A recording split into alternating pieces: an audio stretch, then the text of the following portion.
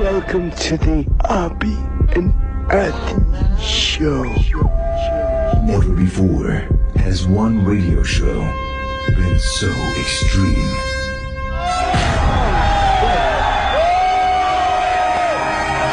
my God.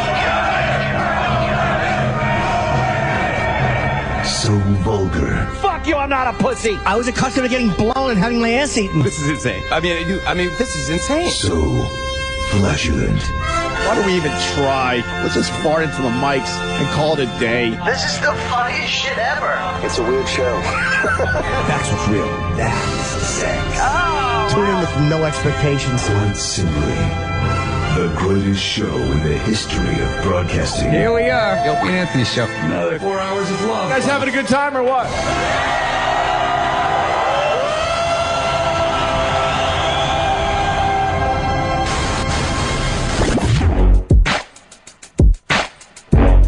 Yeah, check, yeah, check it. I'm up early in the morning, yawning. Put Opie Anthony, yeah, Jimmy Tranny pointing. Opie like brother man, Aunt wants to join the clan. Jimmy on the other hand, he working the other hand. turn my headphones up. There are horrible people to say in this old objectionable human beings, and I want you to know unacceptable to my scene, but I'll give it a go. 50 Cent, Larry King, Opie and Anthony Show. Go.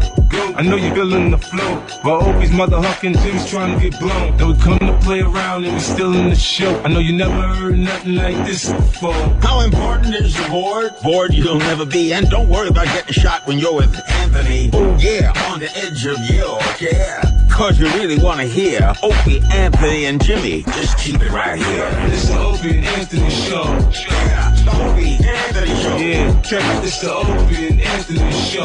Yeah. It's the Opie, Anthony Show. Yeah. Yeah, 50, yeah. Now Mike Tyson up in this bitch. It's the Opie and Anthony Show. Booga, booga, booga, booga. Enough of this palaver. Let's get this show on the road. Oh, goodness gracious. Good morning. Good morning, everybody out there. Hi. Where are you? Home? Brushing your choppers? Are you on the road already? Driving into work? Oh, look out. Ah, there's traffic. Why you? I'm relating to the listener. It's good. Yeah. Where's this cold air coming from? AC. Will you turn it down? It's a little much. It's like air conditioning. Yeah. Blowing right on me. Don't turn it down to where the heat kicks in. No. That'd be terrible. That would be awful. At this point. Me and Jimmy sound like shit. Yes. Content-wise. Yeah. We have, I don't know, gravelly throat right now. I think it's gearing up, though. I feel this hacking cough coming on. Yes. I've been going, like, all night. Yeah. It's coming. Yeah, this is, Isn't that a horrible realization? and there's nothing, nothing we could do about it. It starts as allergy. Like you think, oh, just I got allergies or something. You always think it's something else. Yeah. Like I thought it was a stupid Don West impression from the other day. I thought I chewed my throat up by doing the old Don West baseball carts. And I'm like, well, that wouldn't give me this cough. Wouldn't make my eyes run like a fucking dog. I got terrible. Sick last Saturday night, and like all day Saturday I started sniffling, and I was like, oh, it's just allergies, temperature change, blah, blah, blah. And then at one point I stretched, and my arms were achy. Oh, and no. I was like, oh, no. You get achy? Yeah. You get achy when you get a cold. I hate achy. Achy sucks. I'm getting a suggestion here. I should try some Scissorp. Scissor will help. Scissorp would help. How long were you sick? I was bad on Sunday, and then by Monday I was better.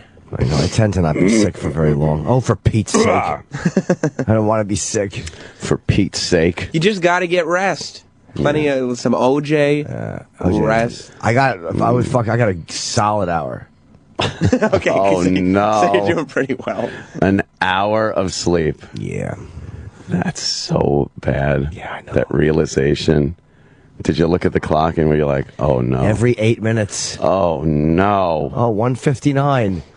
2:07. Oh, good. 2:15. That is so bad when you're just like, this, I can't go to sleep. It's fucking terrible.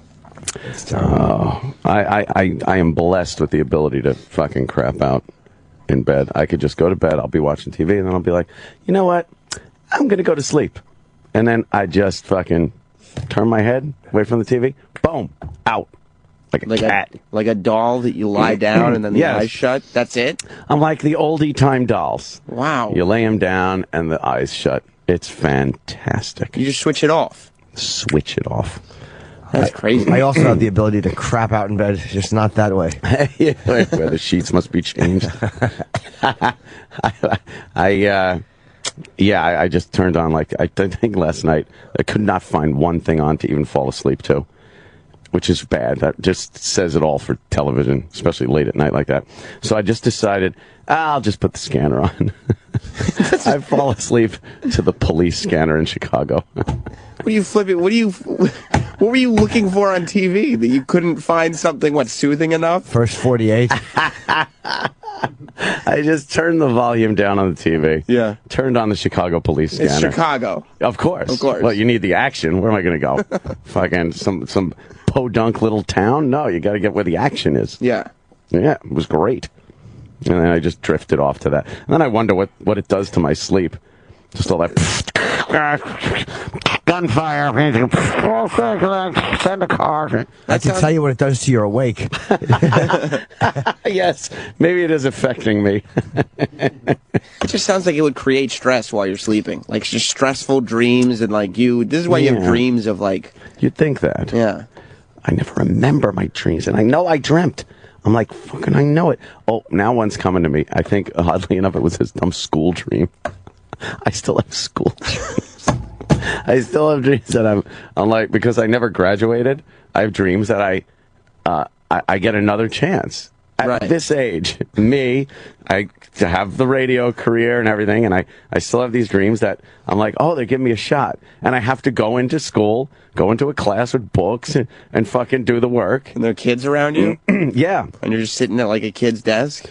Yeah. It's called being a pedophile. Those are pedophiles' dreams.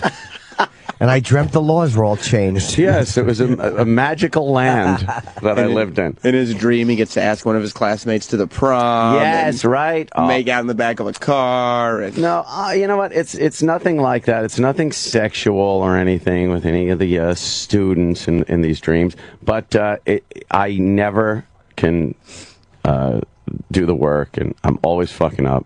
Like, I'll be in class and I'll be like, oh, this is good. And then... I'll be home, and the next day I'm supposed to go in, and I'll be like, I'm just not going. I fuck it up all over again. Someone dreams of skipping school. And has dreams where he plays hooky. I play hooky, and I smoke in the boys' room. You and your friends hang out by the railroad tracks? Yeah. It's such a weird fucking thing. And I know in the dream, too, it's like, what am I doing? I got the radio show and everything. Yeah, doesn't matter if I have this high school fucking diploma or something at this point. Right. But I always try. I do. I remember they did the thing where they opened the door and I walked in and the class is already sitting there. And it's like I'm the new student. Like Spicoli? Yes. You have a bagel in your pants? There's no party for me here. I did, and I walked in and... I know that guy. Dude. It's American history. I see the globe right there. Yeah, it's such a strange fucking... I don't know.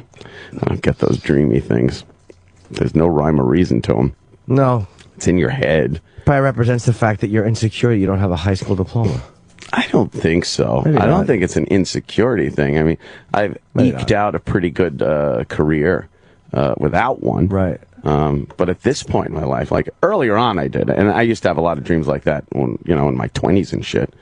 But they just never went away. Every so often, they still pop up, and it's like, I don't give a shit about a high school diploma from John H. Glenn. Well, maybe you as the young student represents Anthony, and the students represent the human race. Oh. And you realize you can't do the work. I just can't fit in. You I can't do the work. the emotional work as a human being. I don't want to be bothered. You have a good point there. Yeah. But Last night before bedtime, it was all about TV. All about Sharknado. I saw. Now, I would love to see the numbers on this thing overnight, because I am assuming it did very well. The Sci-Fi Channel put out their original movies. You know, they're fantastic. But this one just really, for some reason, seemed to really catch the Americans' attention. Well, that's what Sci-Fi does. Like, they throw shit at the wall, because they know it's one of these movies is going to do what this thing did. Yeah. They just need to combine enough things to hit a nerve, get the right combination. And, you know, natural disasters have been a thing that we've all been looking at it ever since, like, Sandy, you know, and the tornadoes in Oklahoma and all this stuff. Well, imagine that kind of disaster that we're all familiar with on the news. Sure. Combined with sharks. Sharks, people love sharks. They do Shark Week. You know, it was the perfect combination. Because obviously they've done their shark things. I mean, they've done Mega Shark and fucking Two-Headed Shark. Dino Shark. But there was another one on the afternoon right before that. Yeah, it was a shark one, I think, before. Right. Where the shark comes on land. Yeah, I think so. Wow. And it has like little flippers, and it can run. I was watching it. Oh, wow. It can run on land. Was it good? No, it was not a It good wasn't. picture. See, it's like that one, though. People weren't talking about it. No. Tweeting it, live tweeting it. And then Two-Headed Shark came on after. And a lot of people bailed out, you know. They had their fill. But Sharknado, wow. That one, we were talking about it earlier, me and Sam. People were live tweeting this thing like it was an event. I try to live tweet all the stuff that people live tweet, and I've never seen the kind of responses that I got and seen the kind of feed that was on my Twitter feed of everybody just hashtagging Sharknado. I loved Sharknado last night. And then I started getting text messages from people just going, what the fuck is Sharknado? What's Sharknado? Because it's taking over people's lives. Yes, a lot of people were watching. Yeah. A lot of people watching, all the way through, too. Yeah. A lot of people just watching right to the amazing conclusion. What time did it start? 9 to 11. I think the thing that struck a chord with Sharknado is because that can really happen. Well, like a two-headed shark is ridiculous. That's stupid. Sharknado, we could be attacked by a Sharknado at any point. That's silly. I tweeted something like when the actual Sharknado hit and they're throwing sharks out all over the place. I was like, now this is ridiculous. And people are, now? Oh, it was perfectly well before. Yes, I get it. It's a joke. Don't you understand what I was talking about? Yeah. Yeah, so Sharknado was amazing. The conclusion with the, what's his name from 90210? Well, this was a big deal to me. Yeah. Ian Ziering. Ian Ziering. Jim, do you know what his character's name was in the film? No. He was fighting sharks. Yep. His name was Finn. Finn. Oh, that's fucking great. You like that? It's a cool name. Yeah. It's a cool name. Fuck yeah. But sharks have fins. Yeah. His name is Finn, but he's fighting sharks. Oh, wow. Yeah, you see that, right? Yeah. Sure. It was amazing. If you know what I'd like, I would love to say what I think your nickname should be, but I just can't. It's old Cock Roberts. Oh. No. Yeah, it was. His name was Finn. Finn. And he had to stop the Sharknadoes. I don't know why. Like, well, he took it upon himself. Yeah, he really did just take it upon himself, because they were in situations where they were absolutely fine. Well, the writer, after the genius writers figured out that they were going to name this character Finn, then they were done writing. They were like, all right, we figured out that, because what they did, in order to stop any questions about, like, why would he do this, or how did these sharks happen like this, or why is everybody accepting this, they just immediately went into it. Like, right in. 45 seconds into the movie, it was the first death by shark. The only part that didn't have sharks killing people was the credits. Correct. Where they showed people surfing and, you know. As if to say everything's okay. Everything's fine. Oh, I understand this. Right. I've been to the beach. Right. I've seen this stuff. That's all they wanted to do, to bring the viewer into the story. I've done that. Right. Oh, my God, sharks are killing people. There are sharks in the water. Oh, the water is on land. Ergo, the sharks are here. Sharks, they're here. Yeah, yeah. And, wow. Then it was just action-packed with some of the most inane dialogue I've ever heard in a movie. The girl at one point gave her version of what would be the Quint USS Indianapolis speech. It was so douchey. She's talking, and the music kind of got lower, and she gave this story of her and her grandfather, and it was supposed to be like the Quint Indianapolis. Was it supposed to be douchey or no? I think the whole movie was supposed to be douchey. Yeah, which is kind of the thing. I get it. So it wasn't like, oh my God, what are they doing? Because they had a lot of Jaws kind of. Yeah. You'd call them ripoffs or an homage, I guess you could call it. But it was awful and great at the same time. But I don't think like they went to the actors and said, "Okay, I want you to do a bad job at this." They were like, treat it like a real movie. Oh, they did. Tara Reid, one of our best performances ever. Absolutely. Her crying in the back of that SUV, holding on to a friend. I really thought there were sharks falling out of tornadoes. You know you're watching a great movie when they're driving down the road and there's bumps on the roof and they're going, "What's that? What's that? What's that?" And a shark is on top of the roof of the car, not underwater, and bites through the roof of the car. Fuck yeah. Yeah. Oh, fuck yeah. Chip thought it was good. Fuck yeah. He bites through the roof like a shark, by the way. Doesn't care that he's out of the water. He's doing, 60 on top of an SUV. Right. A shark also didn't care that they were dropped into chlorinated water in a pool. They just seemed to be hungry. Right. No matter what happened. Well, keep in mind, maybe 15 minutes before the shark bit through the roof of a car, another shark had just been stopped by knocking a bookshelf on top of it. Yes, I did notice you were pointing out things that were greater than sharks from Sharknado. Yeah. A fire extinguisher. Fire extinguisher greater than shark. Yeah. Bookshelf. Bookshelves. Bar stool. A bar stool greater than shark. Bar stool beats shark. Dad from Home Alone literally fought off a hammerhead shark with a bar stool. With a bar stool. It was amazing. It was like rock, paper, scissors, but everything beat shark. Right. It was ridiculous. What a highlight, though, it was to see a guest star as the bus driver that was helping save the little kids in the bus. Little Robbie Wrist. If you remember that name, Robbie Wrist. Who's that? Who is Cousin Oliver from the Brady Bunch. Oh, wow. Yes, Good for him. He was the bus driver. And I saw your tweet, and I was with you. I was sure that bus driver was going to survive till the end. I knew the type of character, the fat, straggly-haired bus driver who's just kind of trying to be a fun guy. And who was waiting for somebody heroic to save the kids, because he couldn't do it. He couldn't do it. He knew he couldn't, but he waited. And then when he's just standing alone in middle frame, saying, "Well, how about that?" You just knew something was going to happen, didn't you? Yeah, if it wasn't Robert Reed's bleeding on him. Robert Reed's. Robert Reed's. I want to see what he looks like, Robert Wrist, now. Oh, Robbie Wrist. That's when we found out that the Hollywood sign, greater than Cousin Oliver. Yes, Hollywood sign kicked his ass. He was dodging it like the Matrix, though, at one point. Yeah. Like the Hollywood sign, Sharknado is, don't forget, we've been talking about the sharks. But the NATO part is a tornado. True. So it's high winds, and it was blowing pieces of the Hollywood sign.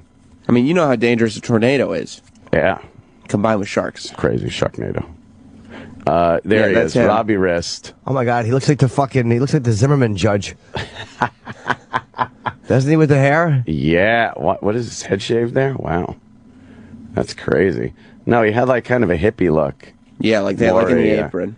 Yeah. And now the apron down, all the way, other side, up one. There you are. That's exactly what he looked like. Stringy hair, a little goatee thing.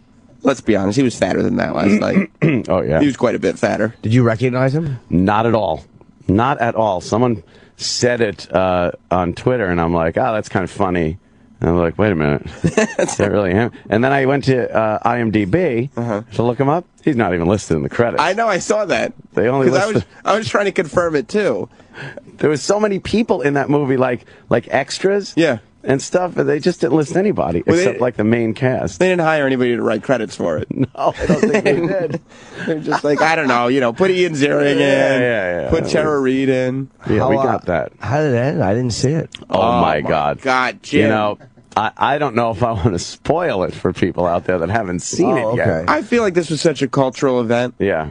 We've all seen it. We've all seen it last night. Come on. We all gathered around the TV like the old days, like watching Roots. Or, in 2013, television is dead. The only thing people watch on TV are sports and like a live award show or something. Yeah. That's all you'll really Nobody does this. Movie? It's a movie. It's going to be on the internet. By the time the movie's done, it's on the internet.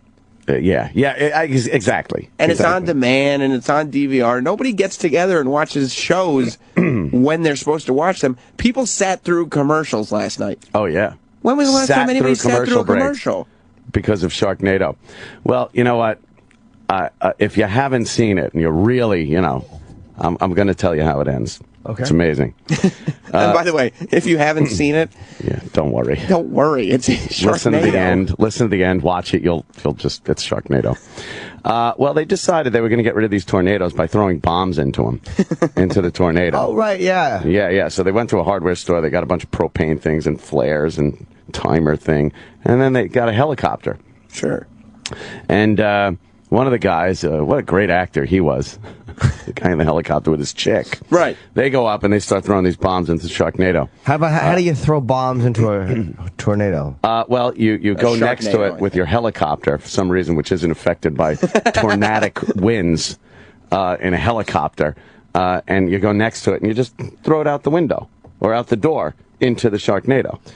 So you get close enough for the helicopter to throw a heavy piece of fucking metal into the Sharknado. By the way, mind you, a girl throws it in. So you don't even get that little extra boost of a guy throwing it in the Sharknado. And there's no residual wind around the Sharknado. Well, the copter was shaking a little bit, but most of the storm force winds were contained in that well within the Sharknado. Were there a lot of Sharknadoes? There were like 3. Yeah. 3 solid Sharknadoes. E-Rock, did you want to... Jim already said it, but I was going to point out that the tornadoes were strong enough to rip up the pier and the Hollywood sign, but a helicopter could get right next to it. Get right next to it. It was amazing. The tornadoes were strong enough to carry sharks. And drop them on things. Yeah. But, so they're throwing the bombs into Sharknado. They killed like 2 Sharknadoes, but there was 1 Sharknado left. They killed 2 Sharknadoes. I know. They defeated. Yes, defeated 2 Sharknadoes. There's 1 left. Very tough. The girl was ready to throw it in, and a shark jumped up to the helicopter. Sure. And grabbed, well, he didn't jump, he was in the Sharknado. Yeah. He grabbed onto the pylon, and then something happened. She falls out, and shark eats her.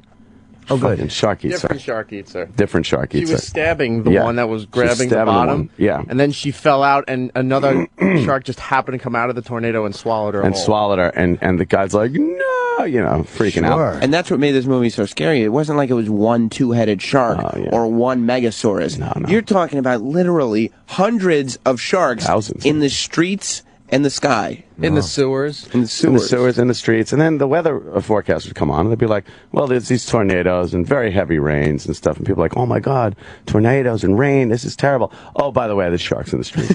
And people are like, they accepted it. Like, everyone just accepted there were sharks in the street. There was no aha moment or like, oh, my God, how did we end up in a position where there are sharks in the streets? And they would say, like, oh, Los Angeles has been hit with a terrible tornado. It has left sharks in the streets, but the winds have just been... They were paying more attention to the weather than the sharks eating people in the streets. But that was the strategy. Yeah. Action, action, action. No time for asking questions. And no time for continuity, apparently, either, because it was either tornadoes and storm clouds and rain and sharks, or very sunny, dry streets that they're driving through. Right. And a little backstory from whose relatives were eaten by sharks, that just happened to tie together. So that's why she hates sharks. Well, yeah, she did the Quinn speech, well, they throw the bomb into the Sharknado. There's 1 Sharknado left, and she gets eaten. And then the helicopter comes down. Well, they decide that they're going to drive. One of the guys decides he's going to drive a truck full of bomb shit into the last Sharknado. To save everyone. He does that. Sure. He does that. It's very cool. And, well, when he's running back, he sees his daughter there, and he's like, oh, get out of the way, because now all the sharks are falling out of the now dead Sharknado. How is he not dead? Well, he rolled out of the truck and let it go. Into the Sharknado. So this is great. He picks up a chainsaw, right? And he's running. He's trying to tell his daughter, he's like, get away, because the sharks are coming. And he sees a shark coming right for his daughter. He's like, holy shit. So he's fucking like, you see slow motion, he pulls the chainsaw, like, the starter, and he pushes his daughter out of the way and jumps at the shark with the chainsaw, and he goes right in the shark's mouth. Right in. Funk. And then the shark... With the chainsaw. With the chainsaw. Shark hits, everyone's like, oh my God, he got eaten. Sure. Now you see a rumbling inside the shark. Yeah, it's cutting. He cuts himself out of the shark from inside with the chainsaw. And pulls himself right out of the shark's belly. All full of blood, and he's going, yeah, and then you see him reach in. He reaches in, he pulls out, and what does he pull out? The chick that was swallowed from the helicopter. Yeah, so fucking dope. What a twist that was. And she was alive? Yes, Jimmy. Well, I'm saying you figure that... Duh. You figure that falling into the shark's mouth, you'd like rip your femur up on his fucking teeth. You would think. So you think, wait, that shark falling at that height landed on him. Yes. And the girl wasn't hurt falling out of the bomb Sharknado. I don't understand how the shark fell from the height of the helicopter. And a shark was taken out of the ocean, sucked up in a tornado, dropped on the roof of a car, and still just thought, "Oh, I'm hungry. I'm going to eat." So wait, why wasn't the guy? Why didn't the girl when the shark mouth fell perfectly over him as well? Sure. Why didn't A, his chainsaw hit the girl who was inside? Very good. And B, why didn't he and her bump into each other? Sharks aren't that big. No. And how did he recognize her in there with no light? And did he say, "Hey, how are you?" And she was like, "I'm okay. Can you cut us out of here?" She was unconscious. Don't be silly about it, Jimmy. Right. Jesus. How long was she in the shark pile? She was in the shark for a while. I mean, and how did the shark stay in the air so long after the Sharknado stopped? Like, he killed the Sharknado with the truck. Yeah. Then the sharks just start falling. And from the time he went from the truck all the way over, it was just falling. Maybe he had a sharkocopter. I'm not sure. That shark would have been doing, like, fucking quite a clip down to earth. Yeah. And he was able to time it where he could jump into the mouth. And the shark was kind of going forward, like he was using his pectoral fins as wings. Why wouldn't he just move out of the way? Why would you jump into the shark's mouth with a chainsaw? He jumps out of the way. Shark hits ground. Roll credits, Jimmy. Yeah. Come on. He cut himself out of the shark. The movie was designed to not ask these questions. But the girl was in the shark's mouth. So why, when it was falling onto the man, didn't the impact kill her? Well, the shark fell like head first. Right, but she's not far back. No, she's pretty far back. The shark wasn't even didn't even splat or anything. No. It landed on the ground like it was just kind of tossed there. Well, sharks are superhuman animals. I mean, they're one way to put it. They can survive in any element. Why didn't the girl just crawl out of the shark's asshole? She's unconscious. Oh, I hope she's okay. Yeah. I mean, it's amazing. They did no sort of character development on anything. None. They just did stereotypical movie cues, so you knew who to like and dislike. Yeah. Like Ian Ziering showed up at Tara Reid, his ex-wife's house, and of course she's like got this douchey new guy that she's with. Yep. And you don't even get to know him because immediately, in his first scene, he opens the window blinds. And a shark breaks through his window and eats him. Eats him through the window. That is so lame. But there was no, let's take some time to establish why you don't like this guy. Yeah. Instead, they were like, no, we'll put him in a polo shirt and slick his hair back and have Ian Ziering with a flannel and a beard not like him. He's the cool guy. Wow. Right. Cool guy douche. Yeah. Right. Is there any video of the end? Iraq? Each scene, especially the one Sam was talking about, had their own little catchphrase for the action going on at that moment. And when they couldn't save Tara Reid's boyfriend, and they're looking at the living room that's full of water and it's all red sludge, Somebody said, I guess it's that time of the month. They just made a period joke. Period joke. Fucking hilarious. Chip likes that Talking one. about periods. And then Ian Ziering, in the beginning of the movie, when the sharks first start coming, there's no question as to why the beach has been overrun by sharks, even in ankle-deep water. Yeah. It's infested with sharks. Yeah, there was no real explanation to that. Right, like why in ankle-deep water are people getting sucked into the ocean by sharks and eaten by them? You know what? People loved it. Right. Who cares? But it was Who cares, weird really? though, like when the sharks would come out and they'd be behind a rock hiding, and then you'd hear "Shuffle Off to Buffalo" play, and the shark would come out, kind of doing that dance to the side thing. A little top hat on his fin, a cane in the other fin, a monocle. Then he would just bite you. Yeah, Not a shark. Not one shark was interested in eating Ian Ziering. Finn in the film. No. Why'd they call him Finn? That was his name. Hey, it's a cool name. Well, it's obviously a nickname. He's a surfer. He's got a bar sharkologist. right on the beach. No, he was just a bar owner on the beach. He's a barkeep. Barkeep. What was his last name? Just Finn. Oh, Finn. Just Finn. He goes by Finn. You don't need two names when you got a cool name like Finn. But Finn is in the water, just on a surfboard, Yeah. surrounded by sharks, and he has to save a guy who's on a jet ski. Yeah. Now, if the guy on the jet ski can't survive the shark attack, obviously Finn is not attractive to these sharks. I hope they gave him a lousy last name, Finn Klerbens. Klerbens. There's no need for it. It's Kleurbens. That would be a horrible name if your name is Finn. Finn Klerbens. And the father from Home Alone got killed too. He Real quick. Yeah. But he was heroic in the sense that he fought a hammerhead shark with a bar stool. Yeah, with a bar stool. It was great. They finally got him though, right? Yeah. He was all drunk though. Yeah. He was just kind a of lush. He was just kind of a drunk guy. Yeah. Well, there you have it. Spoiler win an alerts, Oscar. but well, it would win an Emmy. Fuck yeah. How quick will they have a sequel? Oh my God, probably next week.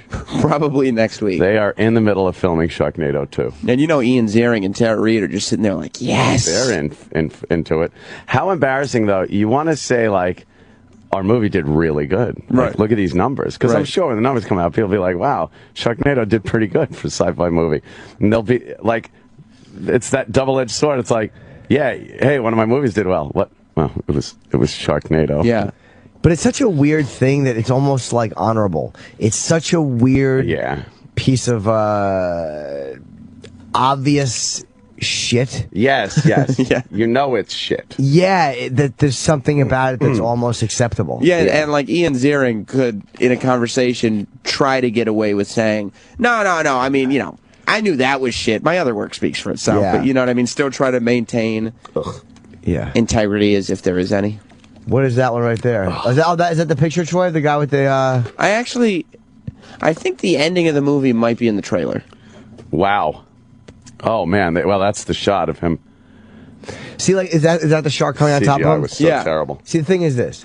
Now, the shark's about to land on. How come none of the shark's teeth dragged on his stomach or chest? Of course. He had his mouth open real wide. Or hers. Yeah. She made it through without a... Same scenario. Mouth was open real wide. Why'd the shark fall with his mouth open? Imagine if the shark just landed on him. Yeah, the ending is in the trailer. Yeah, the ending's in the trailer. Oh, man. Wow. Too violent for TV? Yeah, I think so. What? I mean, the shark was literally so hungry that as he was falling from the sky... They're just shooting them? Oh, they're shooting him. The shark climbed a rope. That was a good shark one, climbed too. a rope. Shark was climbing a rope. With his teeth? There he goes. No, that's the one where he cut it in half. No, he was kind of wrapping the rope around his tail. Oh, boy. There it is. See? It's time to leave Kansas, mate.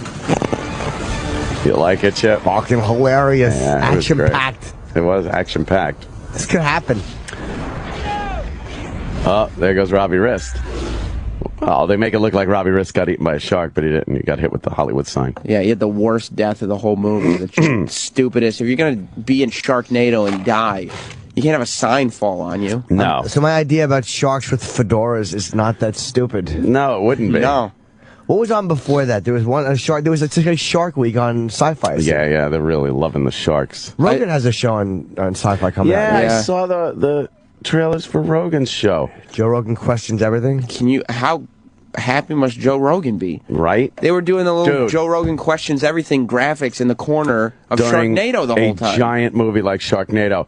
I was thinking that too. Like Rogan made out very well with that movie getting so many people watching it. They should do a movie where like a bunch of guys who look like Joe Rogan are swooped up by a fucking tornado, and it's called fucking Gorilla Nado, and they're big hairy knuckles, and they fall down and their fists hit you. They pummel you. He's a long-armed man. Oh my God. Big fucking. He's a monster. Oh, I saw him recently, and it's just his arms just don't hang like a human. No, they're just meant to injure people. He is simian-like. Yes, there's definitely something gorilla-like. Yeah, but a nice chain wallet. Nice enough guy. Yeah, really nice guy. Is. Thank God. I wonder when the last fight he got in was. If Joe only fucked your chick and didn't knock your teeth out, you'd call him a nice guy. What a pleasure he is. He's a good dude. He fucked your girl. Yeah, but I can still talk. You know what? He could have beaten the shit out of me. Right. And fucked my chick. So there was one right before. Is there a sci-fi lineup, Troy? Yeah, I don't know, because I'm sure Sci-Fi realized that all the morning news shows and everything was talking about this Sharknado. They knew. And so they were like... Think they were high-fiving around the old Sci-Fi studio offices? They just reorganized everything on the lineup. We just have to air Sci-Fi original movies today. Yes. Just one after another after another. What are they going to do? Play that new version of Twilight Zone or something? No. There was one I was watching where the shark came on land and he was giant and the military was shooting him. It was a fucking Ed Wood movie. God, that's great. Yeah, Ed Wood. That does seem like a very Ed Wood thing because the effects weren't good. Sharks would be able to fall out of the sky and land right on you without the teeth scraping you. Sharknado. I like to wear women's clothing. From outer space. Yeah. Yeah, so that was, that took up a lot of the bulk of the night. I felt obligated to watch it. I did too, and I wasn't even going to watch it. Right. And then as I'm tweeting, I'm looking at Twitter, and everyone else was watching it, so peer pressure. It was total peer pressure. I'm like, I got to watch it. Netflix. Just like a tweet. I was watching the new Netflix show, Orange is the New Black. It's actually a really good show. What's it about? It's a true story. A woman goes to prison. The guy who did Weeds did it. Does it open with Anthony throwing out all his orange shirts? But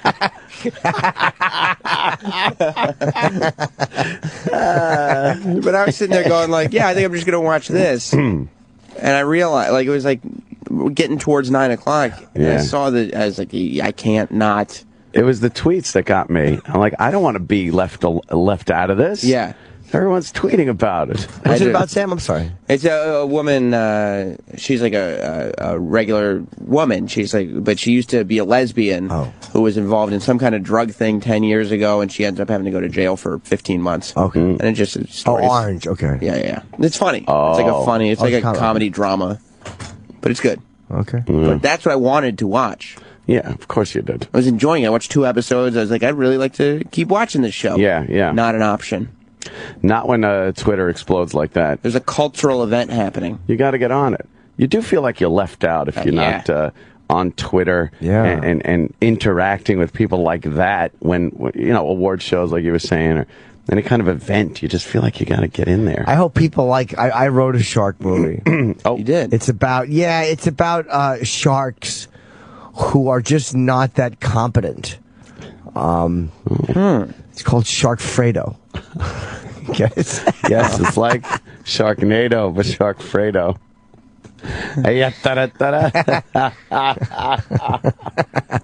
That would be a great movie. Mike, you don't come to Las Vegas and talk to a man like Matt Hooper like that. Sharkfredo. What a wimpy shark. There was also, it was in this Netflix show, Jason Biggs from American Pie. Oh, the pie fucker. And I'm going, there's Jason Biggs. He's in this new show that's like a real show. It's a good show, and the guy who did Weeds did it, and it's getting like acclaim. Like it's got good reviews, and it's okay. He's got a great series. Yeah. And what are his co-stars doing? Oh, there's Tara Reid in Sharknado. Yeah. Yeah, they're going head to head. Yeah. I felt bad for Vinny from Jersey Shore. Yeah. Because he's in there too. He had his show on, And he was tweeting, and I'm just looking like, no one. What are you doing, Vinny? No one's watching that because they're watching Sharknado. Absolutely, unless you're fucking, now that everybody knows you have a foreskin, unless that's somehow featured being bitten off by a fucking shark. Yeah, how is that news? Vinny from Jersey Shore has a foreskin, and he's mad that his mother put out that information. Wow. It's news. But when he was he tweeted, everybody tune in to MTV right now because the 1 hour finale of the Vinny Show is on. I felt so bad for him. I felt so bad for him. You don't have a shot. No way. The excitement that was going on. Look at that, a little bit of chocolate out there. You like her? What? She's the hip hop. She's cute. She's the one that's down at the other studio. She's very nice too. Yeah, she always says hi. Yeah, I've chatted with her a little bit. We have like a little rapport going. I say hello. She's like, "How are you?" I'm like, "Not bad. Yourself?" Oh, wow. No, it is. Her ass isn't like too big, right? Because I don't like those big fucking. But imagine me and you just having this conversation behind her on the elevator. How fast would you get fired? Oh my god! Yes, that'd be great. Is that her right there? Yeah. She's very classical black features. Very pretty. What is she? What is that show anyway?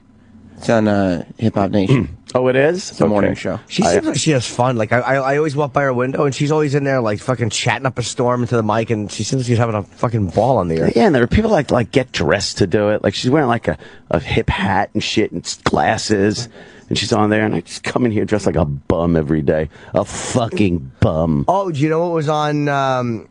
The Shark one before, Jimmy Walker played the radio DJ. Oh no! And it was it's the worst thing I've ever seen because he was doing he says something dynamite. He did dynamite. It was without the same enthusiasm though, right? No, he's getting paid for it, but it was out with the same. He's older. He's 60. Jesus. His acting, I would say, was not up to snuff. No. And he's wearing like a really bad glasses and a hat. It was like a blaxploitation shot. It was terrible. Oh god! The movie is called Super Shark, and his character is Dynamite Stevens. Dynamite Stevens, I bet. Oh. What did he feel when he was being pitched this project, and they were like, "Yeah, your character's name is going to be Dynamite." Yeah, Dynamite. Could you say the Dynamite line? Good boy. I mean, good Jimmy.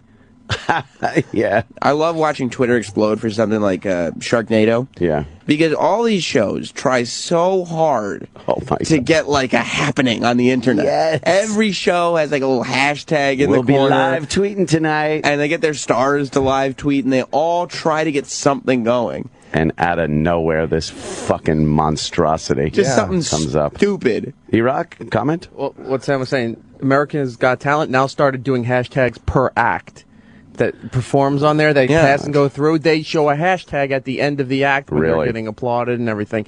Every segment has its own hashtag. I hear that show's really fucking bad this season. Not good. Like the acts are just like shit you just see on the sidewalk, like a bad sidewalk act. Who's on that show? As the judges or the acts? That's the Howard, one with Howie Mandel, and who else? Howard Stern, Mel B from the Spice Girls. Mel B. She replaced Sharon? And the blonde. Who's the Scary blonde? Spice, Oh, there's four? Heidi Klum. Heidi Klum. I like Heidi Klum, though. I don't know how she is as a judge, but I think she's, like, as far as being in that world, like, as a model, I like her.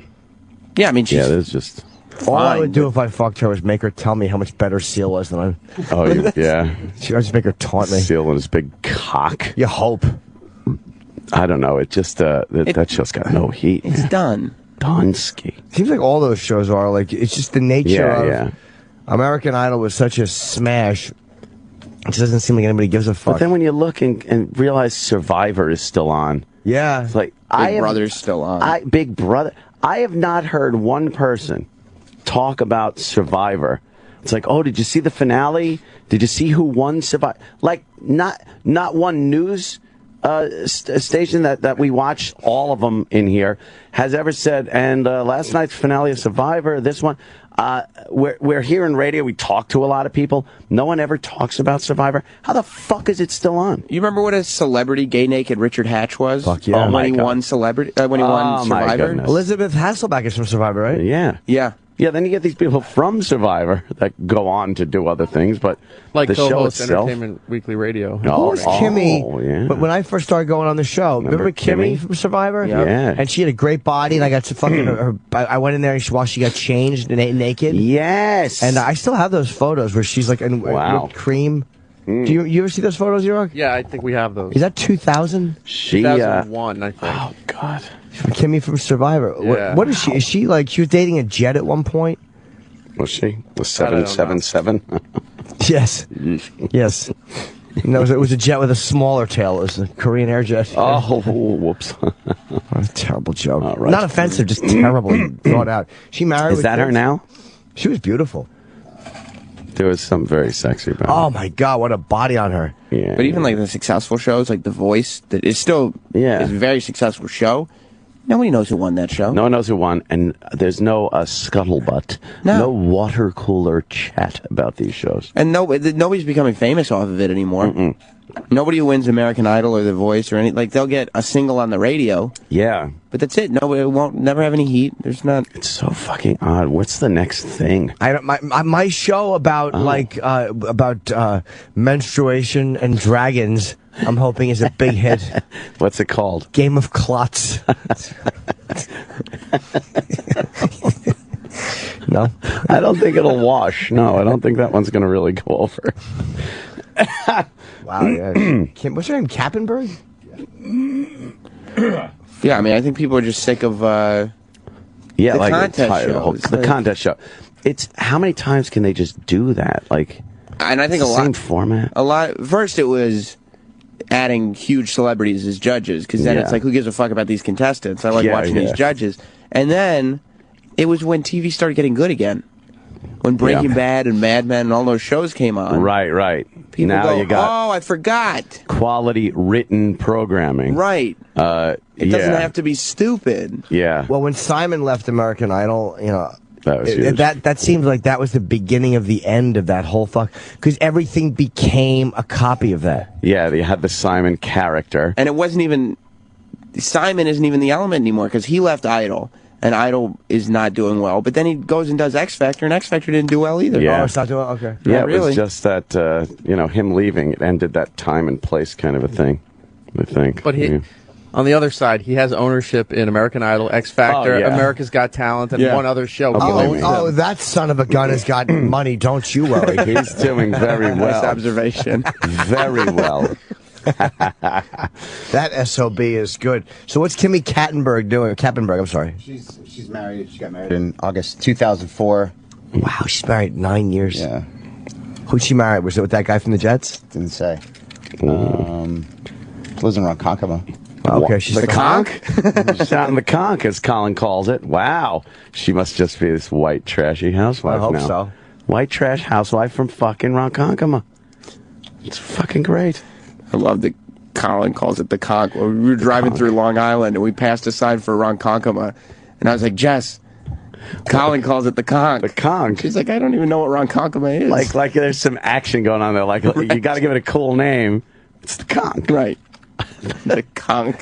Love Colin's take on Long Island. It's fucking perfect. Yeah, he really can't get enough of the shittier parts of Long Island. You know what?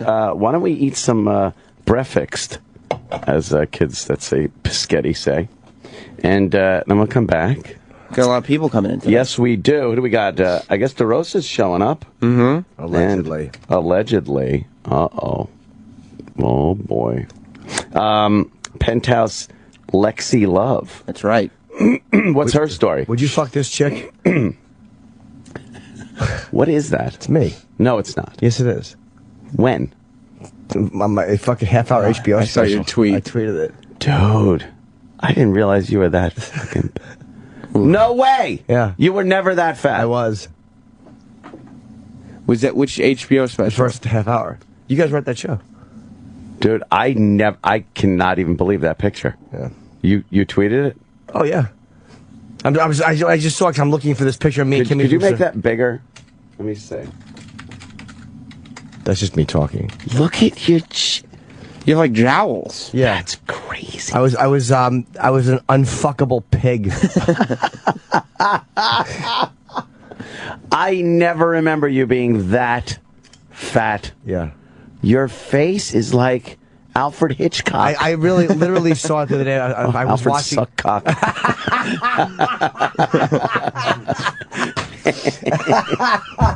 Oh, Genie.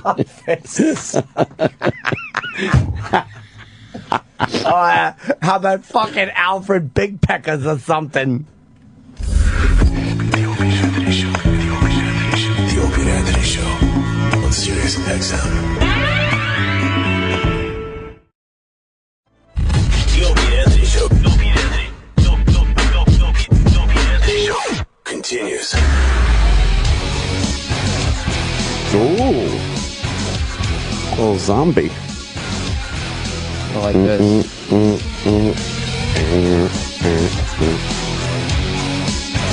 Pretty good shit right here. I do enjoy some zombie.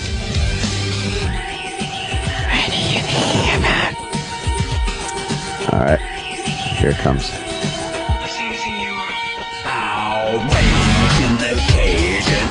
It's fucking awesome. It really is. Not tattoo worthy, but what? Oh, sorry. Absolutely tattoo worthy. Sorry. Logo, autograph, everything. Homo? I said logo. Oh, sorry. I thought, so you said homo there for a second.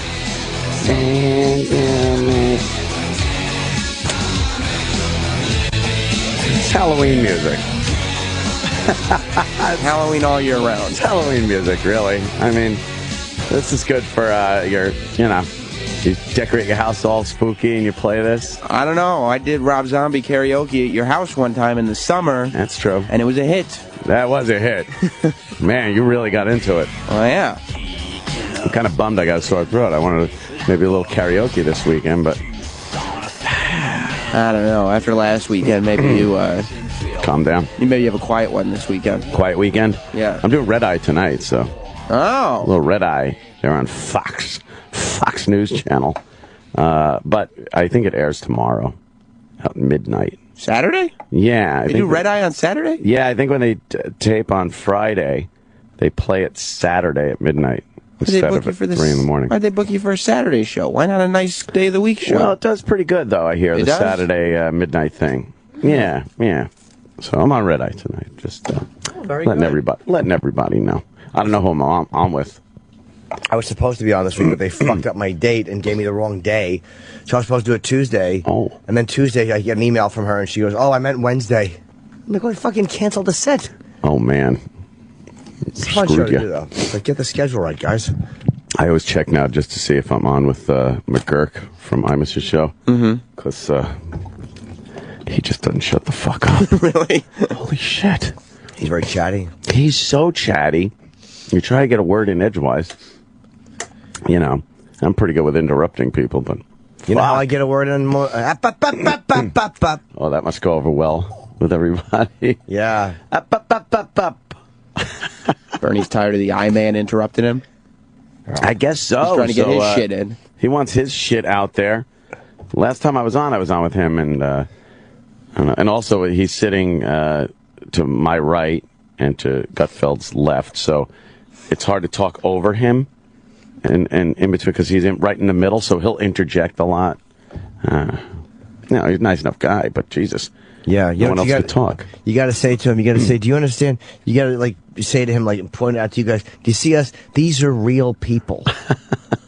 We're not actors in your play. Oh. We're real people. You think he'd probably be okay with that? Yeah, I think so. Bernie's he's a funny dude. I know. What is the thing? That it's from. You see these people? These are real people. I think it's a Cuckoo's Nest line. Was it Cuckoo's Nest? Yeah. Oh, fuck. Talking about the kooks. Yeah. I don't know what was happening that he was telling them these are real people. Fuck. I don't remember the last time I even watched that. It's so good. So I think of movies that I want to watch, and then I'm like, all of a sudden I'll be like, oh, I got some free time. Let me watch one of those movies I was talking about or thinking about that I want to watch. What was it? What was one of and then I just never remember. And then I'm thinking, well, maybe I should put it down in my notes on my phone or something like that. And then when I'm thinking about it, I'm like, no, I'll remember this. Yeah. It's like fucking movie I want to watch. If somebody picked up your phone and in your notes it was like, I want to watch Cuckoo's Nest, Jaws. Make a little list. I love little phone lists. Terrible list. I have a lot of things in my notes on my phone. Like what? Manifesto, you mean? Manifesto? Yeah. No, I do. I have a lot of things that I cut and paste when I'm tweeting. Links and whatnot.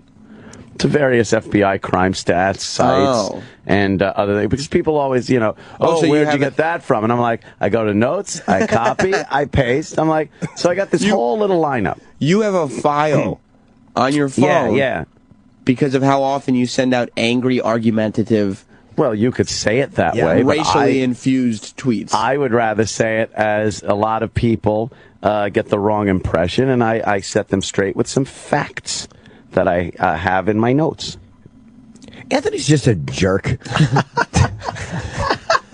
I do love reading your Twitter. I am a jerk. But it's really funny to me to read it because, I believe me. I understand that fucking trying to make the point, and you're fucking fighting all these people off. Yeah. And it's just funny to watch. Like you see Anthony go through all these logical Zimmerman tweets, and it's like you're never gonna win. I know you're never gonna win, and a lot of people are like, Anthony, calm down, watch your blood pressure. That. And I'm like, you don't understand. I'm like, either I'm laying on the couch, and I'm not like every tweet going, you motherfucker.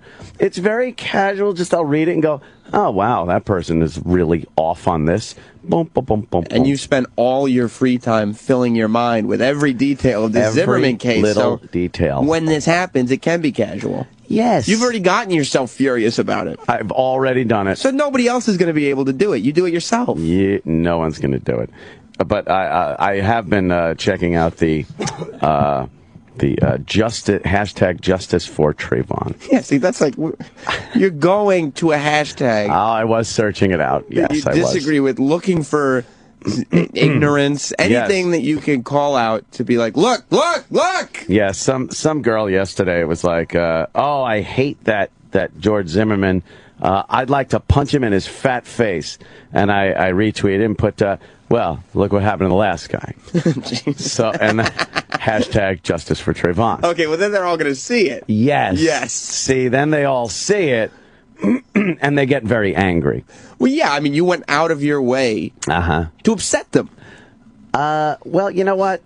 They're all there like this little club, like this little clique with their little hashtag that they're doing. Why won't you let them all exist within their hashtag? Because why do you have to enter into it? I need to give some truth to these people because they don't seem to understand what's going on. Have you convinced a lot of them? Turned a lot of them around? Not a one. Well, you guys don't understand each other's truth.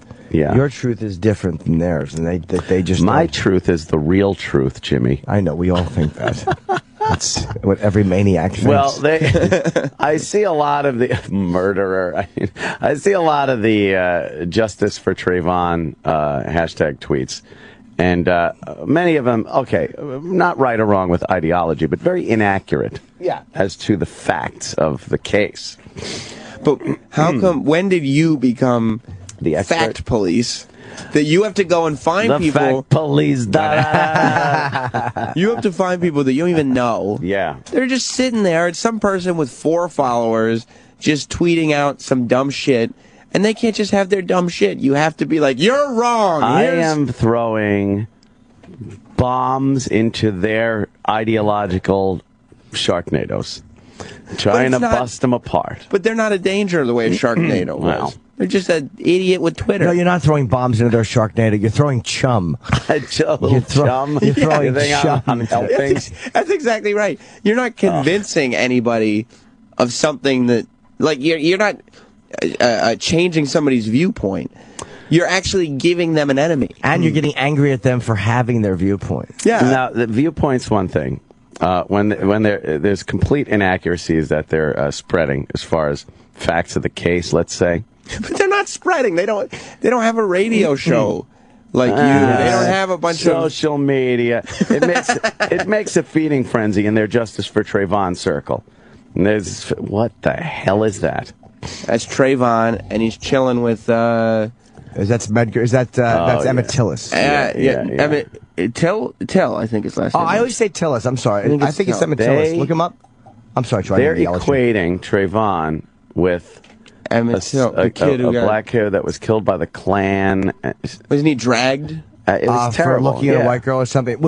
Again, I told you yesterday, or I'm sure you know this, but part of what's happening is, I'm sorry, I always say Tillis, it's Emmett Till. It's Mel Tillis is what I'm thinking. Oh, right. But we're paying for the fucking, we're paying for other people's shit. I didn't do anything. I am paying. But I'm saying that we as a whole are paying. But it is a reality. I won't accept it as a reality. I'm not accepting it. It's done. There's opportunity and everything. There's no more of this bullshit happening. Stop perpetuating it. No, but saying like Trayvon Martin being looked at a certain way, he's paying for other people's shit. No, he's paying for the fact that, he's paying for other people's shit. Yeah. Other young black men that rob fucking convenience stores with hoodies on. Yes. Yeah. But I'm saying, like, that's, even though it's a more active thing, we're all kind of paying for other people's shit, and that's, because when you look at it logically, like, why are people being murdered in Chicago? Like, children being fucking randomly. Yeah. Why does this tap into something that's not tapping into? It's because it's about the person that does the killing and not the victim. No one cares about the victim. So why? Not even the black community gives a shit about the victims of murder. A black 5-year-old kid and a 7-year-old kid was shot in Chicago. Who did it? No, the black guy, probably a gang member. Well, that's not as good as if it was some white guy or some half-white, half-Hispanic guy. Right. That all of a sudden is a story, and they say justice for Trayvon. That was a young child. We need justice for Trayvon. You don't give a shit. What about, name the kid in fucking Chicago, the 5-year-old or the 7-year-old. Go ahead. Put his picture on a fucking shirt, you dummies. Their argument, I'm guessing, would be, because I'm not black from the inner city, their argument would be, but the perpetrators of those crimes are arrested and treated like criminals.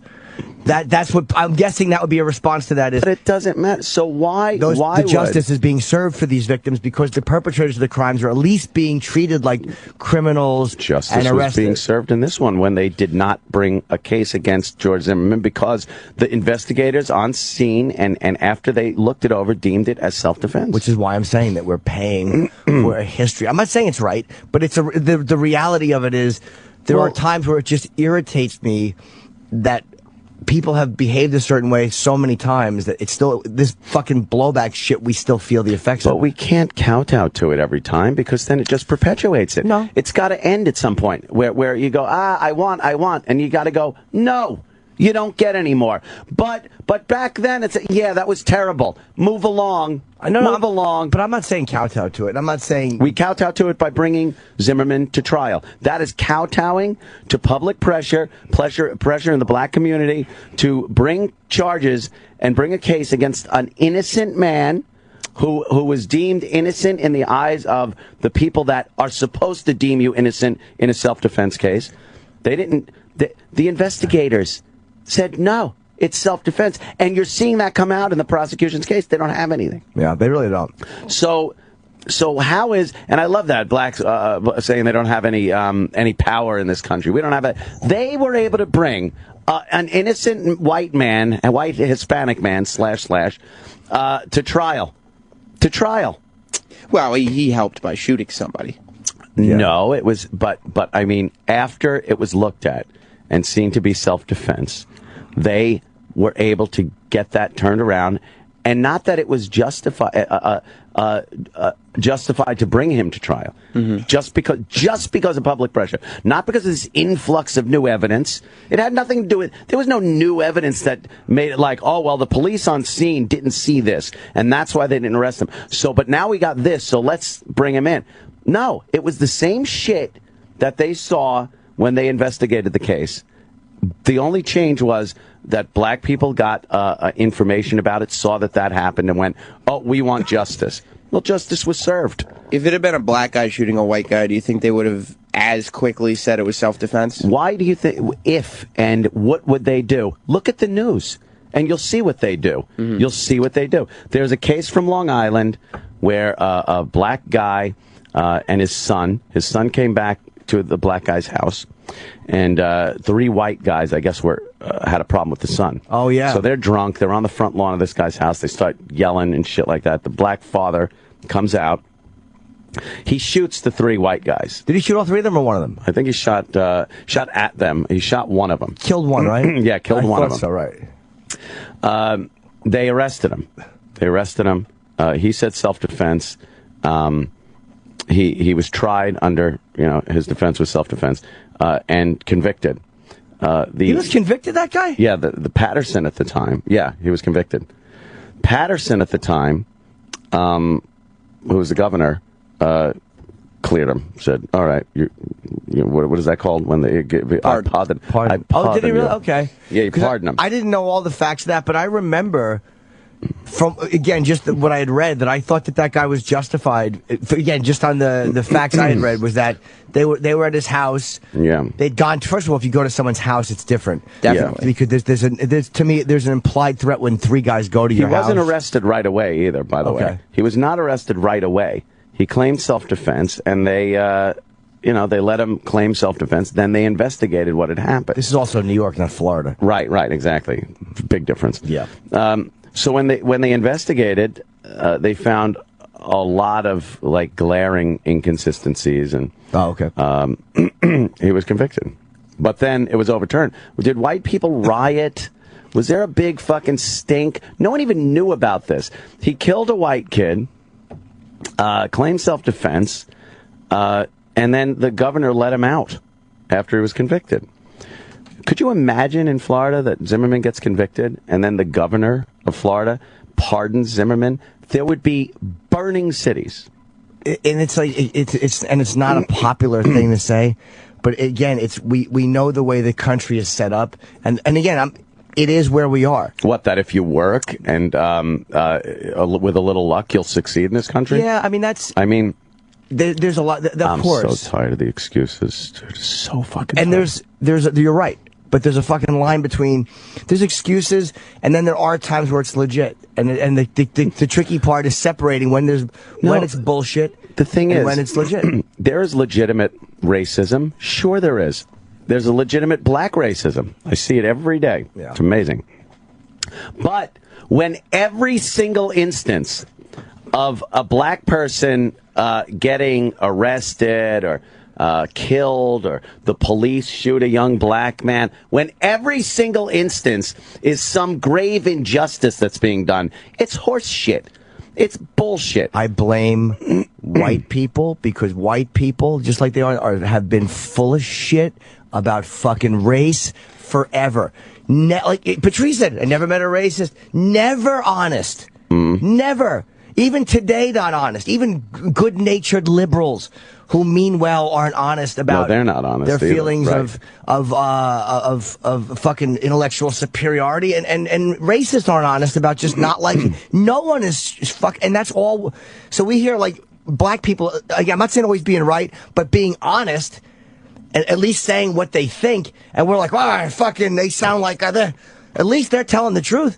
Fucking white people have been fucking phony about it, and that's the same ones that are going to try to get us fired someday. You know what I mean? It's not blacks that get you fired. It's fucking phony white people, because black people don't make those decisions. They don't run CBS radio or whatever, or Sirius XM. No, but they're the ones that put the screws to the fucking bosses. They're the ones that threaten marches and threaten boycotts, which, by the way, wouldn't amount to anything. Right. But these bosses get so fucking scared that white people have been backed into this scary little corner where we can't even talk about fucking race. Who backed us there, though? There's this big vocabulary we can't use. But think about it. Who backed white people into that corner? Nobody. White people went and stood in that corner. Nobody backed white people into a corner. White people went and stood in that corner, whether it was out of guilt or whatever the fuck it was, and goes, oh my goodness. And it's like, well, what the fuck are we talking? And again, white people are the ones that have been fucking lying about it all along and being fake about it. So if we just stop doing that tomorrow, and a black group comes up to some company and says, your employee did this, we want you to do this, that, and they said, no, go fuck yourself. The outrage. But again, not necessarily go fuck yourself, but instead of just immediately going, oh God, you're right, have an honest discussion about it and weigh what happened honestly, and then make an informed decision. There are times where the employee did do something racist and should be fired. And then there's times where the employee didn't, and the company has to say respectfully, like they would to any other fucking subgroup or fucking special interest group, hey, look, we hear what you're saying. We don't agree. We're going to stand by our employee. Just like fucking whatever network it was stood by Jack Cafferty when he said that thing about Chinese thugs, and the Chinese got mad, and nothing happened. Yeah. So boycotts mean shit unless there's... Black people don't commit to big boy. This is not Selma in the 60s where the bus boycott meant something. Yeah. These type of things, because the news cycle is so fast, they come and go. I know, but I'm just not putting all this blame on Whitey. I'll give us 95 to 98%. Oh my God, no. Because I'm telling you, in the audiences I see it. Or when I talk about it with people, the people, and again, you're fucking brutally honest, and my circle of friends are. But man, you watch, and the ones who are making the decisions are fucking white people. They're the ones that have, in standards and practices, or they're Asian, but they're not these fucking these daishiki wearing black people coming up to me when standards and practices going, don't say that, white devil. But black people can comment on whatever they want, and continue with this cultural fucking whatever. It's the culture. It's this. It's like, yeah, we get it, because they don't have anything to lose from it. They don't have anything to lose. No one's going to fire a black person for saying something. Right. No white guy is going to fire a black. Again, it all comes back to white people either fucking veiling racism, and I don't mean every white person, or fucking being too embarrassed to admit that they feel better than. So the spoiled child, the parents to blame for the spoiled child, is what you're saying. The parents to blame for the spoiled child, but you're fucking. But who's annoying? Who's annoying you? The spoiled fucking child. I see a certain element of spoiled child in the black community. For years, white society has been bending over backwards to take care of black people. It's just how this fucking society's worked out. We like skipping over recent history. Sure. And we love going back to how bad it was. We all get it. No one's going to come up with any new shit on how bad slavery and racism was throughout the history of this country. But let's go to recent history, where white society has bent over backwards not to offend black people, not to fucking criticize them on anything, to make excuses for horrid behavior, for a lack of perseverance and drive to get an education, like all that shit. That's our recent history. That, to me, more hurtful than the fucking horrible history from the past. But again, the people making the excuses are white people, and they're fucking, it makes me sick. Like, and me and Keith talked about this one time, like, and you know how like black people have the barbershop where they go, and that's where fucking black guys say anything to each other that we don't. Yeah. We understand each other as white guys too, and there's things that white people understand about each other that fucking black people have no idea about. And we understand that thing that other white people are doing, that fucking phony thing, and it makes me not, like, we sat in the room with fucking Chiasano and Tracy Clarity and whoever else was running CBS at the time, and had that discussion, and Tom Chiasano said something like, we were talking about doing racial jokes. So you couldn't do racial Asian jokes, but meanwhile they were running an ad promoting Joe Coy, who's a half Asian comic, whatever he is, just doing his act, and then clip there was an Asian joke. And I'm like, that's fine to play. You should play that, but we can't do, like, it's insanity. Yeah. And Tom, a white guy, said, well, it's like, the Irish brothers, like, my brother can make fun. I'm like, are you willing to put that in writing? Like, these are our jobs. And then you remember that? He goes, no. Yeah. That wasn't some fucking radical, but that's how fucking white people think. And yeah, Asian groups come up, just like the Catholic League comes up, just like every other fucking group comes up. But the response to those groups is what the problem is. That's why I don't hate Bill Donahue. The Catholic League. Because remember when Louis was like, or Penn Jillette at first was like, how the fuck could you guys forgive them? Because they did not fire us. It was not Bill Donahue. He didn't have the power to. He bitched and moaned, and the shitty people running the company weren't honest enough to go, yeah, we were behind that. We knew it was going on. Yeah. We're going to support the guys.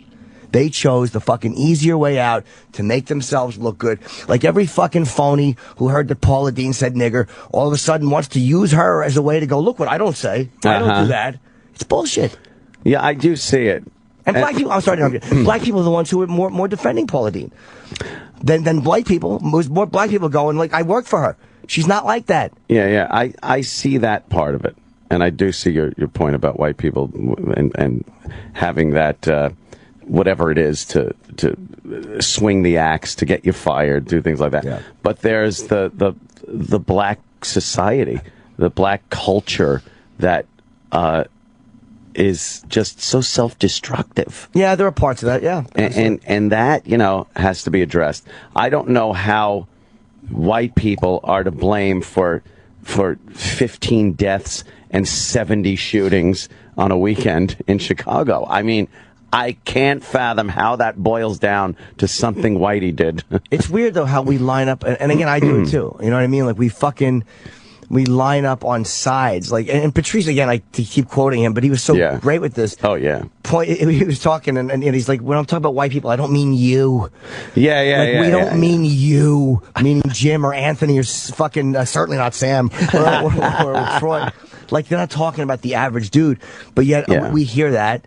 And we fucking line up, just like we, afraid of black men. It's not, the average black guy. You're afraid of the guys in those fucking, like, Gangsta Disciple videos. Like, those are the scary dudes to us.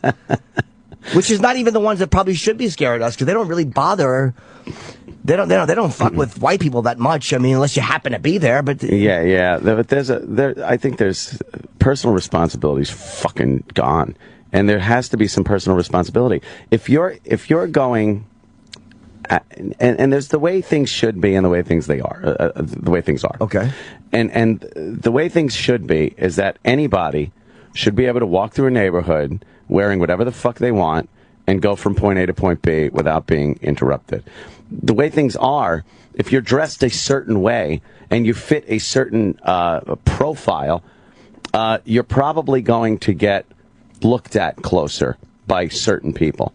That's the way things are. And they're like that, not because of some thought that popped into some guy's head as he's going to Target.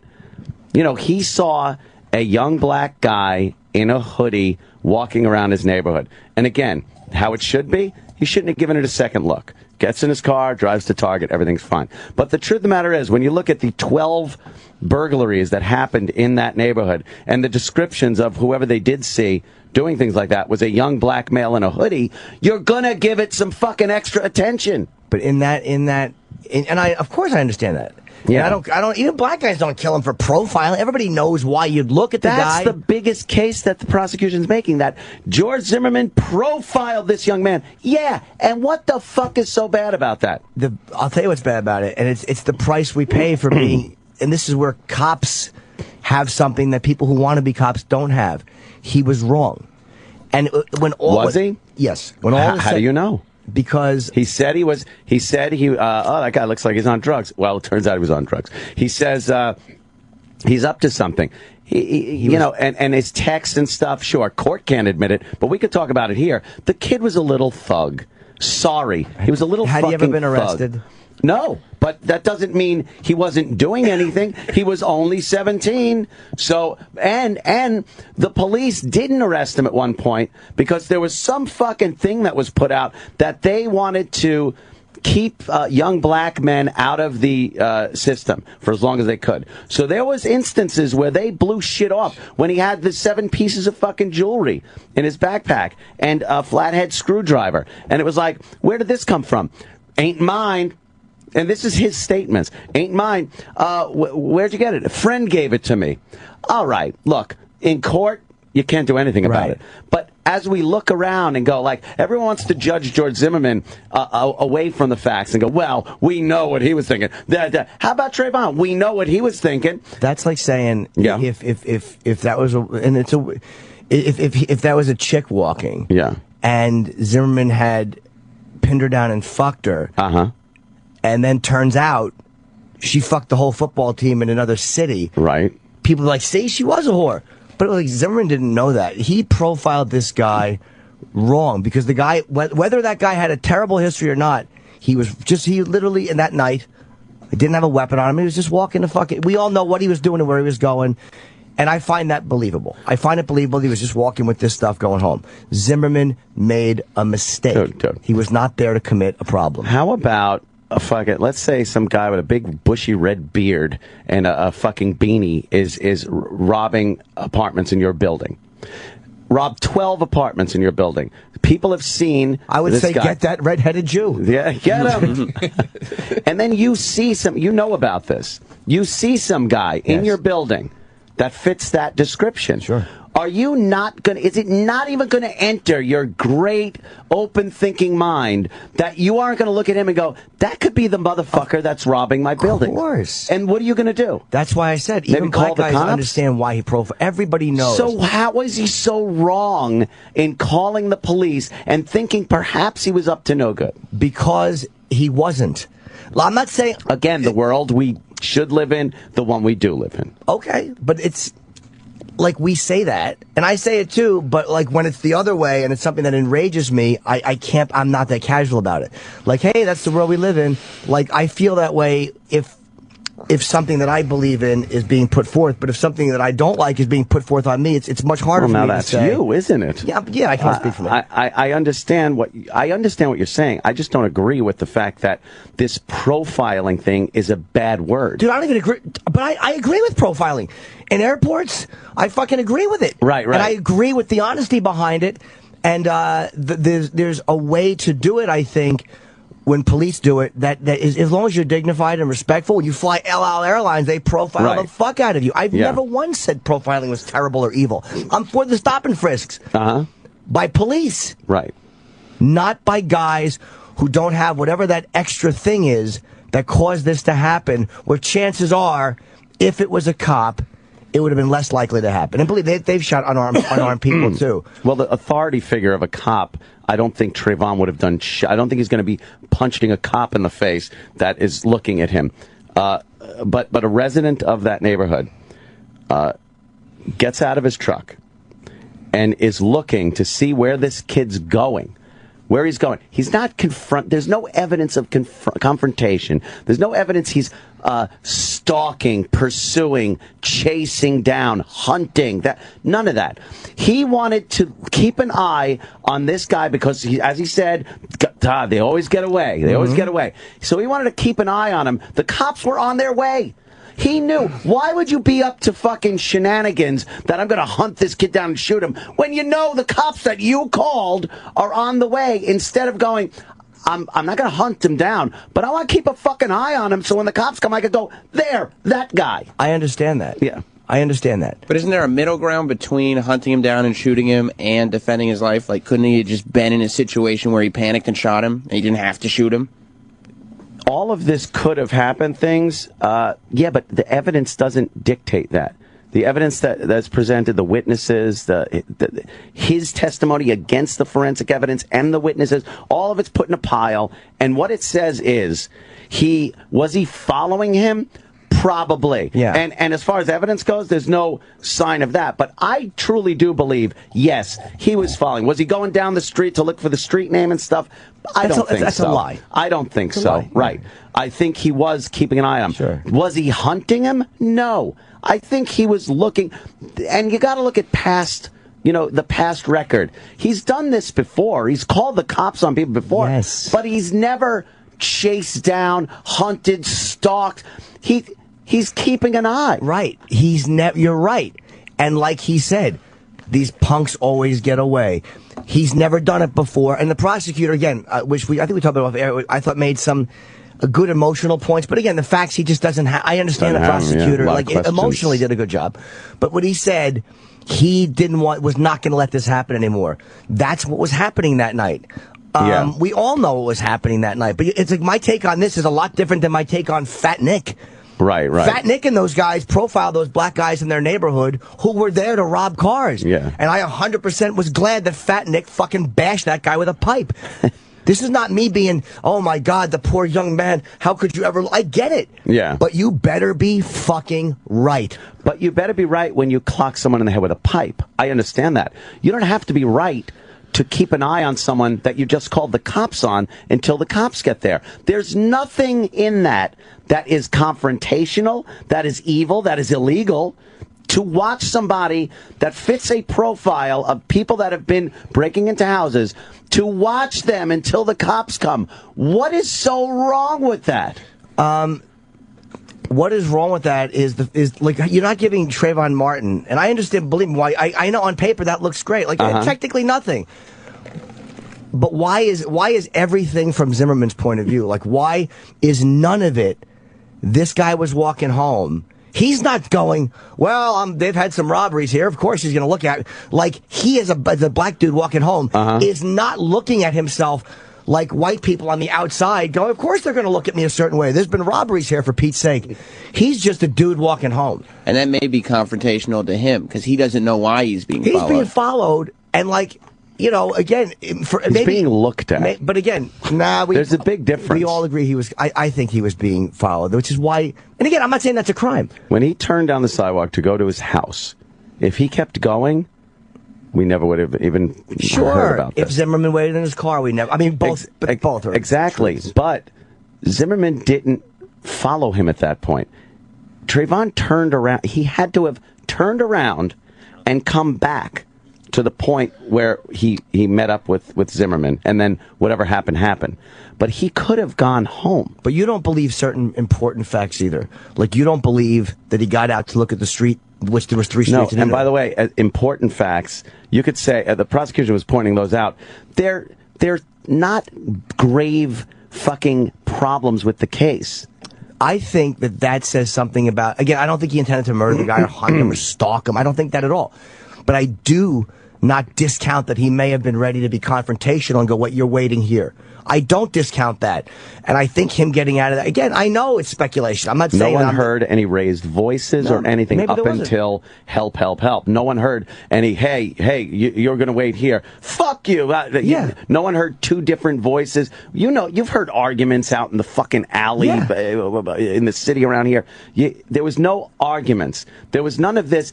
Everything is indicative of George Zimmerman being punched in the face out of surprise.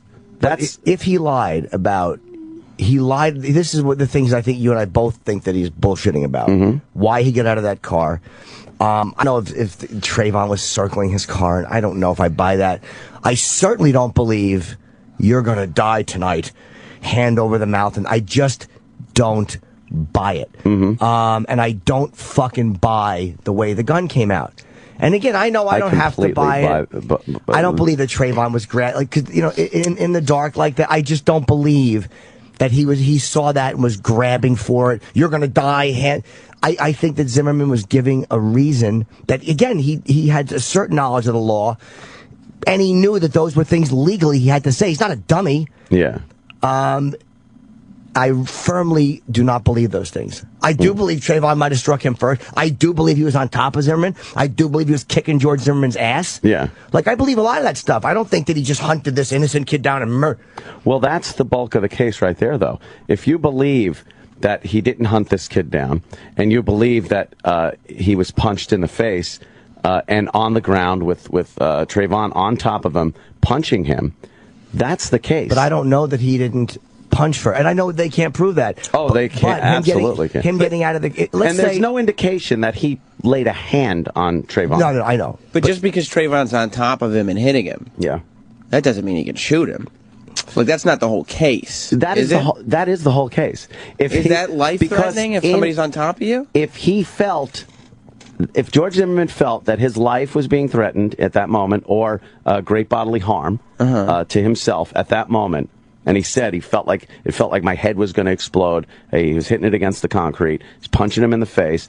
If he thought, I'm going to pass out, I'm going to, and then I do have a weapon on me, he could grab it, he could shoot. Like, all of this adds up to George Zimmerman thinking, this guy could kill me. I have an honest belief in my head. And that's all the jury has to think, is if I was in that position, would I also feel that my life was being threatened at that moment? I think that's the case. I agree with you. And again, that's why I don't think he's a second-degree murderer. I do believe that he felt very threatened at that moment, and I do believe he was scared, and I do believe he was getting his ass. I agree with you on that. It's not like, why did he shoot at that moment? But do you understand also, if you put yourself in that situation where you're feeling like your life is being threatened, it's still self-defense. Yeah. Except if it gets a little sketchier if you threw the first punch. Or how about if you, as a guy, approach somebody again aggressively, not yelling and screaming, but again, which is to me, those things might go into the motives. Is why did he lie about why he got out of that fucking car?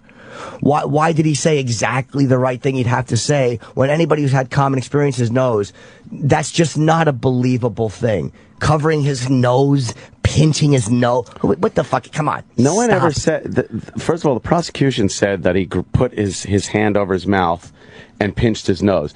George Zimmerman just said he was trying to suffocate me. Okay. So you could do that with one hand, absolutely. Yeah. Or you could be hitting someone and at one point try to hold their head down and not even trying to suffocate him, but your hand is just over a nose and mouth for a second. But to you, you're like, oh my God, he's trying to, like in those moments, it's very fluid, it's very fast, it's very violent. There's not this, when you watch the prosecution straddle that doll that they have, that fucking mannequin thing, and they go, okay, so he was like this. Now, how does he get to the gun if he's sitting? No one's sitting still during a fight like that. You're squirming, twisting, arms are moving. You're grabbing. You could arch your back. You could move the guy's thing. You could grab at your gun. You could fucking... They make it like they were just stiff. If the jury thinks that Trayvon was kicking his ass, because I agree with Jim. I mean, I think he was definitely beating him up because he had his marks on his face. There was a confrontation. But if the jury thinks that Zimmerman was getting beaten up, but that Trayvon didn't reach for the gun and he wasn't trying to suffocate him, and that Zimmerman shot him because he was scared, not because his life was actually threatened, but because he panicked in the moment, is that manslaughter, or is that... The thing is, who's gonna assess how he felt at that moment? George Zimmerman knows how he felt. The jury then has to say, with all the evidence, is it reasonable to believe that George Zimmerman felt that his life was in danger at that moment he pulled that trigger? And everything points to yes. And you have to agree with Zimmerman at that moment, unless you could find something that counters it. Because a reasonable person would believe that his life is being threatened. The case is over. It's done. It's why, even though I do think that you're probably right, he probably will get an acquittal, unless the prosecution just hits them on an emotional level. I do think he'll be acquitted. You know what? When the judge gives the instructions to the jury, things like emotion, they tell them facts. Let's stick to these. They do. Here's what happened. And then when you read the statutes and then read what happened, this one is so, it's not as close as everyone thinks it is. But there's we say emotion can come into play on close cases. I understand that. OJ was acquitted. Yeah, I know. That was pure emotion. Like, everybody knew he did it. Everybody, even though they gave...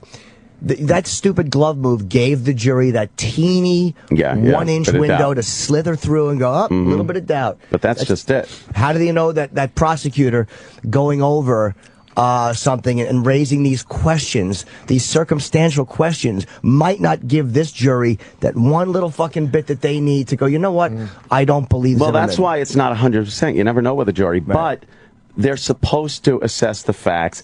When the prosecution is giving scenarios, that's what the defense is supposed to do. I know. The prosecution was raising reasonable doubt. They're supposed to have their case, their facts, their timeline of everything that's happened, and then present that to the jury and go, here's what happened. Now the defense is then supposed to go and try to cast doubt on what the prosecution has brought and go, look, that happened like that, but couldn't it have happened this way? It's the opposite with this case. The defense is going, here's what happened. Every bit of evidence dictates this. And the prosecution's going, well, couldn't that happen? Well, if you're saying couldn't it have, that's called doubt. And the jury has to fucking throw it out. Right. When's the last time you met Joe DeRosa's here, by the way. When's the last time you met a wannabe cop that you liked? Look, but seriously, when is the last time you met one of these security guy wannabe cops whose judgment you thought was terrific? I agree. And again, I know Zimmerman's brother's lawyer is a fan of the show, and I actually like him. But you're looking at Zimmerman in court, and again, I know you can't judge a book by its cover, but fuck it, we all do. George, he did, so I will too. You look at him, and I just don't buy it. I don't believe him. I don't think he's, again, I don't think he said it to murder him, but I think people are defending Zimmerman. I'm not saying you don't believe what you're saying, but I just think people, kind of like the way blacks are immediately saying justice for Trayvon, there's a bigger picture that they're looking at, or a bigger emotion. I think people are defending Zimmerman on a bigger thing and a bigger emotion. Absolutely. Like, I think that I agree with you. I think if he was so obviously guilty that you wouldn't defend him. But I think there's enough room in there and enough stuff where you can honestly make a great case for I believe this guy. Even though I think deep down you know that he's fucking full of shit on some level. You know he's lying about this, and you know he lied about I don't believe some fucking... Maybe Trayvon was not a great kid, but in the black community with 17-year-olds in gangs, I don't classify a 17-year-old who got suspended for fighting and has never been arrested or never been to jail as a thug. Like, that just doesn't fit what we think. Well, then a wannabe thug. Is. What's worse, wannabe cop or wannabe thug? Wannabe cop, because he's a gun. Jesus. Wannabe thug talks shit. By the way, wannabe thug. Off. So did Trayvon. He had a fucking gun. Not with him. Not with him. No. But I think he had a fucking gun. He was looking to buy and sell guns. Pictures of him with fucking illegal guns. I think Jim made a good angel point about the conception that people had, like what you said about when's the last time you met a wannabe cop that you actually knew what the fuck he was talking about. It's like I really think that the biggest not incriminating, but in the sense of the law, but like what is getting Zimmerman more crucified than maybe he justly deserves, according to your opinion on the case. I think it's that phone call, man. Like when he made that phone call and you could hear like the fucking seething anger in his voice and going, I'm so sick of these punks and whatever. That immediately sounds like he's got a hard on to fucking go at this kid. And I think that's the thing that makes, I think if that tone and those statements weren't made in that initial phone call, people would give him a little more leeway in this and go, all right, well maybe this, maybe it went like this, maybe it went like that. But when you have that, it sounds almost premeditated when you hear that phone call. Well, that's what the prosecution's going for. Yeah, and but I'm saying like, I don't even know what my opinion is on this case because it's very confusing. I hear both sides of it and I go, that's right, no, that's right, no, that's right, no, that's right. But I do think why so many people aren't giving Zimmerman the at least bit of open-mindedness that you're requesting is just because of that. Like, they hear that and they go, this fucking guy had it out for this kid. We can hear it in his voice. That's a great point. And I hate to say that's a joke, but that's a great... but it really is. Like, all of a sudden, it's like... The phone call, these fucking punks always get away. Yeah, that's not. You could say, yeah, that meant he was going to watch him, but that is the tone of an aggressive. This is not going to happen tonight, and yet for some reason, Trayvon Martin is painted, and I understand what the evidence, but there's just something there that is not making sense. It's just bullshit to me. And you look at this guy, and you fucking the fact that if he had never made a 911 call before. What if Trayvon had a fucking a crowbar in his pocket? Yeah. But he didn't. He profiled him wrong. But that's his... See, he called 911 so many times because that was the duties that, he was appointed to be the guy that calls 911. He's the neighborhood rat. He's the guy that has to go around, and if he sees somebody... Have to. He chose to. He chose to. Whatever. He wanted to. Whatever. It's the position he was put in, and everyone knew about it. He wasn't just the guy that's calling 911. So he did. And after calling 911 that many times, and those fucking punks did get away, and that asshole did fucking take off, why aren't you going to be mad and be like, fuck, man? Sure. So it doesn't mean that you go from, by the way, never before having any problems with, chasing or confronting, to the one time he's going to go from 0 to fucking 180 and chase down someone? Or does it make more sense? He's like, fucking assholes always get away. I'm going to get out of my truck. I'm going to keep my eye on this fuck until the cops come around that corner, and I'll go, there he is. I think there's a third option. And that is... Sharknado? Yes. I think that he was hoping a storm would swoop this young man up. Yes. Wasn't it raining too, by the way? Yeah. Which is another good reason to have a hoodie on. Very dark, very rainy. Yeah. They've argued that. He was simply wrong. The third option, I think, is that he didn't, he was going to confront him or stop him, but not on the level of maybe throwing a fucking gun butt at his nose. I don't think he was going to stop him. I don't think he was going to even confront him. I don't think he was going to get near him. I think he wanted to watch him. He had called the cops already. Sure. Why is he going to get into a confrontation with somebody? He's waiting for the cops. They could be there literally any second. He wants. He's watching them. And that's exactly why I brought up the thing about that phone call. It's like, you're right.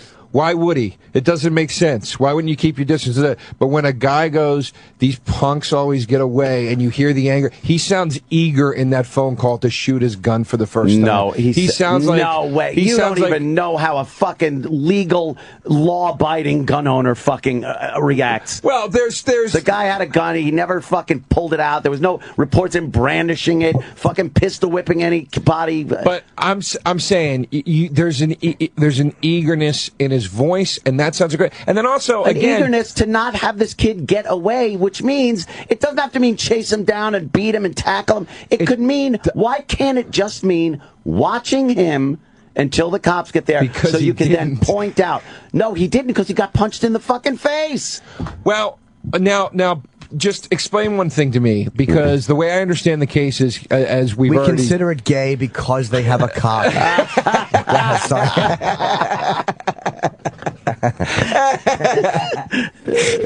If George Zimmerman got an erection during the scuffle, yes, oh boy, is that gay? So gay. No. Here's the thing. You guys have already said, and I apologize, I'm coming in late to this, and also I'm not following this as to the extent that you are. But I know that he got out of his car, and I know that he approached the kid. So if he was just watching him, why did he do that? Why did he approach him? Why wouldn't he just stay? I mean, look, I've seen people follow people in the movies. I've never done it in real life, but you sort of stay a block away. He didn't approach him. That's wrong. It never happened like that. What was he got out of his car after Trayvon took off. Trayvon takes off. He runs around the corner to the right down this there's a sidewalk and then a T off. He runs out and then he runs between some buildings, two of the buildings. Zimmerman then gets out of his car because he lost sight of him. He wants to, again, keep his eye on this fucker until the cops get there. Okay. He gets out of his car at that point, doesn't approach him, never walked up to him. He then walks down the T, as he said, to see what the street name was. So he's lying there. That's a lie. Yeah, I don't believe that. Okay, that's a big lie. Yeah. So then he gets out of the car. The operator on the other end, not even 911, non-emergency police operator, asks, "Are you following him?" And George says, "Yes." And they go, "We don't need you to do that." And the operator testified, that's for George Zimmerman's safety. They don't want him, getting in anybody's face. So he goes, "Okay." He said, "Okay." And he wasn't following him. He didn't make the right turn down the condos to follow him. He went straight to where the street was, where he said he needed to see the sign for the street name, which Jimmy doesn't believe or anything. You don't regardless, I don't think so either. But I think it was, again, keeping an eye on him. Okay, but can I stop you for a second? Yeah. We don't need you to do that. Yeah. Go the fuck home. Just go the fuck home. No, that doesn't mean I have a friend. Well, here's my thing. Yeah. I have a friend who was a detective for the NYPD. Whatever. He just retired. I told him a story one night where I go, I feel like such a piece of shit. And he goes, "Why?" And I go, "Dude, I walked by some housing projects tonight. I saw a dude grab his girlfriend who was trying to leave him.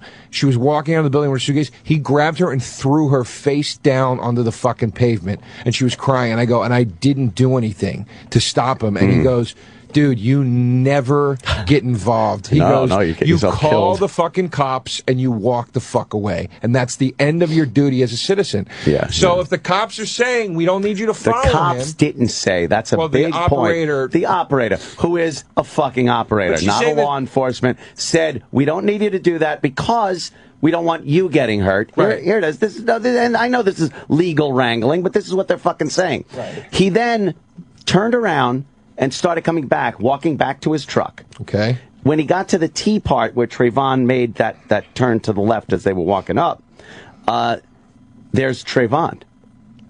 Now, why the fuck didn't Trayvon continue on that fucking course? His house is at the end of that sidewalk. So he could have continued going. He either stopped or went and turned back around, came up to the T where George is now coming back to his truck, and was like, "You following me?" Why isn't George still on the 911 call? They had hung up. Why? Hung up. I don't. Again, it's who hung up?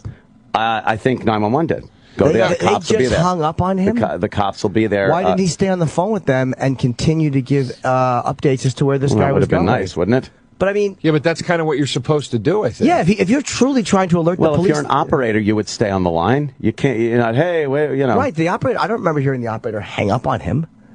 I want to hear that part of the. I'm sure the jury's going to want to hear that too. So he walks back. Trayvon approaches him, right? Because he should have been home at that point, Trayvon, but he came back and said, "Oh, you following me?" Right. And Zimmerman said, "No." He goes, "You got a problem?" And Zimmerman goes, "No." He goes, "Well, you do now." Bam! Cold cocks him in the face. Zimmerman goes down. Trayvon gets on top of him, starts punching him in the face, hitting his head against the sidewalk. Now, this is hearsay. There's no proof that this was the actual conversation, obviously, because there's no record of it. But maybe the conversation was, and this is where the gray area is for me. Maybe. the conversation was, are you following me? Yeah, I'm fucking following you because I'm sick of you fucking punks always getting away with the shit you're pulling around here. Stop fucking following me. No, fuck you. The cops are coming. Right. Now we're fighting. That's fine.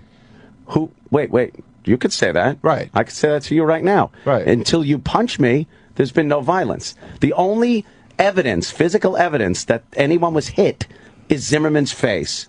So, okay. Who hit first? So, a confrontation can be verbal or the following, but following isn't illegal. Telling someone, who the fuck are you and what you're doing in my neighborhood isn't illegal either. Right. And it isn't grounds to punch someone in the fucking face. But it is confrontational, and it is, in a situation like that, aggressive.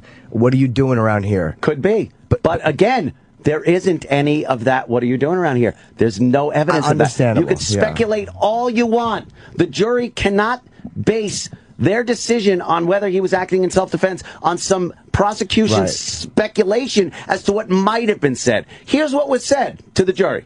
Here's what the court knows what was said. What George Zimmerman says was said. But sorry. On the flip side, you're comfortable bringing in evidence about what Trayvon Martin was like in his personal life, things that yeah. But they didn't. But I'm saying, like, you're weighing all of that. I said that would have been great for the defense if they were able to bring his past, his text messages, his pictures from his phone, which show a penchant for fighting, and texts that describe how he got on top of somebody in school and was punching him in the fucking face. And I do, yeah. But again, I agree that he was doing that.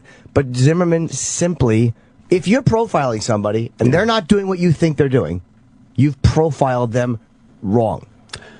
You've made a mistake. But you only know that after the fact. Yes, that's why if you're going to do it and you're going to actively be involved in that, you better know what the fuck you're doing. He knew enough of what he was doing to keep an eye on someone he thought looked a little iffy in the neighborhood. That's all. Right. And if Trayvon decided to not go home and turn around and confront this guy and punch a guy that, sorry, he didn't know he had a gun, punch him in the face, so be it. Boy, you picked the wrong motherfucker that night. But you see, it's like all of that is like, without Zimmerman spotting him and starting this doesn't, Trayvon Martin did nothing. You're right. Nothing wrong. To inspire this from Zimmerman. So you're giving Zimmerman almost a pass, like, hey, he had a gun, that guy didn't know it was coming. Instead of looking at Zimmerman going, hey, fuckhead, he was just walking home. You thought he was something that he wasn't. He was just walking home. And Zimmerman was watching, and nothing happened right up until he was punched in the face. The logical thing, though, is after 10 911 phone call, or whatever it was, and then, like Joe said, the tone of this call, it's all of a sudden he's just Mr. Sheepish, and shucks. Gee whiz. Where you going, fella? Like, all of a sudden, he's the sheepish guy who got punched. Meanwhile, he thinks Trayvon's a thug. He thinks he's a criminal. So why does he just all of a sudden walk up all innocent and, oh, gee, with his hands at his side, ready to get... He didn't walk up. No, but if Trayvon had punched him, walked up to him, why doesn't Zimmerman, who everyone is saying is a pussy, have his fucking hand on his pistol? Or even not saying pull it out, because I know the law is weird. This guy wanted to have him held there. He wanted the good job by the police. I agree with that. He wanted that. Good job, George. You know what? He might have. I really think what happened was he's a fake fucking cop. And anything I say with respect to both families, because either side. Shut your face. Fuck both families. What do you think, they're going to be in court talking about you? Shut up. Fucking throw my coffee on you. I'm going to say with respect to both families. Why don't you say rest in peace when you mention a dead guy? Shut up. Sorry, John. All the respect to the Corleone family. Right. No, who do you think you're talking to? I forgot what show I was on. Well, not CNN. I was doing AM radio yesterday. Joe thought he was on fucking NPR. And I mean this with all due respect. All due respect. Eat a bag of shit. Listen, here's the thing. It's what I think is I think this guy is a wannabe cop. I think if you want to be a cop, go be a fucking cop. I think he wanted to, like Jim said, he wanted the pat on the back and all that stuff. I think he followed this kid around. This kid got pissed off about it. There's apparently, the Trayvon saying, like, see, this guy's following me, what the fuck, or whatever. It pissed Trayvon off. Trayvon walked toward him, said, dude, what the fuck's your problem? Why are you following me? Zimmerman ran his mouth, and the big tough guy got his fucking ass kicked by a 17-year-old kid. And when he was on the ground going, oh shit, I bit off way more than I can fucking chew, I'm gonna shoot this guy. And I also think that his shooting of him was passion. It was I think he was sitting there going, you motherfucker. You know what I mean? You think that came through the panic of having your ass beaten? Absolutely. And I'll tell you why I believe that. Okay. Because I know 17-year-old kids, period, minors, they understand what they can get away with now. They understand that they can say to a parent, for example, fuck you. Yeah. I mean, I have a nephew that lives with my aunt, who's his grandma. Custody was taken away from my cousin. And he was you got 3 seconds with the story to make it relevant. It's got to be relevant. Objection, Your Honor, relevance. Yes. My point Sustained.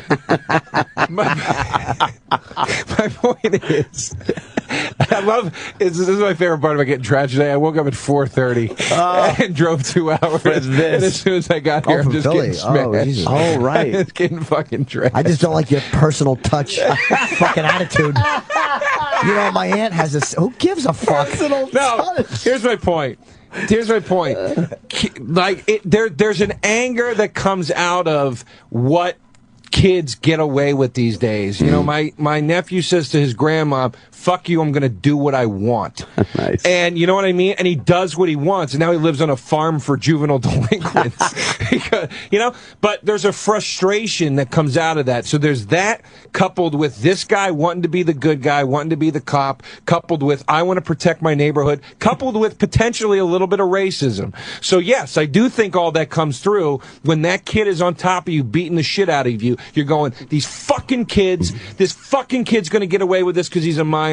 These fucking black guys, this fucking neighborhood, god damn it. And yeah, I absolutely think that would come through. I think it's more likely that he panicked. I think panic. I think he's on the ground. His life probably wasn't in danger. Because even if you said Trayvon had texts about, being on top of somebody and beating them up before, he didn't kill him. Well, that's so true. his life wasn't in danger. So he starts panicking like, oh, I didn't see this coming, and doesn't know what to do because he's probably not a great fighter. And he shoots the kid and then goes, oh, shit, what did I just do? But I think that speaks to my point even more. if his life wasn't really in danger, it's not panic at that point. It's fucking rage. It's passion. It's fucking gritting your teeth and going, I'm sick and tired. I mean, look, this is a theory, obviously. When you're getting beaten up, I think in those moments, I don't think you're as logical. Like I think, like I don't think Trayvon is thinking that. I think like in those moments where when there's a real confrontation, You're I do just think squirming to get away from. He might have thought he was going to be killed. You want it to stop as quickly as possible, and to pull out a gun and shoot someone to make that stop. You got to be pretty fucking. If you shoot somebody out of panic, that's manslaughter, unless your life was really on the line. I think he was panicking. But if you. You know what I mean? But the jury would have to believe that. Right. Aside from what Zimmerman had said, that, yes, I felt my life was in danger. What do you think personally? Don't take all the legal stuff personally, out of it. What do you think actually happened? Not what the jury should say based on the evidence. Do you think that something like we're saying, like, he didn't see it coming, he didn't hunt him down, but then he was in this situation and he panicked and shot a kid he didn't need to shoot? Do you think that's likely? I think he got cold-cocked. I think he didn't see it coming. I think he was on the ground getting hit. Yeah. And in that moment, whether it's panic... In order to panic, you have to have some fear of something. You're not just going to, like, I'm panicked that he's going to fucking, take my wallet. Or I'm panicked. He panicked that he thought he was in danger of getting grave bodily harm. I'm not saying that there wasn't any panic involved whatsoever. What I'm saying is there are certain physical confrontations where your preconceived notions of a person could fuel your behavior a little bit more. That's all I'm saying. So, in other words, if you Jim, you told a story once on here about that girl that you were going out with that wouldn't let you go to sleep that night. Yeah. And you were like, you said you went in your kitchen, you were like looking at the knives, you were so fucking angry. Oh yeah. My point is like when you're staring at the knives in your kitchen, you're not going to do anything, obviously. But when you're staring at those knives, if I was at your house arguing with you, you wouldn't go to that place. There's two. No, because it obviously wouldn't be my house. You were there. God damn it. As it's coming out of my mouth. I don't mean that. I know. But you know what I'm saying? Like, there's something fueling you going to that place. Yeah. And I think in this instance, of course there's panic. But you got it. But I think more can fuel it than just panic in this situation. I think if somebody can. I think if George Zimmerman had, let's just say for argument's sake, a white guy on top of him that wasn't in a hoodie, he might have been less likely to reach for that gun or freak the fuck out. Maybe, that's all but if the description of who was perpetrating all these crimes was a white guy all the time, maybe then he wouldn't have to think like that. But of course, I hate the blame going to the fucking white guy because black society has entered this fucking unbelievably disproportionate crimes fucking commission. The bigger picture. Right there, you look at the bigger picture. Yeah.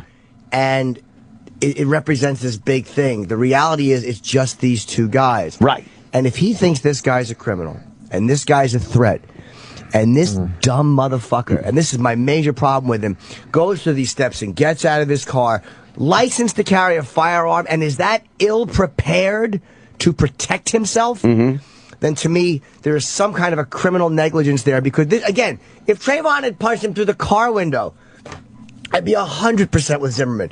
If there was just, there's something about this, I don't fucking believe it. Or if he's telling the truth, then he is such an incompetent wannabe cop. The nerve of this cocksucker to carry a gun. Again, that's not illegal. And get unfortunately, but to get yourself in that situation. To get yourself in a situation. You're a wannabe cop, and you call up angry, you use all the law enforcement terms, and you do all this. But all of a sudden, you're shy and sheepish when you approach. That doesn't wash with me. I don't think he was trying to get into a confrontation with this kid. You might be right. I don't think he was. But if that's not true, or if he wasn't at least trying to follow him and go, whoa, wait a minute, you're going to wait here. Not a confrontation like I'm going to kick your ass, but as a figure of authority, because he knows he has the pistol. He's lying about looking for the street name. We all know that's an absolute fucking lie. He's not looking for the street name. He's lying. Like, there's certain things that we know he's bullshitting about. So those we just wash over as like, if you're in a case for self-defense, obviously he can't say, if Trayvon's face was all beaten and his wasn't, you obviously can't just say, well, he was beating me. But that's a lie. This is, all right, I could bolster my fucking self-defense story by saying this is why I walked over here or that one. But again, that doesn't reflect on him being approached by Trayvon punching him in the face, him getting into a position where he feels his life is threatening and shooting. But you automatically believe, or maybe it's through the evidence. It's only through the evidence. Okay, I don't know what to believe. I wasn't there. No, I mean that Trayvon was the and I know that the marks on Zimmerman's face. I believe he was getting beat up. But if there was one mark on Trayvon. One mark, I would think. Well, there was. Well, one. Okay, if there were 2 marks on him. Well, I mean, but that could just mean that George Zimmerman is an absolute pussy that doesn't know how to fight. Exactly. Yes. But I mean, it doesn't mean that he's not also wrong in the fight, though. You're right, though. Exactly. He doesn't know how to fight. That's why he felt his life was being threatened. But here's the thing. It's like I could get into a fight with Kenny, and I could beat on Kenny 10 times as much as Kenny beats on me. I'm going to have more marks on me than Kenny has on him because I hit like a little fucking Quim. The idea behind self-defense and defending your life by taking someone else's has nothing to do with how well you can fight, how many punches you took. Nothing. No, it doesn't. It doesn't. So you don't think it's any reflection of... It's your belief that your life is ready to be taken or you're going to have great bodily harm done to you. It doesn't have this little subnote that goes, you better be able to fight. No, that's all the law is. Did you feel like you were going to die? Yes. Thank you. You don't think some fucking pussy with a fucking wannabe cop with a pistol who winds up shooting an innocent guy. Again, he was wrong. His profile was innocent right up until he punched him in the face. The whole thing that he pushed forward that entire. And again, I understand the legality of it. Push forward. Trayvon turned around. But he could have been home with his dad. He could have been, but he's being followed. And like a lot of times you're being followed. You don't know what's going on. How about you go home to your former gang member dad and he can help you beat the shit out of this guy? You go home. You fucking go home. That's fine. But then how about Zimmerman? They got it under control. Go the fuck home. They didn't say that. Go the fuck home. Are you that worried that one of your neighbors might get a fucking bracelet stolen? I mean, go the fuck home, dude.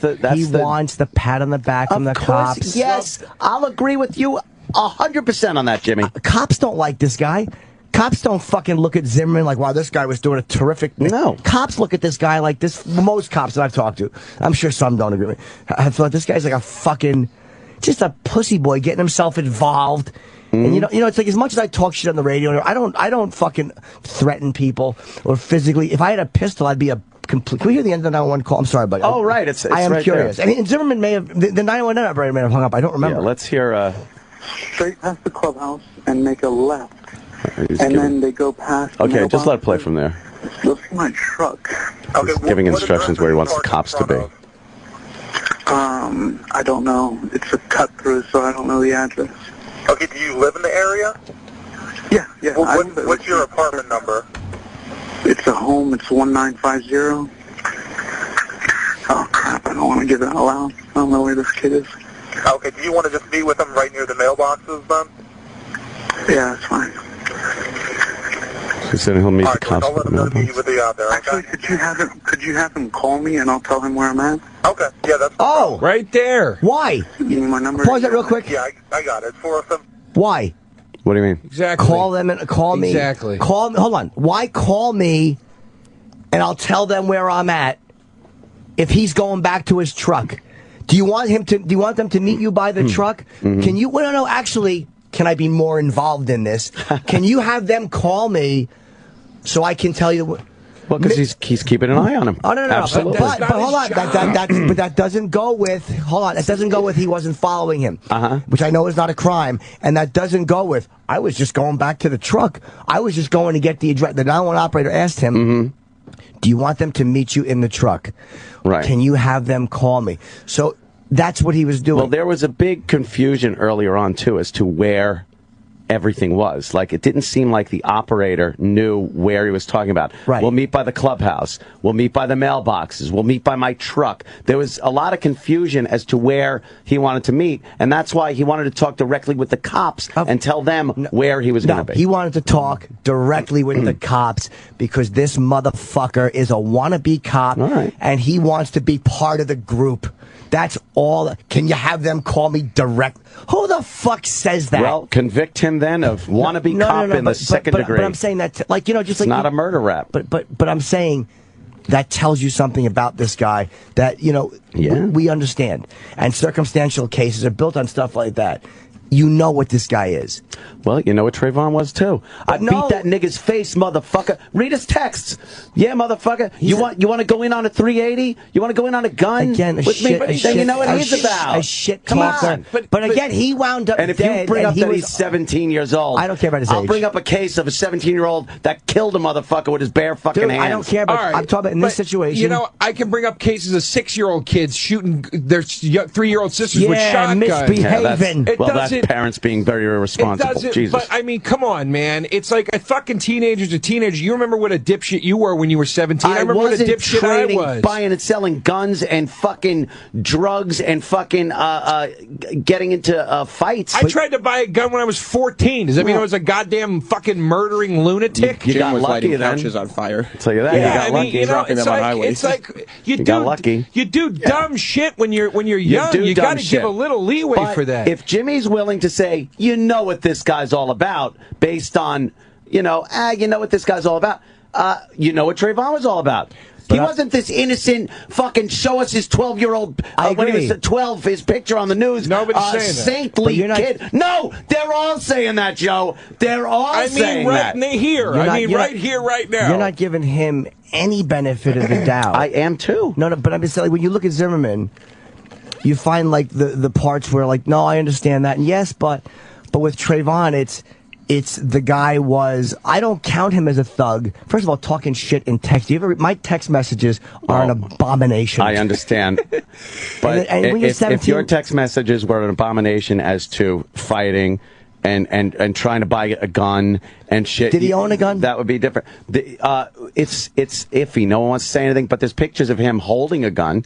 There's but that's. Come on. I understand. I understand that fucking. But I differentiate between him, kind of like embracing that culture or that idea. See, now you're giving him the excuses but not giving Zimmerman the benefit of the doubt. He's never been arrested, and it's really hard for me to picture any fucking, especially with a ex-gang member father, any 17-year-old black thug who has never been arrested. That's a difficult label for me to put. If he was 13, I would say, well, maybe not yet. But when you're 17 and you've never been arrested, but you're a big fighter and you're into guns, I find it hard to believe that those two things are murderers that were never arrested too. Even but at not that as age. many in that culture. Not as many young black gangbangers or black thugs who weren't arrested by the age of 17. Maybe he's a thug wannabe. Look, the wannabe label's thrown around a lot. But he didn't have a gun on him. Zimmerman was behaving like a cop wannabe by saying, have the police call me directly. He's behaving as a neighborhood watch guy. I should have fucking just went to Target and gone back home again. I understand. If I was driving in my car, okay, and we with some guys, and we got pulled over, and they found an 8-ball in the car, and they tried to make a case that Joe DeRosa is a drug addict. I'm not a fucking drug addict, but people could come out and go, I did blow with that dude once. Or I smoked pot with him once. That doesn't mean I'm a fucking drug addict. It means like, okay, yeah, there's fingers that could point in the direction that maybe you could build a case theoretically, but it doesn't mean that that's what I am. Look at the fucking proof. Raid my house. You're not going to find a fucking stitch of drugs. Look at the proof. The guy, you have one guy with his face completely beat in. You have one guy without a scratch on him except for a bullet hole through his heart. And you got the witnesses that said, I saw this guy on top of this guy, and I heard this guy screaming help, and his statement is I was saying help, and this guy went inside. It corroborates with other witnesses that had come out. So, but I'm not denying any of that. But here's the thing: did he have a cut in the back of his head? Yeah, I saw it. I saw the footage of that. Was the first place they took him was to the hospital to get fixed up? Because they do that. Yeah. Even if you're in trouble, the cops will bring you to the hospital and fix you up first. Yeah. And they fucking didn't. No, they didn't. And how bad was the fucking cut? Also, on top of that, he's a bald-headed guy, meaning like Jim, shaved fucking head. That cut looks 20 fucking times worse because there's no hair covering it. Do you know what the extent of injuries you need for self-defense? Do I know what? Do you know what the extent of injuries a person needs to claim self-defense? No. None. Zero. None. You don't even need an injury at all. Okay, but... So it's... But then you could come at me sideways down the hallway, coming back from the bathroom later, and I could shoot you and go, I felt threatened. Why'd you feel threatened? Because Ant was walking towards me, you know what? And I know how he thinks. All right. I mean, you can make a case for anything. It doesn't mean it's a strong case. You're right. You know what they would do? They'd check all the cameras. They'd check the witnesses of the people in the station. They'd talk to people as to what you were doing and I was doing before and after. It's not this one moment where it's like, well, George Zimmerman and Trayvon were there and they were alone, so that's all they got is George Zimmerman's word. No. You got George Zimmerman's word that has to be backed up with every other piece of evidence from that moment. And it does. It meshes. Everything he said about the confrontation. Not I went here to go look at a sign or I went here to go look down the sidewalk to see where that motherfucker was. Fuck that. Here's the thing. Were you fucking being attacked by somebody else when you pulled that trigger? Did you feel like your life was being threatened? Does it get backed up by ear and eyewitnesses and a tape from 911 from another apartment and the gunshot and the position and all that? Has to come together. You can't just say, I love that one. Well, I could walk and say that you did this and you shoot me. Yeah. Where? In a vacuum? Okay, fine. So, what you just, based on everything you just said, boil this case down to what it is, which I think we're doing. Yeah. And at the end of the day, who gives a fuck then? To me, because who gives a fuck? Because if you're not going to talk about if motivation can't come into it, if preconceived notions can't come into it, it can. But there's no proven ill will. There's no proven. You don't think that phone call is proof enough of ill will? No, or proof enough of preconceived notion? No, not ill will towards one single person. When he goes, these assholes and these motherfuckers. He's not pinpointing one person. He's talking about the group of people that constantly get away. It's really, this is fucked up. And this is just something I believe. If he hadn't pluralized that, there'd be a problem. He pluralized assholes. He pluralized motherfuckers. Do you say the word asshole and motherfucker on a 911 call when you're not angry? Well, he's by doing that. Even though he's pluralizing, he's lumping them in with them. Yes, he was, but that isn't ill will toward one person. But my point is, it's a big Jimmy. It's huge difference. So if you say, or not you, but if you say, I don't like that Jew, to a rabbi walking by, do you think that's different as calling going, I don't like Jews? Yes. No. As far as ill will in a murder case, okay. Yes, it matters. Okay. You need ill will toward a person, one person. Yes. Not a group of people. If that person falls into the group that you are talking about, it's not ill will toward that person. Doesn't the ill will isn't it some of the actions as well? Isn't ill will? Isn't that just one piece of an ill will puzzle? And it has to be puzzle should be killed. It has to be at the moment. At the moment. It can't be beforehand. It can't be even during the call. It's too far away from the incident. It has to be at the incident. You need ill will, hate, in order to have that stick. Well, I don't say that he approached them with hatred either. That's not the point I'm making anyway. Well, and by the way, to anybody who I block on Twitter today, you're never being unblocked. Oh, shit. But I'm not blocking people for agreeing with you. There's plenty, most people agree with you. And I'm not blocking any. If you're being a cunt on Twitter, you're getting blocked, and I'm never unblocking you. By the way, this is a great fucking discussion. And this is exactly what will probably happen in the jury room. Yeah. You'll hear people like batting this shit back and forth. But here's you never answered my question. I'm sorry. And it's all right. You know, you're all worked up. It's early in the morning. Jesus. If my point is, you call 911, for argument's sake, I think it's a fair statement to say that when you call 911, okay, if you're a law-abiding, decent, upstanding, suit and tie citizen like George Zimmerman is, supposedly, you don't use words like asshole and motherfucker, okay, unless you are fucking angry. Okay. Did you hear that part of the call? Yeah. Because he doesn't yell into the phone and go, hey, 911, these assholes. He's muttering. It's under his breath. He's going, these fucking assholes always get away. He's not on the phone. You've never seen a guy angrily mutter, though? My point is like, that's not, I would never call 911 and go. Yelling that's going on. And that does make a difference. There's not an angry yelling in the phone. These assholes. He's muttering, going, because you know why? Because they always get away. That's why he's saying that. I'll say something that I'm probably going to get smashed for. I took an acting class once. Oh, no. And I said, I was yelling in a scene, and the teacher said, why are you yelling? And I said, because I'm saying I'm angry. And she goes, that doesn't mean that you're yelling. Anger can show itself in many different ways. Just because he wasn't yelling doesn't mean he wasn't angry. My point is you don't call... Look, as Jim said earlier, he's trying to be like this all shucks guy. If you're the all shucks guy, you don't call 911 and say motherfucker and asshole unless you're fucking seething with anger. anger. We'll get it straight. It was the non-emergency call. You know what I mean? The call. I know. You know what I'm saying? And he was. You could say angry. He was frustrated. The fucking guy. All these other times, these fucking assholes get away. So he's muttering as he's talking to the guy. He's trying to give him the location. Then he sees Trayvon take off between two buildings.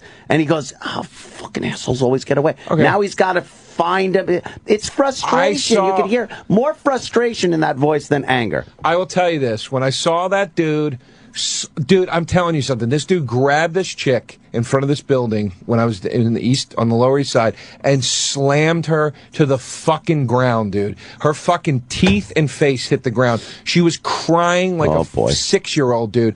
And then she got up off the ground because he pulled her up by her fucking hair, okay? I called 911. You did call? I called. I touched myself, and then I called 911, and they were like, what's going on? I told them exactly where I was, and I said, I'm standing across the street.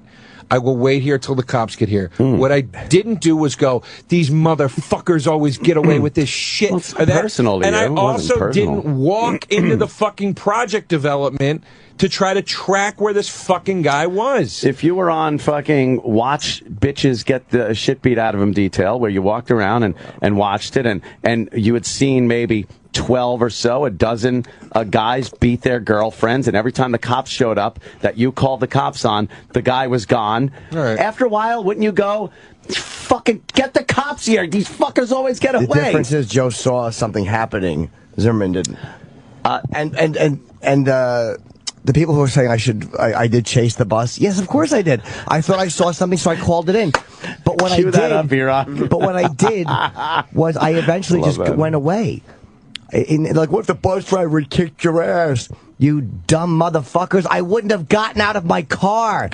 The bus driver never would have kicked my ass because I would have zoomed away. But what if he, what if he came up to you? Like the bus stops, you stop, and then all of a sudden, he's like at your passenger window or something. I would have been very surprised, and I think that as reasonable people, we see the difference between a guy following you in a dark apartment complex and in Manhattan a car following a bus. So to the people on Twitter, it's very hard to equate. To the people on Twitter, can you honestly not see the difference? It's just funny to equate it because, and I love that call. Of course. Here's my this just came up on Twitter, and I don't know. It says Zimmerman has a history of violence. Is that true? No, I think there was a domestic incident. And a restraining order, but it was on both sides. He took one out on her. When you go through that sounds like that. It's not that different than all the Trayvon text. But I'm saying if they would have let that in, they would have let the Trayvon, and the Trayvon ones are much more damaging. Not really. No. Yes, they are. If he had a restraining order against him for being stalkerish or whatever. No, it wasn't stalkerish. Oh, okay. I guess when you go through a lot of times when couples break up.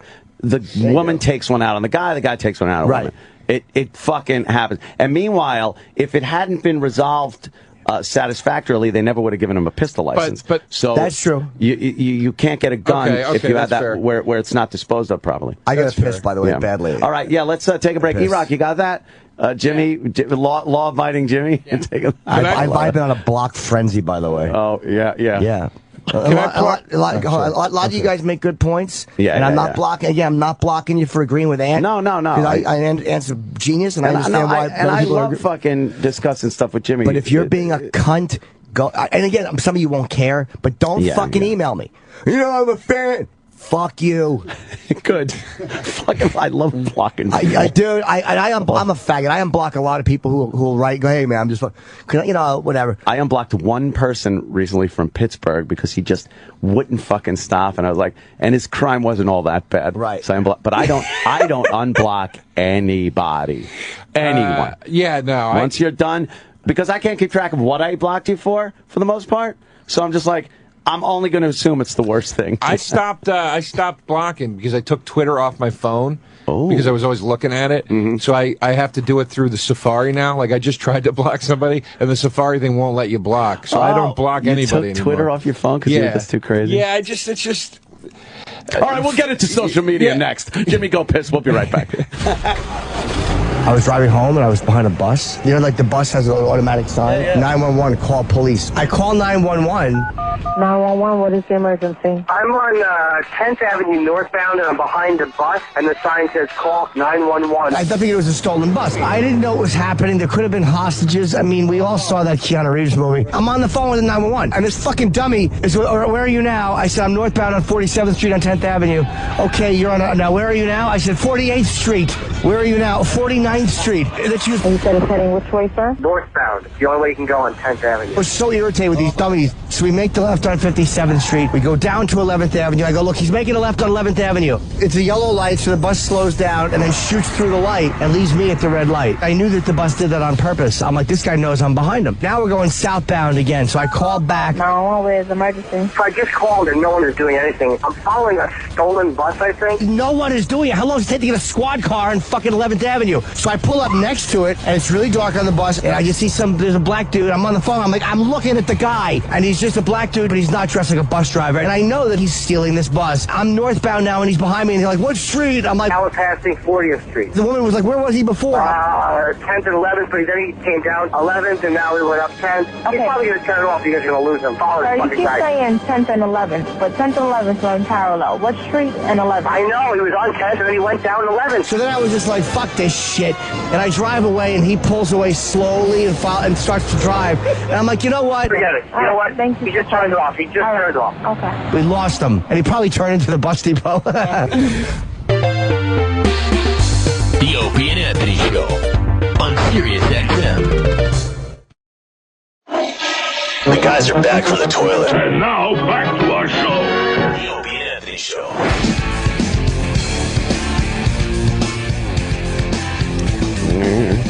Wow, that was exhausting. Our little debate. I guess O'Mara's delivering the defense's closing arguments right now. You know, Ann, I always say the art of conversation is dead. And I like what a couple of... I wish you were the art of conversation. Jesus. Nope. I was kidding. I was kidding. I was being a fucking smartass. I was only kidding. Last time I saw you was my party. Yeah. And wow, that was something. I don't remember a lot of it. I know. Yeah, me neither. I got it's just pretty twisted. Real fucked up. I showed up at midnight. You guys have been going since Christ knows when. Yeah, since probably noon, so I was already 12 hours in. I said to somebody when I walked in, I go, it looks like the fucking end of Awakenings in this place. It looked like the asylum was just like melting down. It was just all coming apart.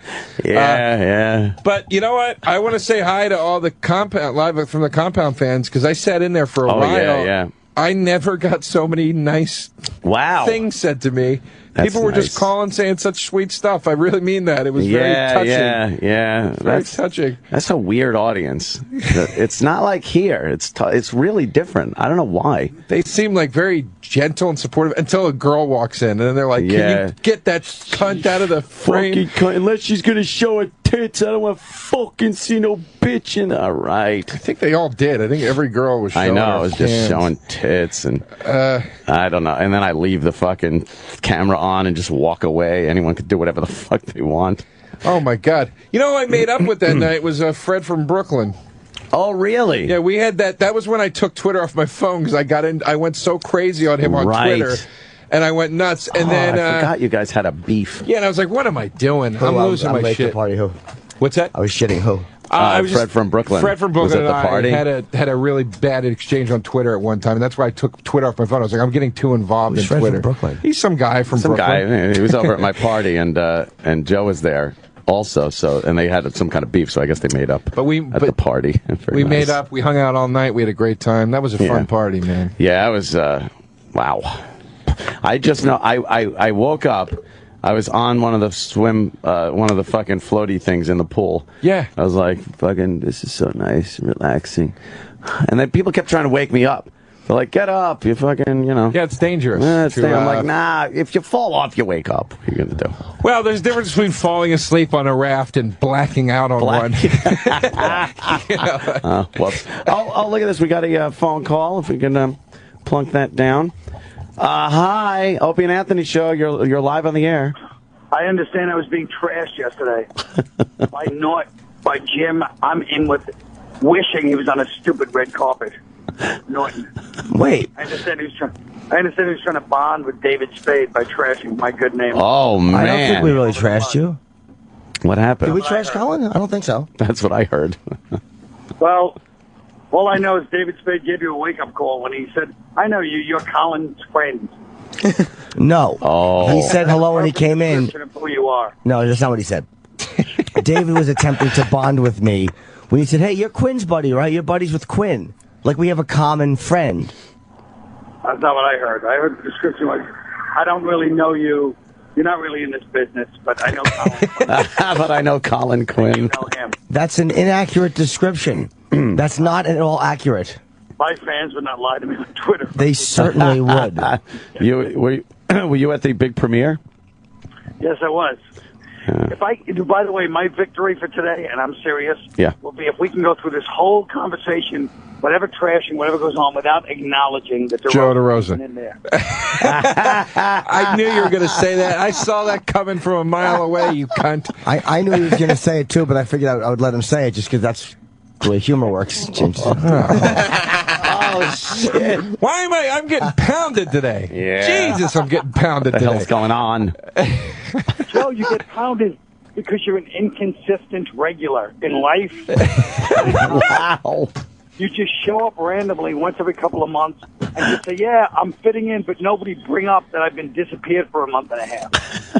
Jesus. I'm bringing it up. Where Joe do goes you off. go, you weirdo? Joe does go off on the lamb. You can't be inconsistent, just pop in. I just, sometimes you need a little time away, Colin, that's all. I'll do my own thing for a little while. Creative juices flowing. Yeah. I like to go off and brainstorm for a little while. Sure.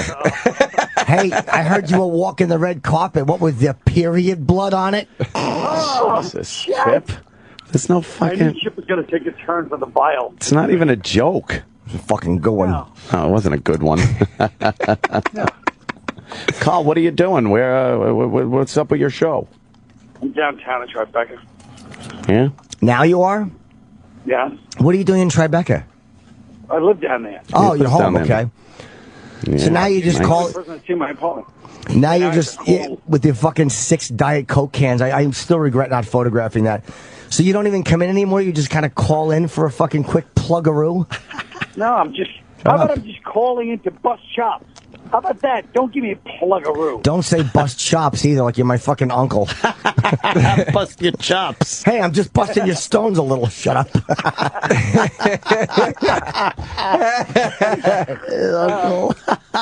Well, I don't like the way you had to turn... You have to immediately turn art into commerce. Not everybody says venal is Jim, where it's I can plug every 2 seconds. Art into commerce. Call in, try to trash DeRosa a little. All right, and have some pleasure in life, and it's lonely down here. That's fair. That's fair enough. I accept that. But no, you were ill-informed. We might have made fun of you, but it wasn't a great deal. I like that. You were ill-informed. Yeah. Yeah, I don't remember hearing David Spade and really even bring up Carl. Sorry. No, he said that your buddies with Quinn. Of course he did. He knew I was, but he just wanted to. He wanted to. Remember, you don't realize I don't forget anything. I could easily tell David, don't trust Jim Norton. Him and Bob Kelly sat 2 rows behind you at some MMA fight 11 years ago and trashed you behind your back. Really?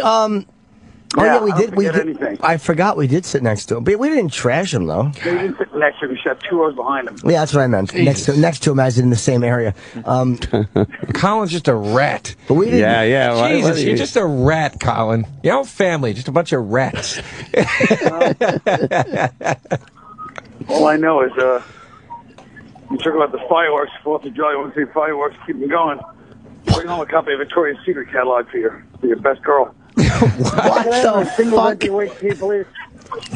Is this an excerpt from your show? That's a good one. Yeah, that's my opener.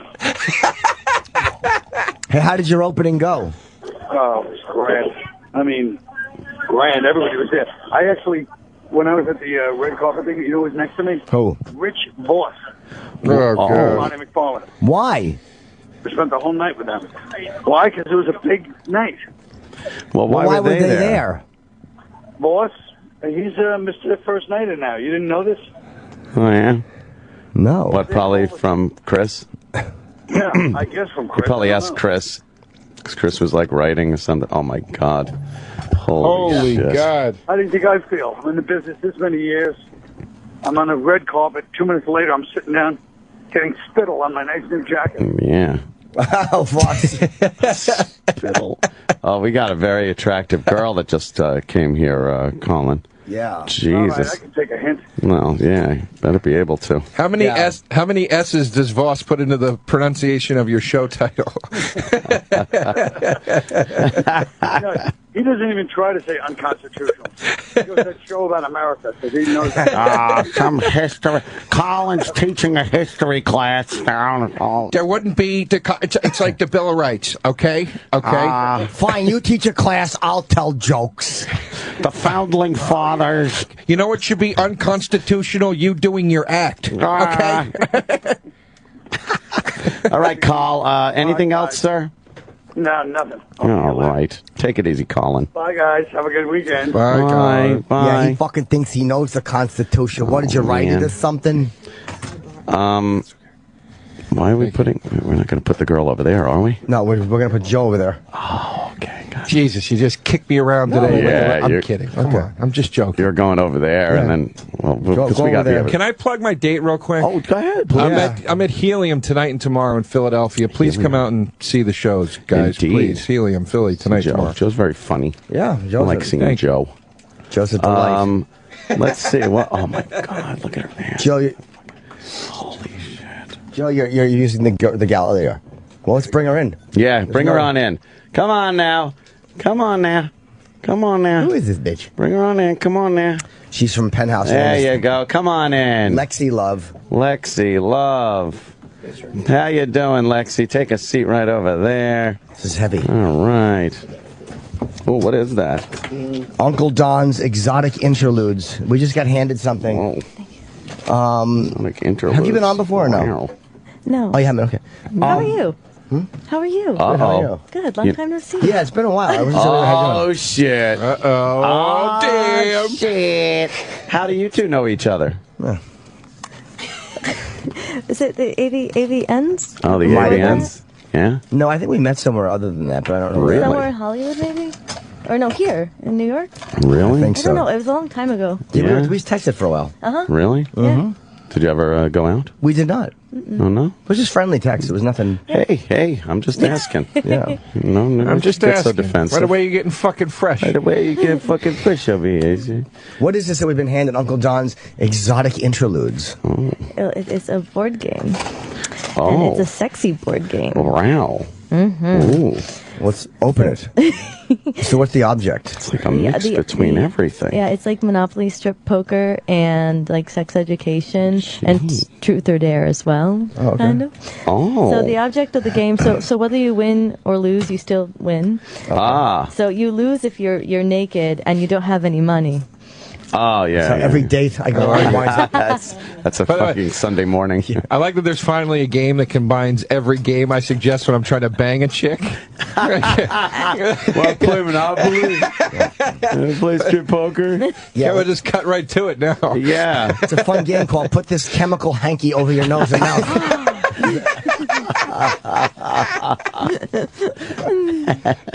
So what are you doing in town? I live here. You do? I do. Wow. You're dressed like you're going somewhere. I was coming here. That's it? Yeah. Thank you. You're welcome. You could have just been in fucking t-shirt, some jeans. I don't show up like that. Pretty nice. I'm glad you appreciate it. There's, look. Who's Uncle Don? Now these are all. What happens? You roll the dice or the die. That's old directions. These ones are bad. Oh, they're no good? Yeah, we got new What's ones. wrong with the old directions? Yeah, what would that instruct you to do? Yeah. No, Put the box in your ass. Yeah. Oh, shit. No, it's from the late 70s. Take the cum and dump it into your hiney, unprotected. No, we gotta fix that. It's wrong. That's wrong. That would get somebody in trouble.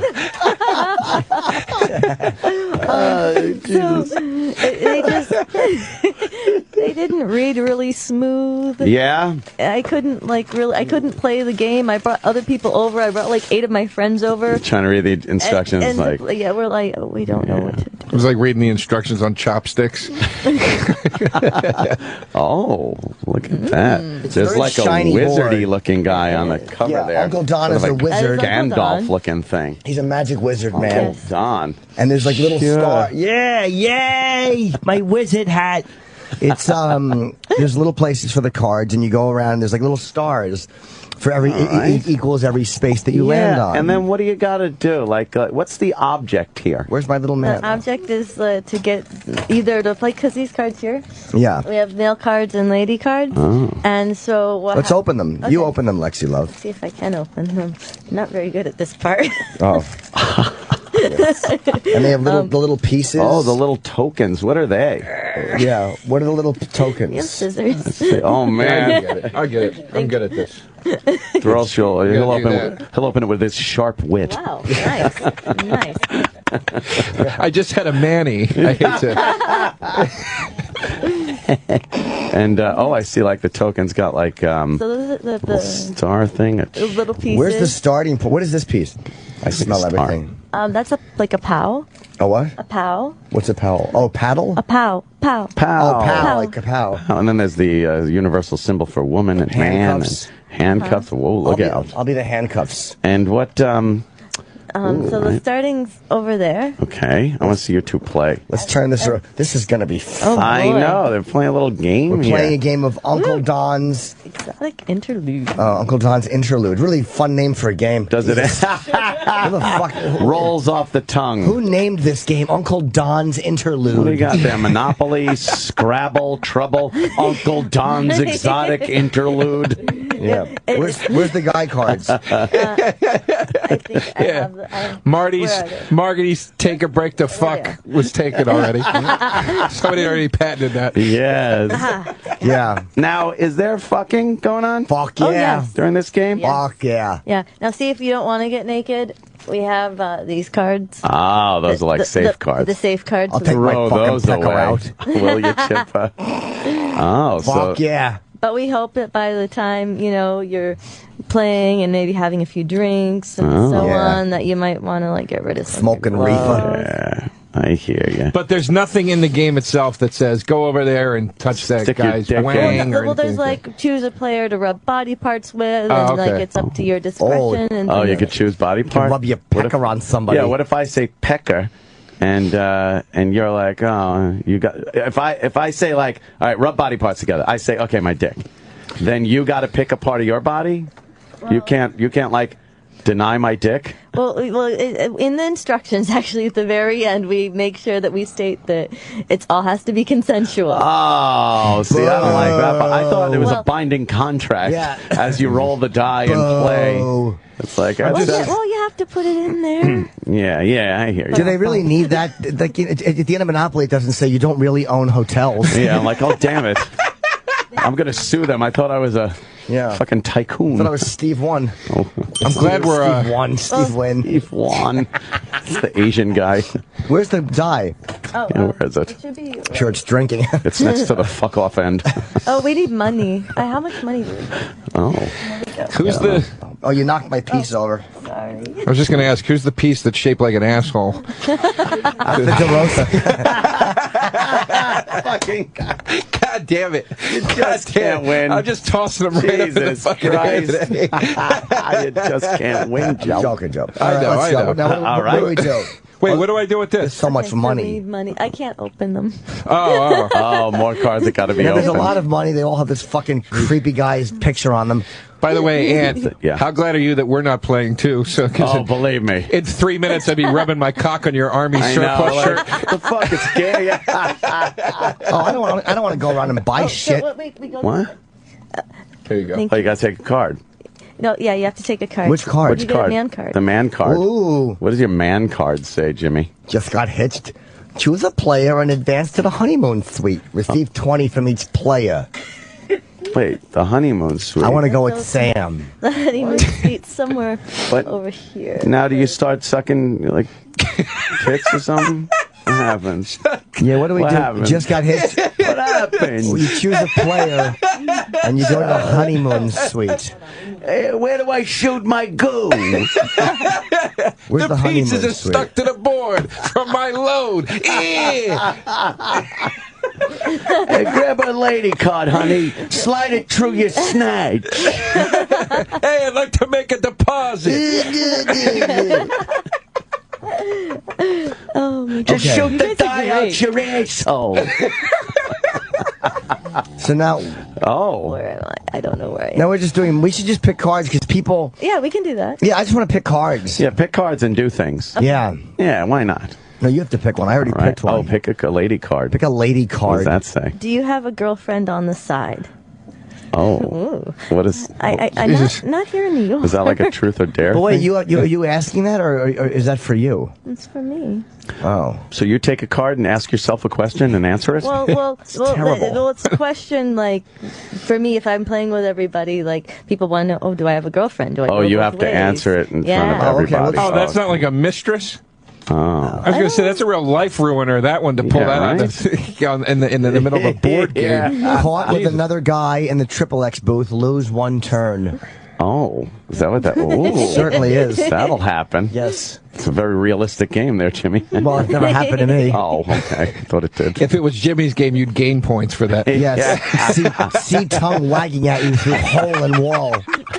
Slap cock on it and then leave ashamed. Ignore the stubble. Are you visiting the glory holes again? Oh, AIDS, throw game away. That's it. It's over, Johnny. We don't even need the board. We could just read the cards. Yeah, Come on, yeah, this is yeah. fun. What do you got? Do you enjoy watching gay or bi Triple X movies? Oh, do you? I know everybody, so it's really funny when I Oh, watch man. movies. Yeah? I'm like sitting there, I'm like, Oh, is it funny to just watch? Like, Yeah. You did laugh like Chip right there. No, this is not a good How long you card. been in the business? No, Jimmy. since 2004. Oh, okay.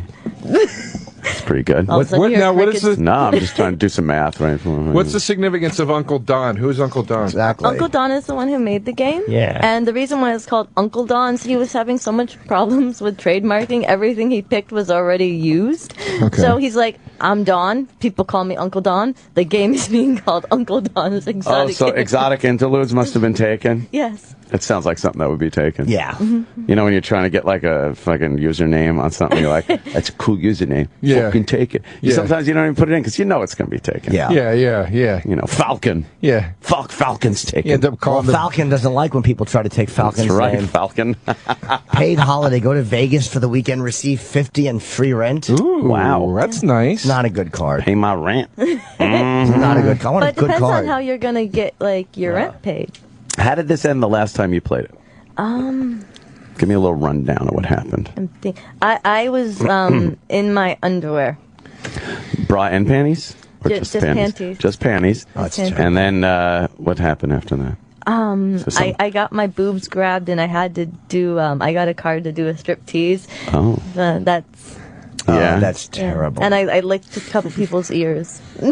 Oh, yeah? Yeah, it was, yeah, so it was interesting. Jeez. Everybody else was still One. closed because everybody else wouldn't want to take off. Oh, man. You're the one that'll just take over your clothes. It's my game, I guess. Yeah, no, that's true. Advance to your favorite spot on the board. Get free rent. Oh, where's have your cock grabbed? Yeah, this is smile. I need some exotic interludes, not fucking prying the rent out of the local Hebrews. Exactly. Yeah, I like a game. I like a game that combines porn with economics. Yeah, exactly. Oh dear, we're all in trouble. Go to the cocksuck space and balance your checkbook.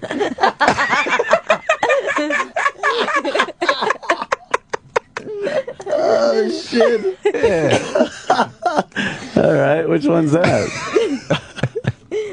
What turns you on the most? Explain and receive $10. Oh, well, what turns you on the most? Pussy eating. Pussy eating. Yes. Like eating some of that pussy. Mm-hmm. That's good. That's something common.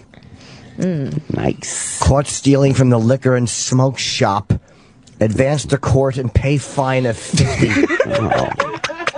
My cards stink. Your cards are the worst, Jimmy. Maybe I need to reshuffle. Yeah, cut those cards or something. Arrested for fingering an infant. Buy a hat.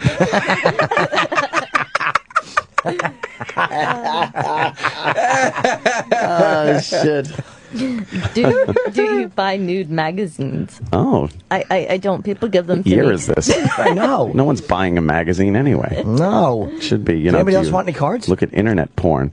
I'll take one. Aunt, here's some for you. Stack of cards. Pass off That's a bitch good boy idea. some and pass some to Joseph. That's not my name. You. Bitch boy. Now, what is this? I have a picture. Oh, it's just a picture of Uncle Don. Oh, so why? It's name your fantasy. Name my fantasy? Yeah. Go. All right. Name your fantasy, Jimmy. Fucking. I'm out with a girl. Yeah. And we're going to this place. And the fucking waiter comes over and he goes, "Would you like some pork chops?" I'm like, "What the fuck? Okay." And then while he goes to get my pork chops, and I'm eating my couscous, she gets on her knees and just fucking sucks my dick. That's a fantasy? Fuck yeah. Oh, yeah? That's nothing. I got like no hotness. Do you think that stinks? It's terrible. I like that you did couscous. Yeah, I know. I bet it was enjoyed that amazing. part. Yeah. Have you ever masturbated while driving a vehicle? No. Who would do that? The question is, have you ever not? Oh, you've done that? I lived in LA for a really long time. Yeah? And you sit on these parking lots called the 101 and the 405. Yeah. And so I got one of those plugs, like you the adapter thing for the car. Oh, that for has the car. actual plug. Yeah. And I brought my Hitachi, and I just sit there and like I can't go anywhere. And I had a big SUV, so no one could see it unless they were like a big truck. Wow. So I would sit there and just masturbate. Oh, that filled me up. Girls I can do jerked that. off driving. Yeah, it's fucking hot. Really? That filled me up a little. Could you finish though? I can't. Like, it's not having the visual and the focus of it. I could never Like, do oh, it. look at that yield sign. Oh, I know. I hear that every time I try to fuck. Yeah. I'm working my clutch. Yeah. Shifting gears over here. I just put my balls in third. Hey, I flooded the tank. Sam? Oh, God. Unleash the stripper within. Take it all off now for $200. Go ahead.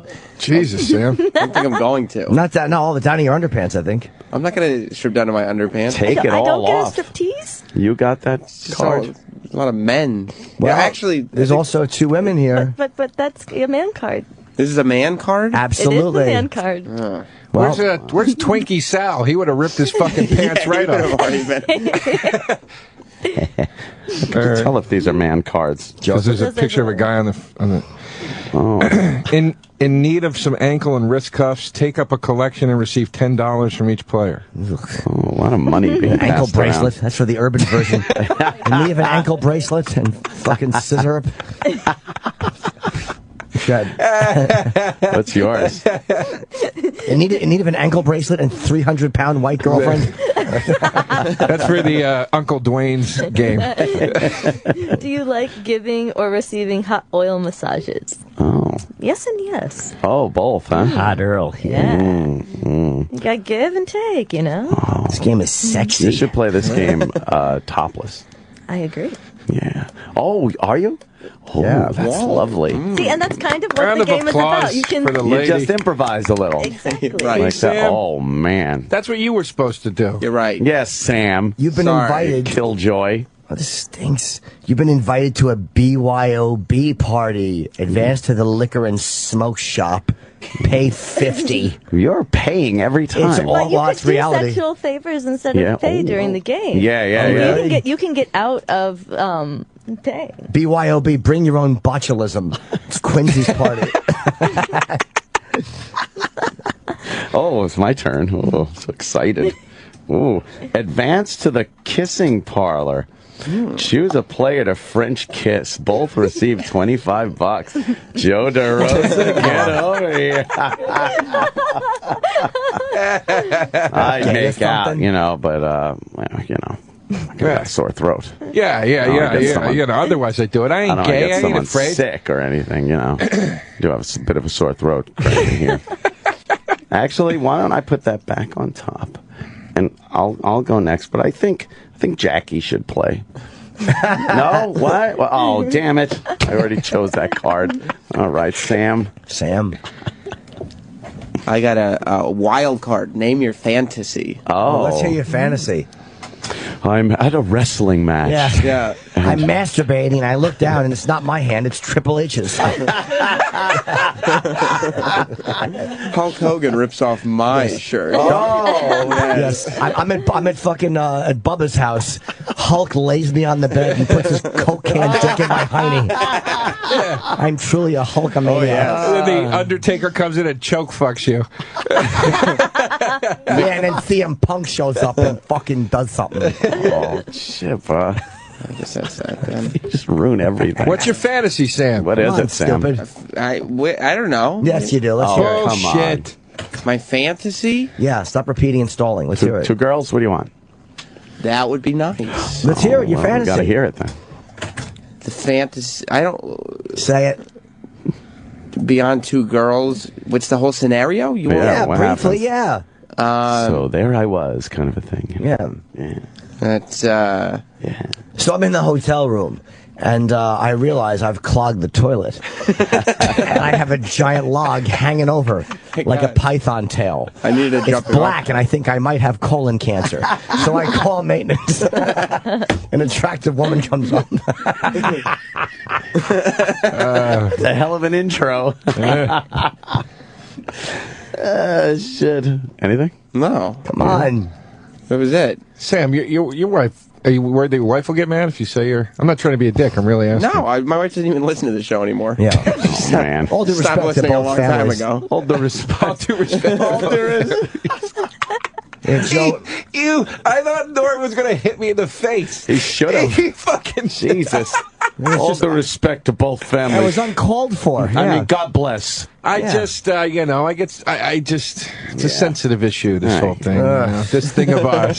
This thing of ours is very difficult sensitive. situation. You know, this fucking thing here. Read the card, Joe. This Uncle Don's exotic interludes game is saucy. Wow. Really spicing things up. It really is. There's not a soft cock in the room. I don't. There's not a dry vag in the house. I don't know what this means, but I get to choose another player. Just choose another player to help you clone a Willy? What the fuck does that mean? Oh, so the clone of Willies, they're where you mold your dick.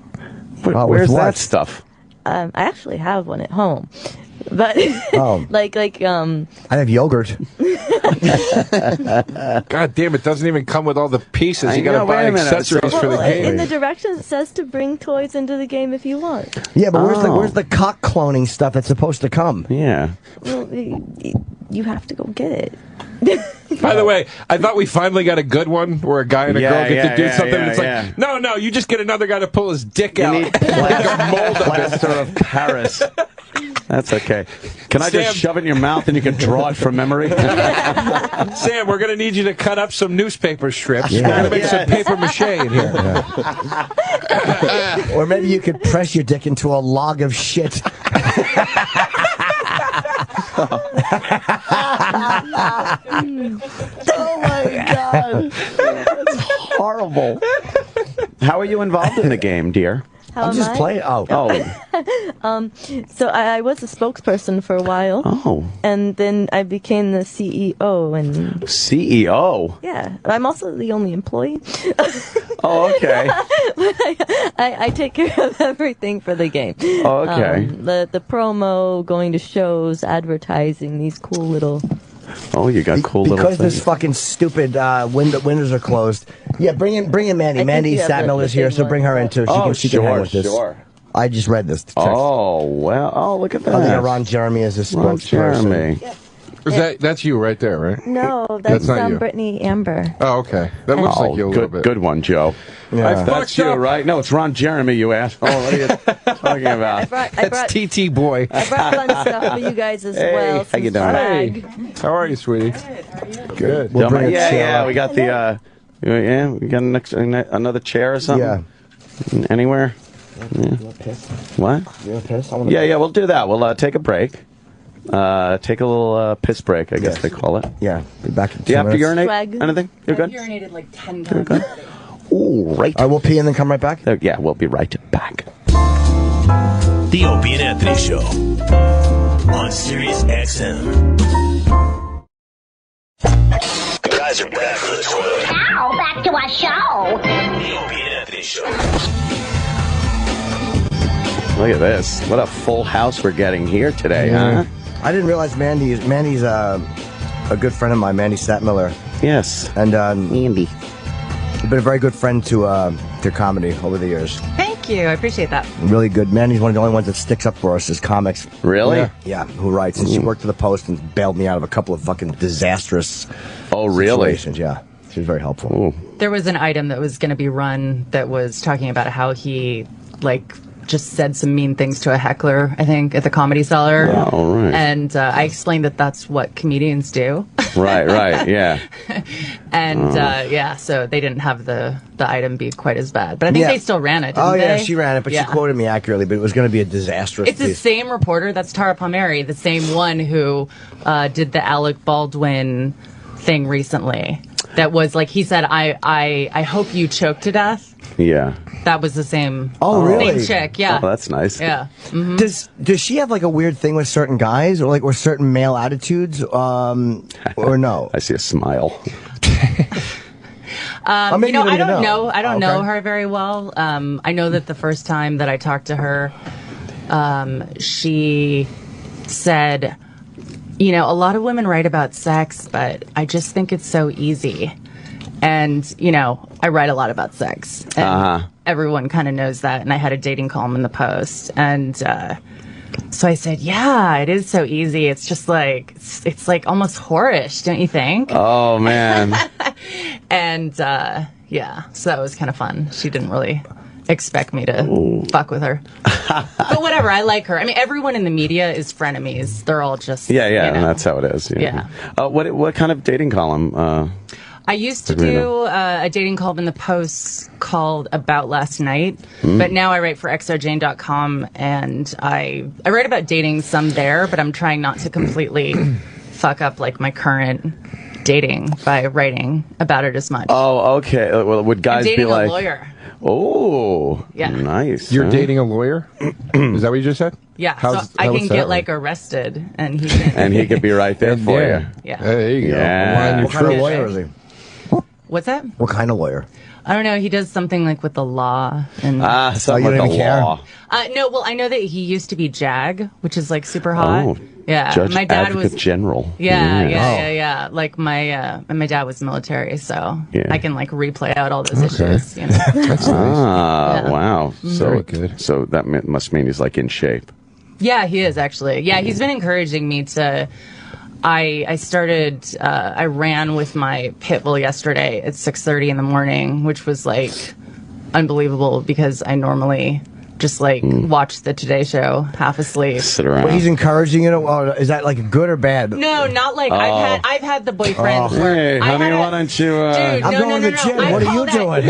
You know what? I call that I call that the asshole diet, which is like the surest way if you want to lose weight. You just lose weight. You just date one of those dudes. Yeah, exactly. That's hilarious.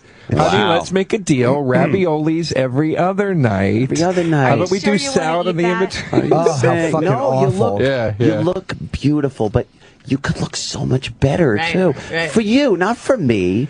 Do it for yourself. It's healthier, just that you live longer so we could spend more time together. Don't you want to feel good, baby? Yeah. Don't you want to feel good? I had a guy who, after I slept with him for the first time, he turned to me and he said, I'm going to show you some upper arm exercises. Oh, wow. And I was like so horrified, but then I was like blackout drunk the night before, and I guess I didn't remember that you had jerked him off and your arm fell asleep.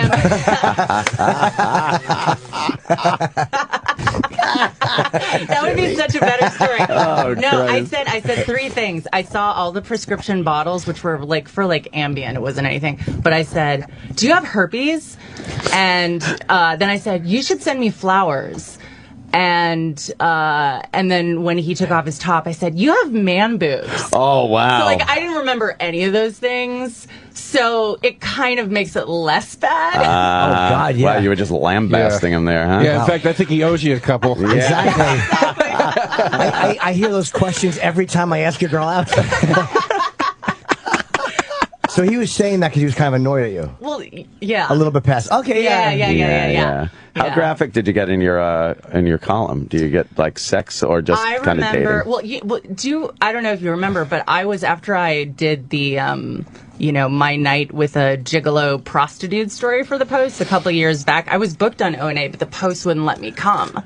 So that gives you an indication of like what I could get away with. So I remember one time I had some piece that was about like going to the Hamptons and like, I don't know, like having sex like 5 different times, like including on top of the Post on like page 6, which I thought was really like poetic. And that was with one person?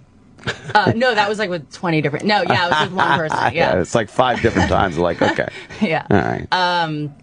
And I remember my editor said, I don't know, the whole thing just feels kind of like this over-sexed weekend. So isn't that what it's supposed to? So I kind of rewrote it in this like, it was like a fairy tale. Oh boy. Yeah. So girls I kind of got my like those. zombie Carrie Bradshaw on. Oh, that's boy. ridiculous. This weekend at Bernie's has too much dead guy in it. Yeah. Can't you soften this up a little bit? Exactly. Can't you make him Bob Dole so just his arm isn't working? I mean, does it have to be? He's completely dead. What was like your worst date? What was it? Worst one. The worst date was the date I went on with a rapist. Oh wow! We ate dinner. Oh Jimmy. He didn't rape me, but he is serving I think like 15 years now. Oh, a real rapist. Oh yeah. Wow. Oh wow. After my prestigious My Night with a Prostitute cover, I was on the cover of the Post. My date with the Riverside rapist. So I was like really on a roll, Whoa! I just needed to have like my 20 abortions. Like was he? Was it a good date?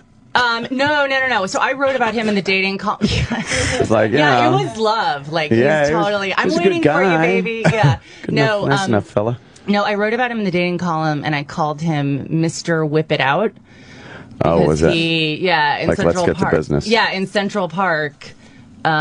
He was just like super aggressive and wanted to, and I was like, I'm not going to fuck you in Central Park, And he had this really memorable name, Hugo Denver Acasse. He was French. Oh. And so when he got arrested, my editor remembered it and said, isn't this the dude that you dated shit. who kept texting you things after when you blew him off? Like, you are a sexy brat provocateur.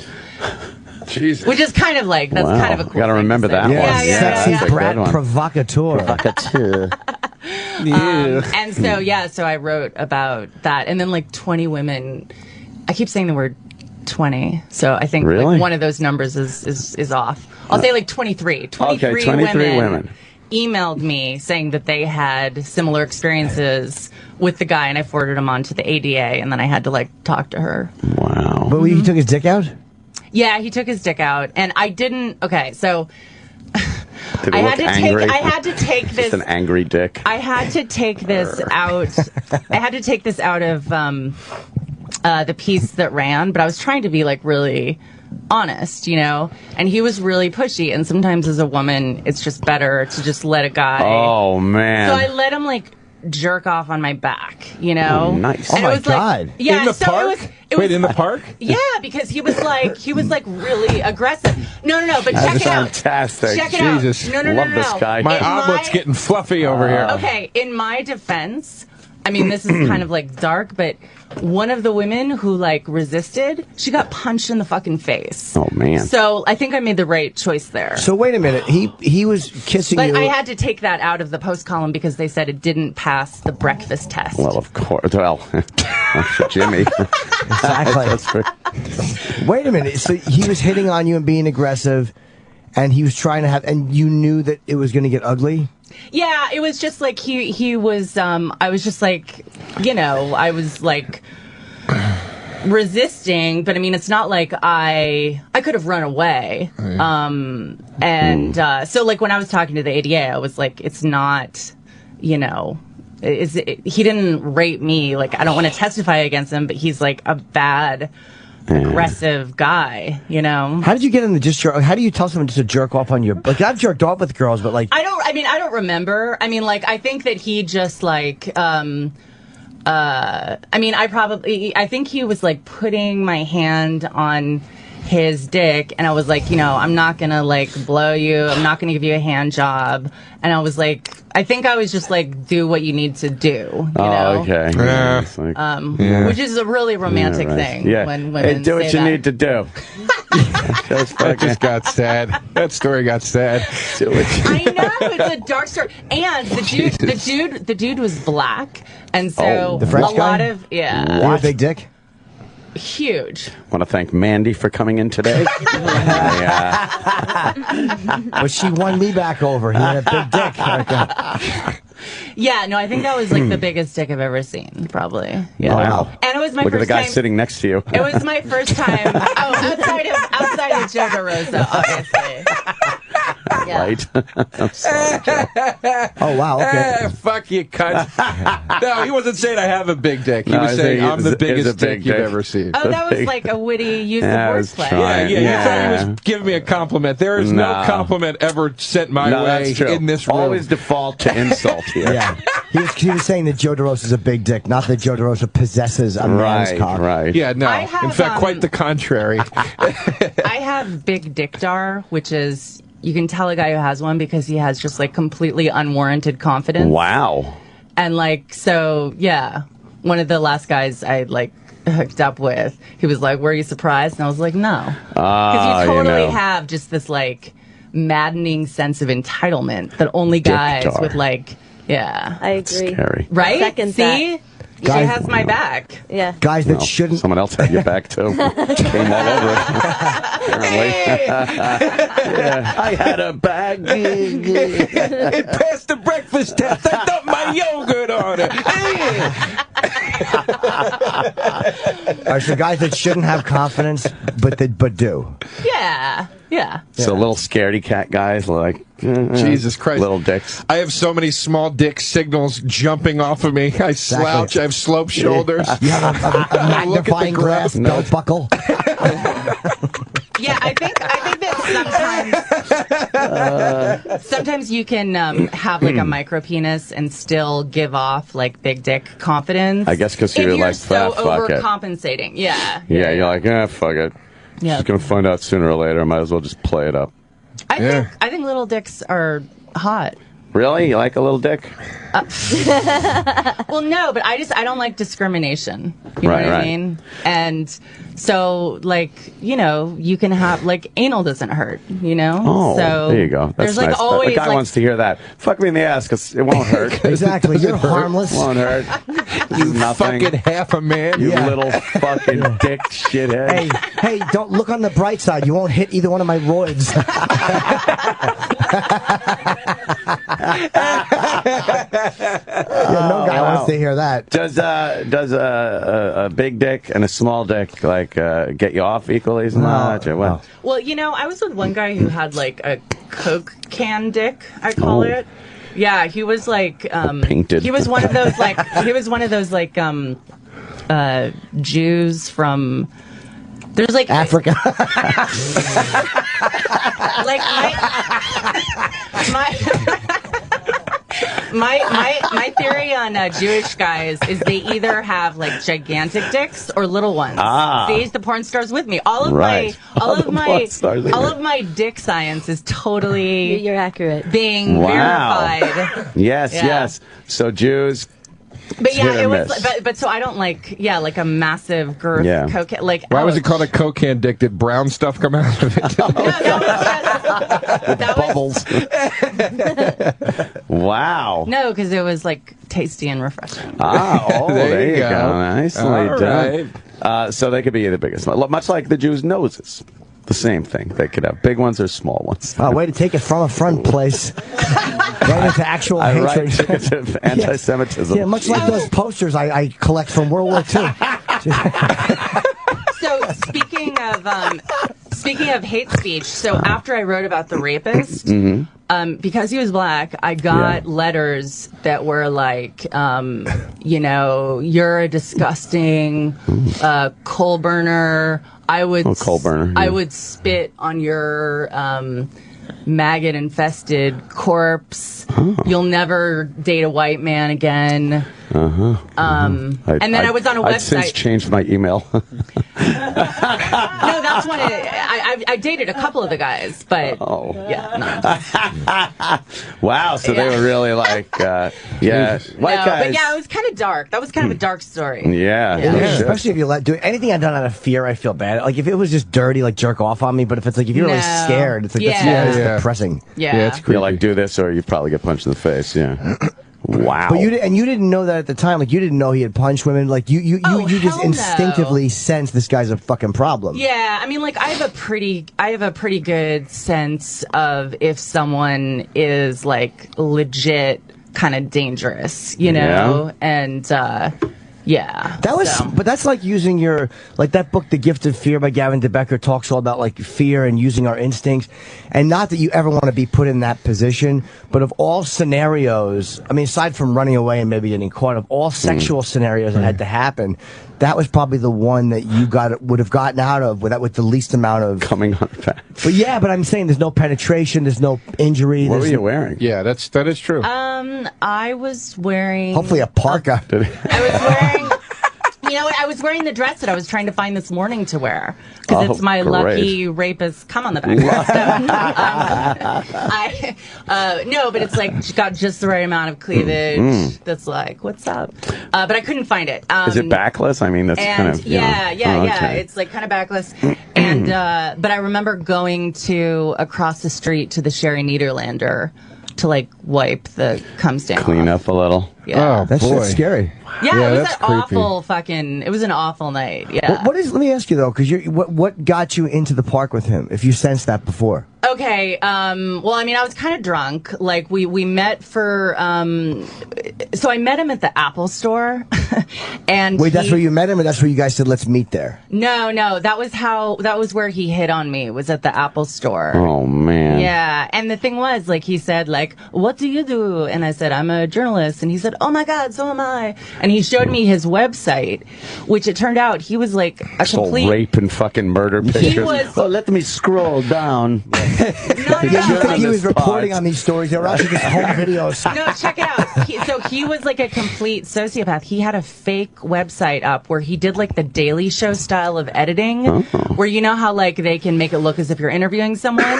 So he was like, I interviewed Bill Clinton, I interviewed Angelina Jolie. Oh no, but it was other people interviewing him. Yeah, he cut he hadn't that, done any of and this. he's sitting there. So I thought he was like a legit journalist. Sure. Yeah. Is it rape if you put so much work into it? Jesus, it seems like I don't know. If you put Industrial Light and Magic production you're using value special effects and Jesus green screening. Why are you in a brown room and Clinton's in a green room? What the fuck? Shut exactly. Up. I will beat you with my penis. Why is the fucking audio quality complete? Why are you standing in front of a shrub and he's in the White House? How come every time it shows Clinton it says Fox News at the bottom of the screen? So we met at a little chalet. No, that's the wrong word. It was like cafe. Yeah, well, it was like it was this crazy cafe that I can't remember the name of, but it was like they had curtains where it was just you in a private little drinking. Yeah. Oh, nice. How long after you met him? Real quick. How long after you met him did you go out with him? I don't know, like a couple of weeks later. Okay, so in that time though. Was there any sort of sexual build? Like, did you get any hints before that? Like, was he texting you like, "I can't wait to see you. You're so gorgeous"? Like anything that made you think, this guy might be a little fucking. No, goofy. no, nothing at all. Nothing. No. All right. No. Okay. All right. He didn't say nothing indicative. Okay. No, and then so we met there, and he was like freaking out over. He was very complimentary because at the Apple Store, like I didn't have any makeup on, and like I was kind of flattered to be hit on because I like looked kind of schlubby, and then I was like to the nines. You were white. At the little, you know. And come on. So and then he said, and he ordered like almost nothing to eat, and then we drank like a bottle of wine, and so I was like kind of hammered, you know. Yeah. And oh boy. But he said to me, he said, so I would say you are a woman who is passionate with excellent taste and who enjoys adventure. And I was like, jeez, who wasn't going to say yes to that? Exactly. I know. And I was like, Starts talking to you like Jacques Cousteau. Yeah. The guy from Serpent in the Rainbow talked to you with a fucking. And he had a little ascot. Oh yeah. Oh Yeah. Christ. Well, that sounds like something Liberace said. I feel like I failed you. If you have a little ascot. Oh shit. So yeah. So then he so then we went for a walk into Central Park, and he was going on and on about John Lennon, whatever. And then he did the immediate hand holding, which is like, that's a warning sign. Okay. Because any guy who's doing that is like aggressively like moving forward on some kind of a strategy, you know? Don't you agree?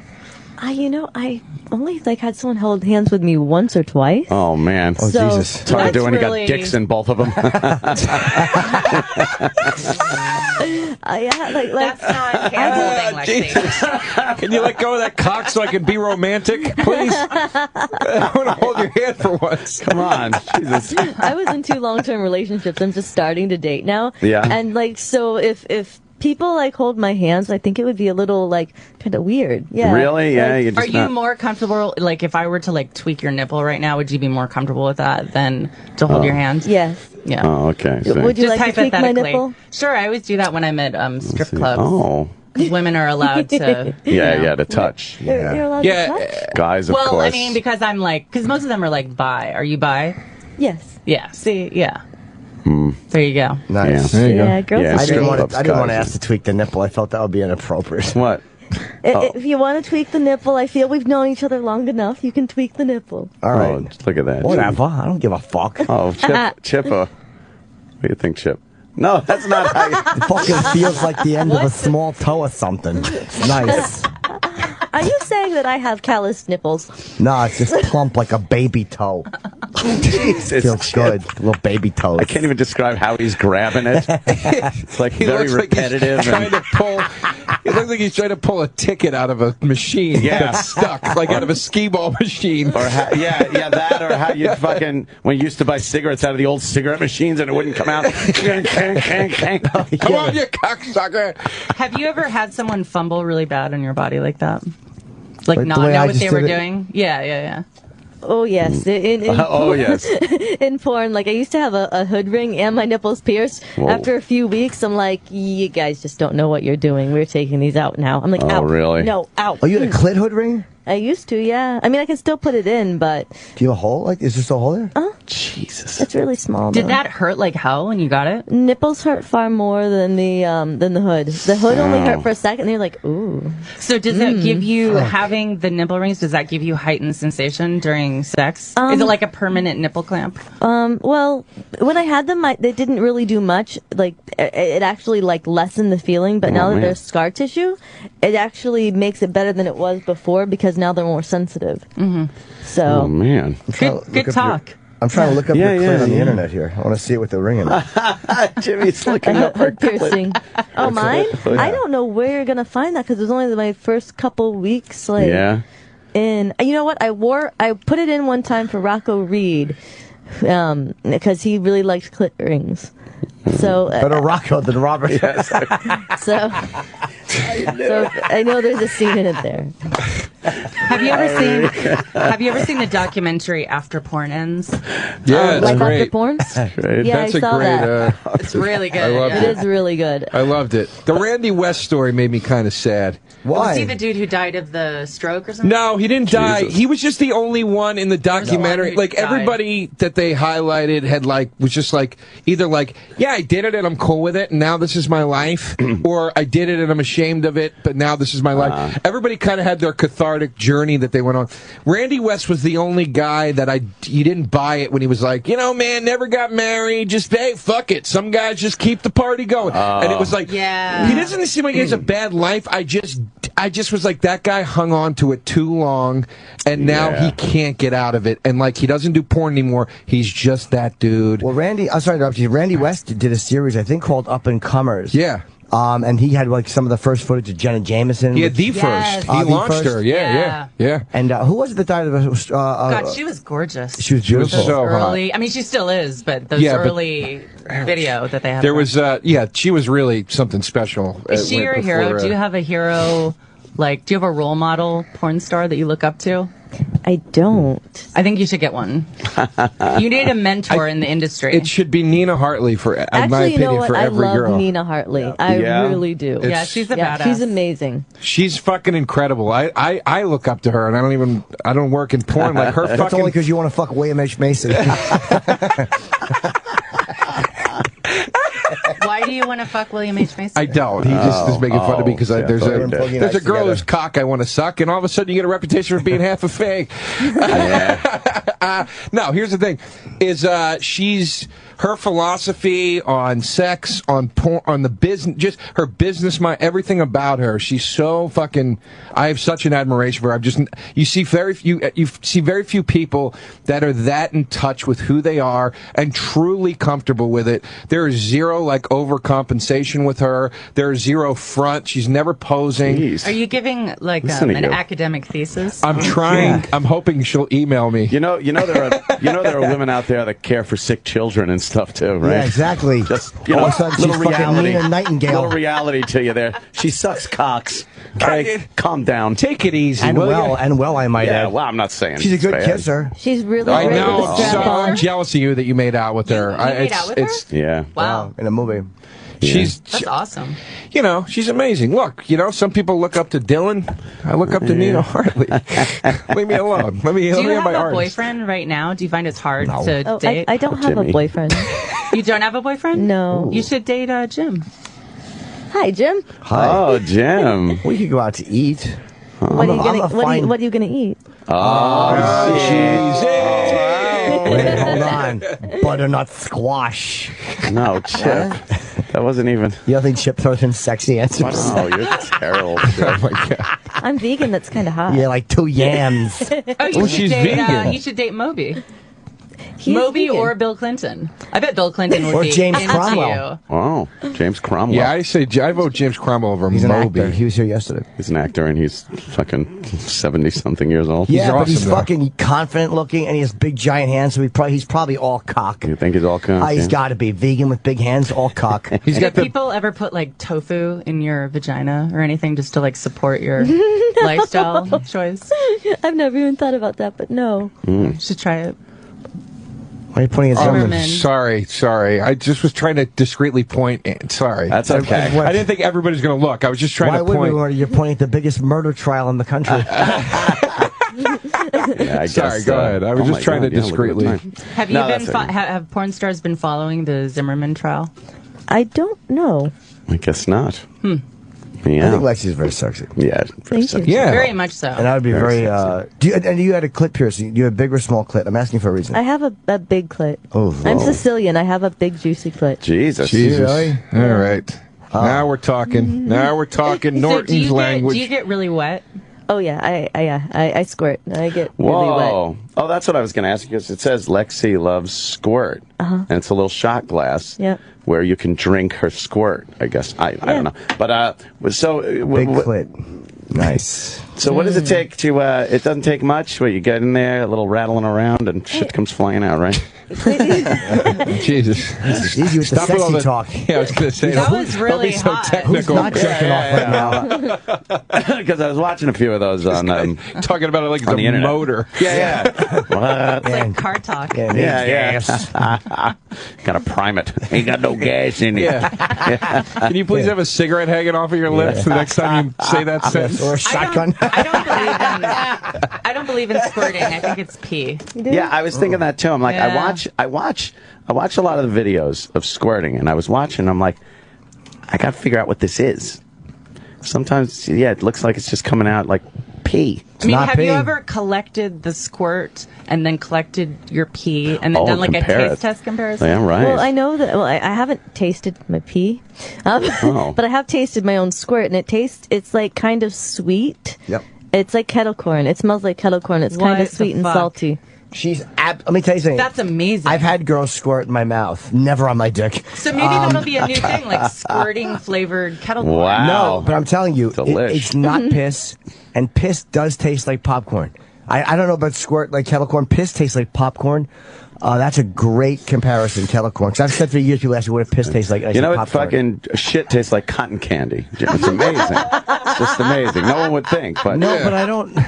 I guess that's a great way to look at it. But no, I've said for years piss tastes like popcorn. Yeah. Squirt's definitely not piss, because I've never seen it would be yellow once in a while at least, and I've never seen yellow squirt. I'm gonna maintain that until I can actually do it.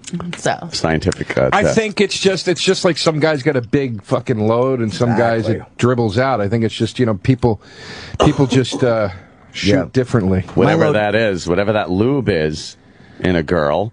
That comes flying out in some girls. Lube. You still you're talking about cars. Lube. When you're lubing her up. When you're checking the old brake pads. But what are you saying? If whatever the lube is, like the self-lubricating vagina there. You got one of those self-lubricating vagina. Whatever your that typical fluid is, vagina there. It'll you sound like Cliff Clavin. You're one cylinder. And so whatever that is, I guess in a girl that could squirt, I think it's called pussy juice. Pussy juice, right? The pussy juice glands, whatever forms the pussy juice, is probably just like insane in girls that squirt. So it just comes flying out. Yeah, maybe. Yeah. And so does that feel better than just like a regular, classic orgasm? It's more intense. The videos are crazy. They're like, they're shaking and arching and fucking shit's flying out. You know what? I've been with two girls in my past that have squirted at the same time. They no, but they get both of them got extremely self-conscious about it. Yep. One of them, the first time we had sex, it was really wet everywhere, and I just was like, man, you woke up and you were holding a knife.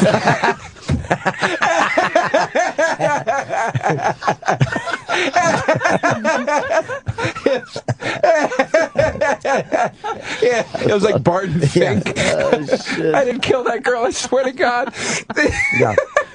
But the first time we had sex in the night and in the morning. And the first time at night, we were both drunk, and I remember saying, like, man, you're really wet. And I wasn't being insulting or provocative. Who would take that as insulting? Well, she got really weird about it, and I go, no, I like it. I go, why are you so? And she's like, no. And then the next morning, we were fucking around again, and then we started having sex, and she was like, you got to stop. And I was like, what? And she's like, just please. And I was like, And then I was like, "Are you a squirter?" And she was like, "Shut up, shut up!" And she like covered her face. She got so. And the other girl acted like that laugh too. at you, point at her, and go, "Ha ha!" Yeah, get out of here! You Get make out of me here! sick. Exactly. You're disgusting. Yeah, clown flower pussy. Aha, clown flower pussy. You're a squirter, so am I. And then you come in the face. Hey, a goose. You should support her and do like a "It Gets Better" PSA. Oh yeah, on squirting. Well, why? My question was going to be why. You're obviously not embarrassed about, it, but why do girls get self-conscious about that? Why How do they? you know I'm not embarrassed? Oh man, you're embarrassed. Are you embarrassed? I'm sorry. I I've been embarrassed before. Oh, you have? Yeah, like What is it? I was having sex with somebody and they didn't. I figure everybody knows I'm a squirter. That like if I'm having sex with them, I'm sure they've like watched my porn somewhere along the line, and I squirted a ton. And they like instantly took the sheets off and put new sheets on and like, whoa, swamp bed. And I'm like, whoa, oof. Why would you do that? I'm like, ouch. But I mean, they didn't mean it in a bad way, but that's what they said, and we It were was really like they were drunk. cleaning up from like a murder scene. Yeah, and I like would grab the back of your head and put your nose in it and hit you with a newspaper. No. What did you do? What did you do? I would just hand you a toaster. So do you like that a guy has done like due diligence on you before fucking you? Like that would kind of freak me out. Like you know, if it's already happened, like if you meet me and then you go and watch me, then I get a little like, come on, like you're getting the real thing. Why you gotta go and watch the porn? Now, if you've already seen me, well, I can't help the fact that we didn't meet before you watched my porn, so that doesn't bother me, right? You know, but like watching it, like while you're getting it, like it's just kind of weird. So people want to watch your porn while they're fucking you? So it's like a three-way? That would be great, right? That would be funny. That would be funny. But that would be fun. I have to find one of those micro penises if you have one of those in a movie. Imagine watching and there's just some guy railing it with a giant dick and you're like, eh. You bet I can imagine that. You bet I can. Jimmy's loving the idea. Oh boy, that his was better. How did wasn't that it? feel? I bet you the people who really like humiliation would probably like be into that. We have to leave soon, so we have to ask Mandy about our podcast because Mandy came in to plug our podcast. Yes. So I have a new podcast and it's called News Whore. It's like a play. Whore. Yeah, it's classy, right? Yeah. And it's like a play on media horror and News Corp, and also because I'm kind of a whore, and I'm taking the word back. That's my news hook. I'm taking horror back. And so my first guest is Colin Quinn, and he's super funny. He's and it's on the amazing. Riotcast Network, and you can just go to riotcast.com/newshorror. That's easy. Yeah, and very just easy. subscribe, and it's awesome. And I have one guest a week, and ask cool. the same hard-hitting questions that I asked Lexi here. Yes. We got a little taste man. of that. Yeah. So Nice. thanks for having me on. I really appreciate You know it. what, dude? You on Riotcast? Boom. You grab Mandy. Just check it out. Boom. Boom. Yeah, you flip to this, you listen to the news, dude, you flap back. Did you tape it? Where did you do it? Where Bobby does his podcast over the No, summer? I'm actually, so my co-host is Graham Smith, who's this musician and like knows audio backwards and forwards. So he set it up in my apartment. And it sounds pretty great. So, I mean, if in the future we may do it at the studio, but we've done about 8 so far in my apartment, and it's worked well. So, Oh, good. Yeah. Very cool. Great. I'm trying to get Courtney Love. Oh, really? Yeah, she's a friend of mine, and I think she said she would do it when she's Yeah, we in had her New on. She York. was cool. Yeah, we she's- interviewed her. She was Definitely. fantastic. Totally. I love her. Yeah. We didn't know we were going to get along with her, but she turned out to be great. She was so much fun. She's so smart. It's frightening. And open and very honest about stuff, which was just great. Where are you going to be? I'll be... Not you. Are you going to... Do you do anything? Do you appear? Where am I going next? Hold on. I'm thinking. That would be the lady to ask where I'm going next. Well, you're promoting the game, which is called Yes. Uncle Don's Exotic Interludes. Oh, that looks fun. Where can we get it? You can buy it on exoticinterludes.com, or you can buy it on penthousestore.com. If you go to penthousestore.com and you type in love, you get 20% off. Yeah. Nice. Yeah. And Joseph tonight and tomorrow is in Philadelphia at the Helium Comedy Club. It's a great club in Philly. And obviously, Joe's a fucking very, very funny comic. Yes. So if you're in Philadelphia or if you're in South Jersey, go check out Joe. Thank you, Jimmy. Can And, I give a plug for the rapist? Where he's gonna Yeah, where's the rapist going to be swinging that funny, I'll giant get to dick? that. He'll be doing the Antisocial Comedy Tour with Amy Schumer, Artie Lang, and Dave Attell. We're doing that. Second show is got tickets to July 20th, the day after my birthday, so I'll be doing my very special birthday show. Yes. And I'm doing the Gathering of the Juggalos this year, so if you happen to want to watch a comedian end his career.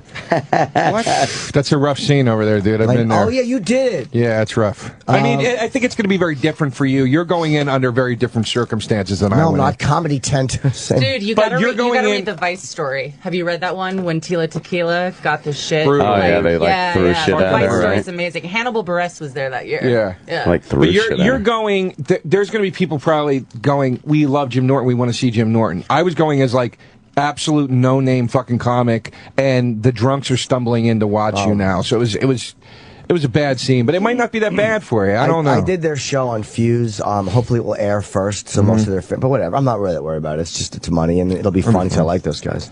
So I guess Mandy and Lexi, thank you, and of course Joe is always here. Thank you. Thank you. I got Sam Roberts coming up next for a little bit until the Ron and Fez show. That's right. So and you can probably listen to Fez voice the exact same opinion I have on the Zimmerman case. I heard yesterday.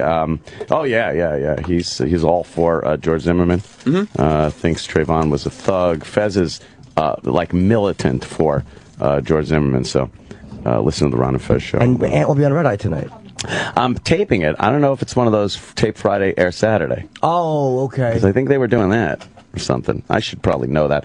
Look for me on Twitter, Anthony Cumia on Twitter, and I'll let you know. Or just go to Justice for Trayvon, and the one voice that doesn't make sense, it's his Twitter. Have a good weekend. The Opie and Anthony Show continues, sort of, in a reanimated sort of way. After O&A Live with Sam Roberts is next.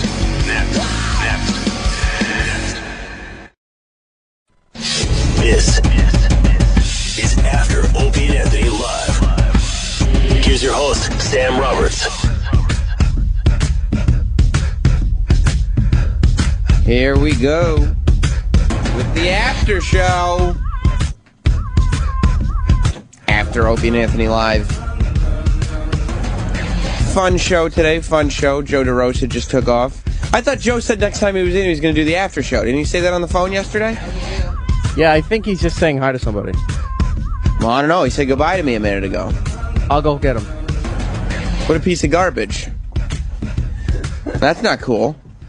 Right? Didn't he said that? So why wouldn't I expect him to... Eric expected him to stay, too. Eric said he was staying. What a piece of garbage. Real piece of work that Joe DeRosa is. I hope Eric goes and tells him right now in the hallway, Sam is on the air calling you a piece of garbage. I'm only kidding. It'll ruin his day. Oh, Eric's already gone. He'll miss that part. 866-WOW-1-WOW is the phone number to call. And Opie wasn't in today. So we don't have any Sudoku puzzles to give away. You know, Opie always does the Sudoku while the show's on. We don't play any music. He does the Sudoku puzzle while he's doing the show itself. But he's not in today, so obviously there's no Sudoku puzzles. So the interns gave me their book reports. Oh, God. And they signed them. They're still coming back.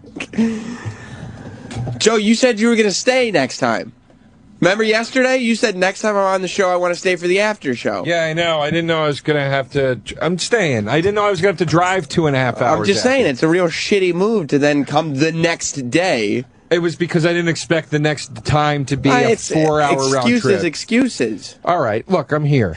I'm here. Despite that I'm going to fall over in a second. I'm so tired. Is this mic on to say that, Joe, just to say that Pete Dominic came in, just to say that in case, is this mic on to say that? You bet it is. I just came in, Sam. I'm so sorry to interrupt. No, Pete Dominic, let me tell you something. What? You're always welcome on the after show. I appreciate that, Sam. Pete Dominic from Indy. As you know, I'm a huge fan of yours, and I listen all the time on my drive home when I come in. But I just came in to set Joe up because I feel like your audience probably knows how great of a comedian he is. But Joe's always been a great comedian, very widely respected by obviously all comedians. I'm not going to let you down. Thanks. Wow. He's looking at me like I'm about to punch him. Because I just came in. I'm leaving. I'm walking out. I'm not going to stay here and hog airtime. I just came in to say I love Joe. I think he's a great comedian and a great guy. Jesus, and that's it. I think he's really funny. If anybody doesn't see him live, they should. Joe, you're not used to this in the studio. Not in this room. It's and weird Pete Dominic, in this room. let me return the compliment. Oh, what is this, a blowjob festival? Pete Dominic, stand up with Pete Dominic mornings here at He's Sirius. competing with us. You can't plug his show. Oh, shit. Sorry. I'm sorry. What are you doing? I didn't realize. I'm sorry. Just because he comes in and blows you doesn't mean you go and run off with the competition. We're going to Preston and Steve you. Never let you back on again. All right, Pete's very good on CNN when he's on in the afternoons. And you know what? Very funny guy. His show replays until like noon. So after this show, you could tune into the rerun. Catch like the last hour of his rerun. I forget that up here you guys are actually competing with each other because everybody's in the same, like under the same banner. So I always forget that. I mean, I don't see how we are really competing with each other because nobody's got any ratings. Like, it's not like anybody knows who's listening to what. As long as people are subscribing to the platform, it doesn't matter. That's why why there's so many shows take that the money and run. Yeah, That's exactly. It. Give me this much, and I'm out of here. That's why there's so many horrible shows on the platform, because to do a good show, you actually have to just want to do one. There's no ratings numbers that say, oh, I got to increase this quarter hour and really step it up here, and there's no motivation for it unless you're a personally motivated person. Someone like Sam Roberts, you understand? You know, people talk to me about Sam Roberts. They do. Is that right? They will. They say, what kind of man is he? Really? What do you say? I'll say one beyond description. Yeah. You can't comprehend the type of man this guy is. What's been going on with you and Roland on social media? I don't know. He's always picking at me. I don't fucking know. He started it. I don't know. He's always picking at you until you acknowledge it, and then he panics and deletes it.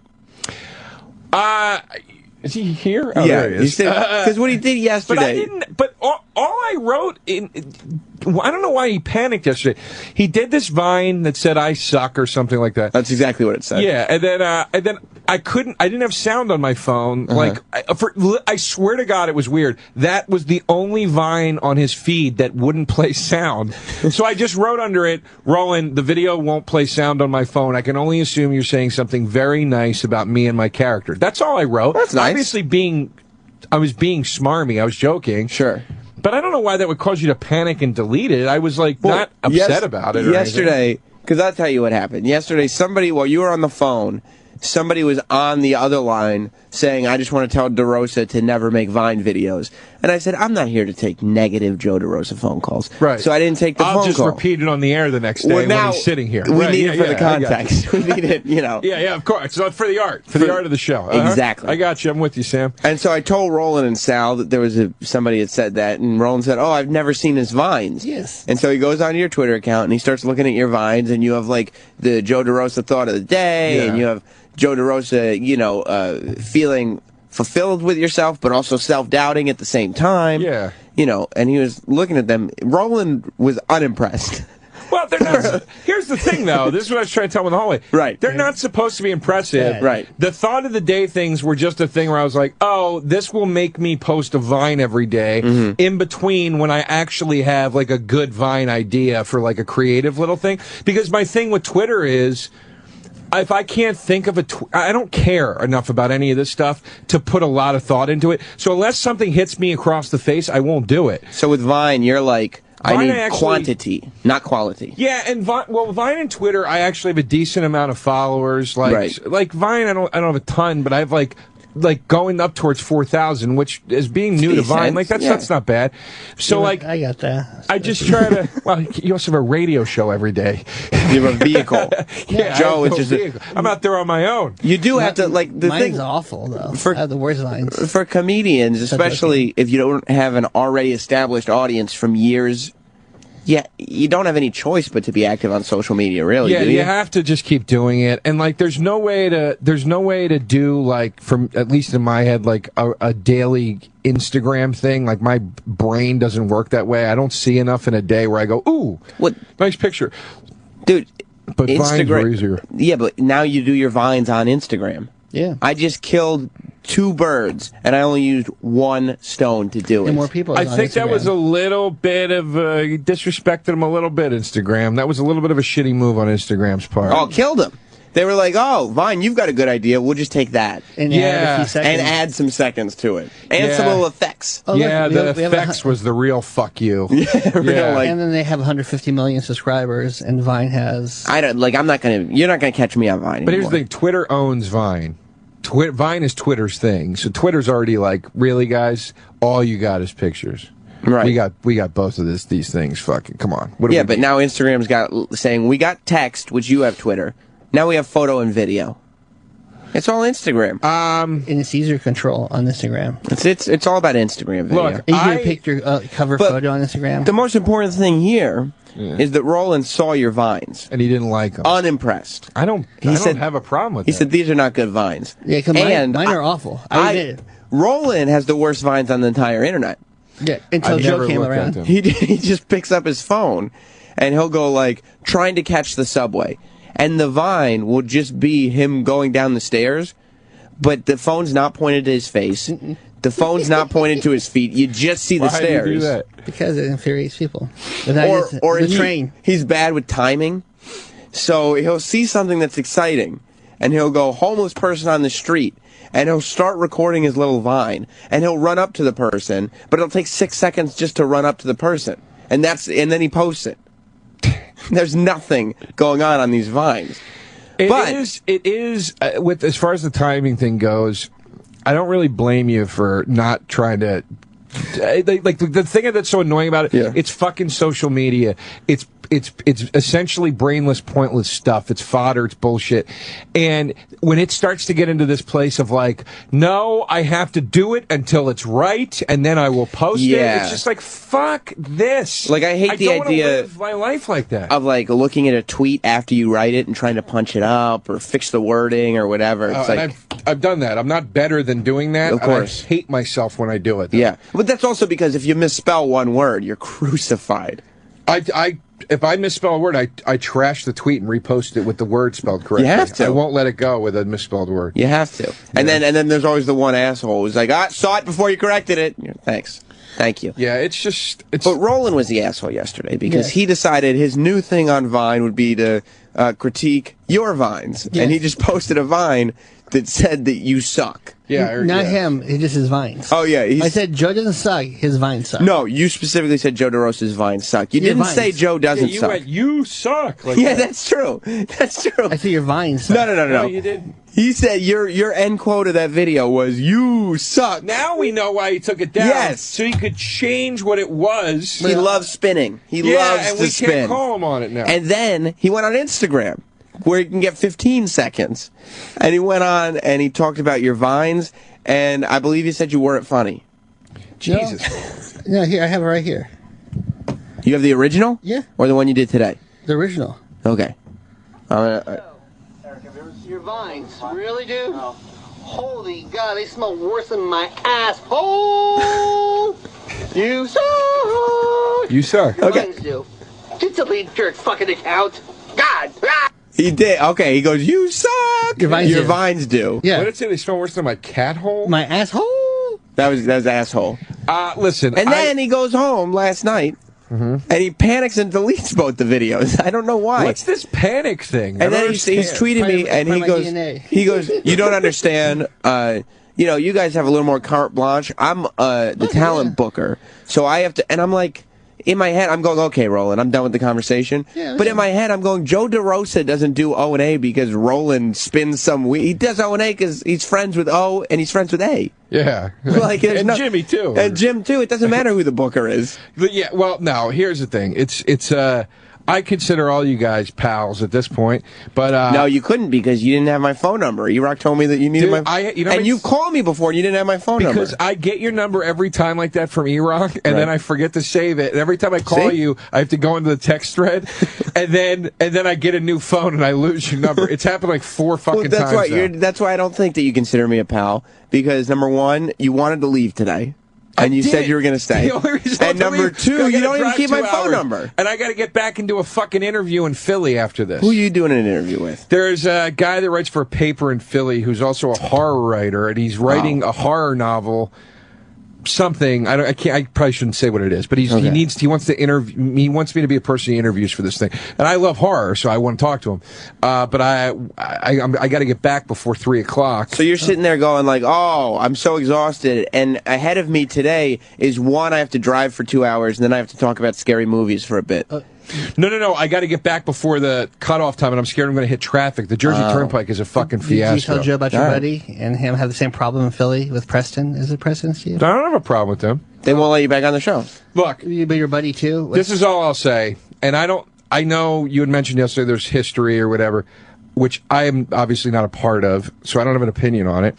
I've been doing this show for a very long time, and I've had a great time on this show. And I continue to, and I did their show a very few times, but I had fun every time I did it, and we seemed to get along. Not anymore. And they would say things to me that I thought meant they knew me from this show, like, "Oh, there's that high-pitched laugh. We love that." And it's like, oh, Opie always says that to me. Like, so they must know me from the show. And they're fucking like, well, what a asshole. We know him from our show. I don't know. Look, nothing was said to me. Nothing was confirmed. I just know that the last few times I've been there, they have passed on the request of me going in. So I'm only assuming it's probably got something to do with that. Which, look, I hate to somehow, get I don't know, be a product of something that's going on between people. I'm not even, it's like I wasn't involved in that situation. And I don't even know if that's what it is. Maybe they just think I stink now and they don't like me. That's likely too. You saw your vines. They could have seen your vines. Maybe the last time I was in, they were just like, Joe's whatever. Have you checked Preston and Steve's vines? Do they have anything that says you suck? No. Because that could be it. No, but I bet there's a lot with Hooters girls on there. And do they love Hooters girls? I think they might have a penchant for Hooters girls. What is it, 1988? It's Hooters girls? Almost every morning radio show, like terrestrial morning radio show, has a thing with the Hooters girls. What is it, those nude tights that they wear under their shorts? I think it's a sexy C-section. Hooters girls? You don't, Sam, I travel this great nation of ours. Yeah, tell doing me my about good work. Yeah. And I've done a lot of morning radio. There's a lot of, and I'm not even making fun of this. It's just there's a lot of terrestrial radio stations where like you go in and there's something going on with the Hooters girls. There's always some kind of like, I got to tell you something. Charity thing. When I was working for Scorch in Syracuse, we almost never did any bits. It was miserable. But the one time we did a bit, it was trivia. You know what kind of trivia it was? Hooters girls? Hooters girls trivia. We brought in the Hooters trivia? girls. I don't know. Oh, you bring them in there. Yeah. I thought you meant it was trivia about Hooters girls. Who was the seventh Hooters even do girl? Trivia about Hooters. Yeah. I hate that fucking place. I don't mind Hooters. I think it's a little like stupid. I like going there as a goof. I think it's the worst. Some of the worst food I've ever had. Yeah, it's not good. It's like a step down from Applebee's. It's like it's the whole concept of it is so dumb. Like, hey, a couple of some cleavage guys. It's like go to a strip club, you fucking pussy. We're adults. You know what are we doing here? Yeah, it's just so stupid. The I hate that place. worst. The food's awful. But yeah, the wings are the worst wings I've ever had. It tastes like a ball of grease. It does. There's no flavor. It tastes like all grease, and then that pathetic. They like sprinkle hot sauce on it. Then it's literally just like Frank's Red Hot. There's nothing to this. That place sucks. And it was Syracuse, so these girls didn't come in their Hooters outfits. They were wearing like sweaters. I was like, what's the point? Guys, we have brains. Who cares? Yeah.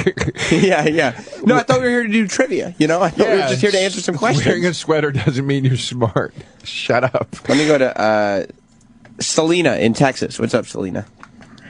Okay, I'm a long-time listener. Love you, Sam. Thank you very much. But I was listening to Roland's Food Court last week, I think, and he made fun of a guy that called in, and he really is a country singer, and I felt kind of bad that he was like all being really rude to him. Well, Roland, I remember that. I know what you're talking about, Selena. Roland wasn't rude to him, but his guests were. No, I was trying to talk to him, and it was the other guy, Josh, was getting bad, so I said I didn't want it to get any worse, so I cut it off. He's getting bad, he says. Yeah. What was the country singer's name? Brett Eldridge. No, I love his music. I love him as a person. I mean, Brett Eldridge was his name. Yeah. So, Roland had the Cuban and some food critic on. I don't remember his name. Yeah, Josh, the other guest, was getting nasty towards him. So did you get any feedback from that interview? I explained to the rep, like, it wasn't me. I felt it was going to get worse because I saw him being like an ass. So now, I'm just going to end it right away before it gets any worse. So it's fine. So yeah, I didn't do anything to it. You went on the internet again today, this morning already, Roland. Yeah. It's Rolando's99 on Twitter. And you made another Vine after you deleted the first two videos. Oh, boy. E-Rock just pulled up a Hooters girl thing from the Opie and Anthony show when they were on WNEW. Yeah, That's this so was funny. I was going to give them the benefit of a doubt, and hopefully it was 98, but it's 2000. And they had the Hooters girls and did Opie and Anthony. Dude, I'm telling you, it's got to be something with the stations themselves and the Hooters restaurant Ad franchise. time. It's got to be some like agreement where they're like, listen, you got to bring the girls. It's got to be because it is unfucking canny, dude. Every morning show on terrestrial radio, they love Hooters girls. It's like it's not crazy. It's just weird. It is crazy. Can't be a coincidence. It doesn't make any sense. It's never entertaining. Sorry, I jumped in on Roland's story. No, Roland now today, after deleting the first two Joe DeRosa Sucks videos, he made another one this morning, and he posted it. And then Troy yelled at him for taking it down. Dude, Troy... He wouldn't let it go.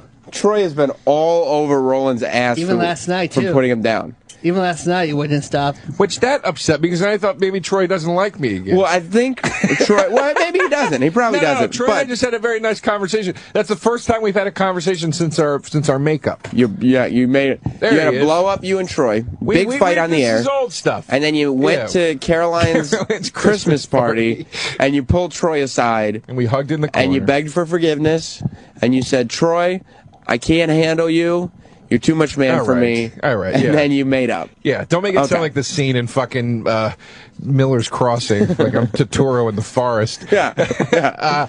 So we did make up, but we still hadn't had a conversation. Till today was the first time we actually had a conversation. And now you guys are going T-shirt shopping together. That's great. Yeah. That's right. The twins. There was always a little bit of a kinship. I thought so. They're both wearing like black V-neck shirts. Although Troy's isn't quite a V-neck; it's more of just like a deep crew neck. Troy's also has some structure behind it. Right. Yeah. Mine looks like you draped and fucking black cloth over dough. And Troy has these like now sleeves of brightly colored tattoos. And Joe DeRosa, not that I'm anyone to talk about bad tattoos, but you're kind of, because you're new to the game, you're some weird placement. It kind of looks they're like also healing, and they look like bad they're right now. Little kid stick-on supermarket tattoos at the moment. Yeah, they still got that new scab look to them. What is that again, Troy? Oh, it's these are all like old skateboard graphics. This is Santa Cruz. It's a blue hand with a mouth in it. That was on the bottom of the board, right? Yeah. I remember that from when I was a kid. Mark Gonzalez, he was an old skater. Roland, Troy was giving you a hard time about taking down the DeRosa videos? Yes.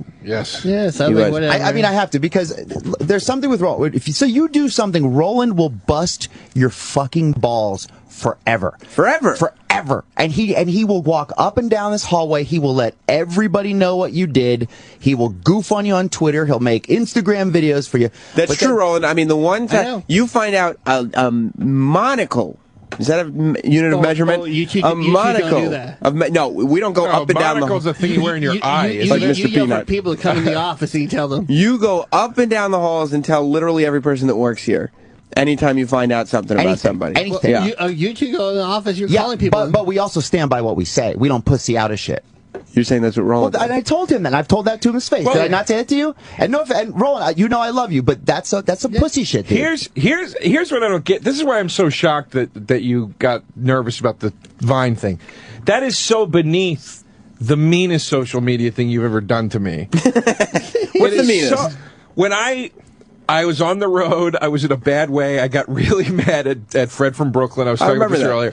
And we were going at it on Twitter, and then I got mad at E-Rock. Right, I remember I was in Mississippi. And then you called E-Rock in the office. Yeah. And then E-Rock put you on speakerphone, and then I played Crybaby by Janis Joplin. And then Roland hung up on me. I had fucking steam coming out of my ears. But again, in my defense, I was in Mississippi. I was 2 weeks into driving every day. You're a sensitive guy, Joe. And I am sensitive. You're a really sensitive guy, Sam. Yeah. You're starting with a sensitive foundation, and then you pile that on. Anyway, he fucking took the Fred from Brooklyn tweet that I got mad about and started sending it to all the biggest names at Sirius that you could think of, going, please retweet this. Okay. That's so much meaner than the Vine thing. Okay, because the Fred, if I remember, big Fred from Brooklyn tweet, which, Brad, by the way, you and Fred are even on good terms now, which is great. Fine terms, it's fine. But it was a joke. Sensitive. And it was during the... Joe McKellar retweeted, too. It was during the Boston terrorist attack thing, the marathon.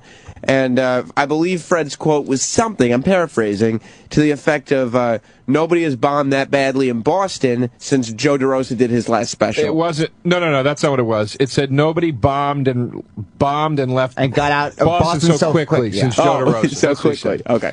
And here's the thing. And that was a good joke, by the way. Yeah, it's a fine joke. Listen, Troy supporting. It was a funny joke. That guy even retweeted that. And then Joe called Eric, and he was very upset, and he's going, Eric dude. wrote, ha, ha, ha. Right, Eric replied, ha, ha, ha, ha, ha. And Joe's like, Joe called him, and he goes, dude, I don't need that right now. I'm trying to, I got a special coming out. I don't need people thinking I'm a bad comedian. And Eric's like, what the fuck are you calling me and for? Nobody thought, and look, can I say two things? Yes, you can. The only reason I called Eric was because I was like, I don't want to talk about this on Twitter. Can I just call you and just explain? And I didn't call him to give him shit. I was like, dude, Eric, this is where I was coming from, man. All right? It's not a big deal. Sorry.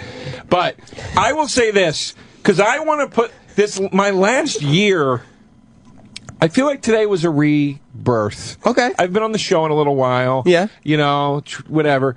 I've been traveling stuff. Today was my first day back in a while. And I felt like today was a rebirth because I passed a year anniversary mark, okay? Last year was a very tumultuous, turmoil-filled year for me. My mom was sick. Yeah. I was way... Hope you feel good about yourself, by the way, Troy. No. I was way fucking sensitive last year. The day I started the shit with you was like I was driving up from Pennsylvania when I was staying with my mom. You were fucking with him while his mom was... I didn't know that. And Real nice, Troy. He went after me first. But you fucked with his livelihood. Listen, do not buy into what he's doing Real right nice. now. I'm nice saying to you, Troy the day I fucked with you, I was Thank doing you, that. Roland. The day I fucked with Dr. Steve was in that period. The day when I was... That's right. I forgot you got in the fight with Dr. Steve. When I was on this tour and I got mad at Fred and E-Rock, that was like I was in the process of moving out of the apartment I was miserable in at the tail end of this year of going through this shit. I was in a very sensitive place. Sure. I am happy to finally be back on my normal course of life. You feel like that? To be back here doing the show again. I really feel like I was a little out of sorts a few times this last year. Did you realize that during the last year, everybody here was taking specific joy in fucking with you when we did. Of course. Because we knew, for whatever reason, you were being very butthurt at that time. Because I realize that now. At the time, I was like, what the fuck? But I was being like super sensitive. I was lashing out. And then I kind of realized the other day, I was like, why was I doing that? And I was like, Jesus. And I started kind of doing all the math. Because of all the stressors. And it was just like every little thing. And it's like, I'm in this new apartment now in Brooklyn. I'm fucking loving it. Blah, blah, blah, blah, blah. It's just like, I feel like normal again. So things are starting over. Troy, do you think Roland needs to start over? You think Roland's on some pussy shit right now? No, I just think if Roland says something, he just needs to stick with it and not backpedal and pussy out of it. I get that, Roland. I mean, that's fine. just part of my job. It leaks into my real life, so. But why is it part of your job? Either don't say it. I have a lot of opinions about a lot of people, and I just keep them to myself. I don't bring them up. Not always. No, but if I do say it, if I say it out loud, Sam, we're not fanning those flames. If I say it out loud, do I not back it up? Sometimes. I mean, not. If I go on a social media site and I say this person sucks, am I going to fucking delete it? You delete it, but you do backpedal sometimes. Okay, give me an example. Okay. I don't think there is one. Here's the thing. I don't think there is one. Here's the difference. You had a bad point. Here's the difference. And now you like him. First of all, when have I said that I like Joe? When now? I mean, Joe's fine. We're fine. You see what happened here? Yeah, and now you gotta get to the root of it. Listen, I don't want to be in the middle of this debate. Well, I still need everybody's public statements.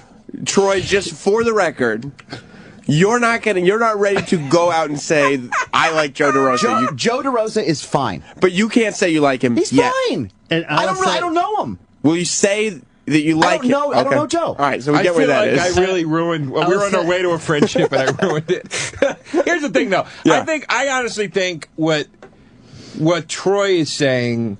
Here's the difference between what you're saying and what Roland's doing. Troy is saying, I will go online if I am so, whatever, inclined to do, there you go, and say this guy sucks, fuck him, and if I say it, I mean what I say, and I'm going to stand by it. The difference is we're pals, and you're trying to fuck with me a little bit in a funny way, and I think you got nervous, like, oh my God, I'm worried my friend might not realize I'm just joking around, he might get mad at me because he's trying to taking the easy way out. He's taking the easy way out. I am pussy shit. You are pussy shit? Yes. That's not pussy shit. But that's not pussy shit. There's a difference between. But that's what I have to tell every time I say it. No, but just keep up and be like, dude, Joe, I'm fucking busting your balls on Twitter. Relax. Like, if there was a problem. There wasn't even a problem. There wasn't even a problem. Because I am pussy shit. But see, what happens is, you are a little bit yes. But here's the thing. You don't stand by what you say. He took it down after I had already seen it and commented on it. What were you taking it down at that point Because here's what happens. He gets wound up from everybody in the office, and everybody's like, yeah, Roland, do it. And Roland's like, fuck yeah. And then he posts it, he does it, and then he goes home and he's sitting home alone going, oh, why did I say that? Oh, I wish they wouldn't have done that. And then he gets scared about it. Roland, this is a very dangerous place. It is. It's a sewer system. They get you to say and do things you don't really mean. This place is a whole system of sewers. You get caught up. You heard how I handled that Preston Steve thing very diplomatically. Yes. I don't know why they won't have me on. I think it's not my business. Your association with Opie and Anthony, I think. Well, we can all think things. We can assume. But Sam, you would have loved it if I went, let me fucking tell you. I wouldn't. I don't want think. that. No, I don't want that. I want don't peace. want that either. I want peace. I want peace. But I would also like to get to the bottom of things. You want peace like the way the Emperor in Star Wars says he wants peace. You want to slaughter. You want to see genocide happening. But, That's right. But then you go, I want peace. But I want peace. That's the goal. That's the end goal of all the genocide. Right. Peace. Yeah, right. Yeah, we'll get there. But we got to get to the bottom of things. What's the bottom? And the bottom Besides is Sal. Hey, folks. Hey, I love it. And Sal, you wanted some real pussy shit. That's like the second shot that he's taking at Sal. Sal's keeping his mouth shut. Listen, we got to go. I'm not taking shots at Sal. What a note to end on. That was two shots you took. You said he was at bottom, and you said he would strip his clothes off. Oh, we always, come on, we all just, where is he, by the way? He's running here, but Ron Sal, and Fez get in here, Sal. are coming up next. He can't. He's on the bottom. Sal, we'll see you Monday. Goodbye, everybody. Opie and Anthony show is now over. For real this time. Check out the O&A show on Facebook at facebook.com/Opie and Anthony. And catch Opie and Anthony live Monday through Friday from 6 to 10 a.m. Eastern. Ron and Fez are next. Hey.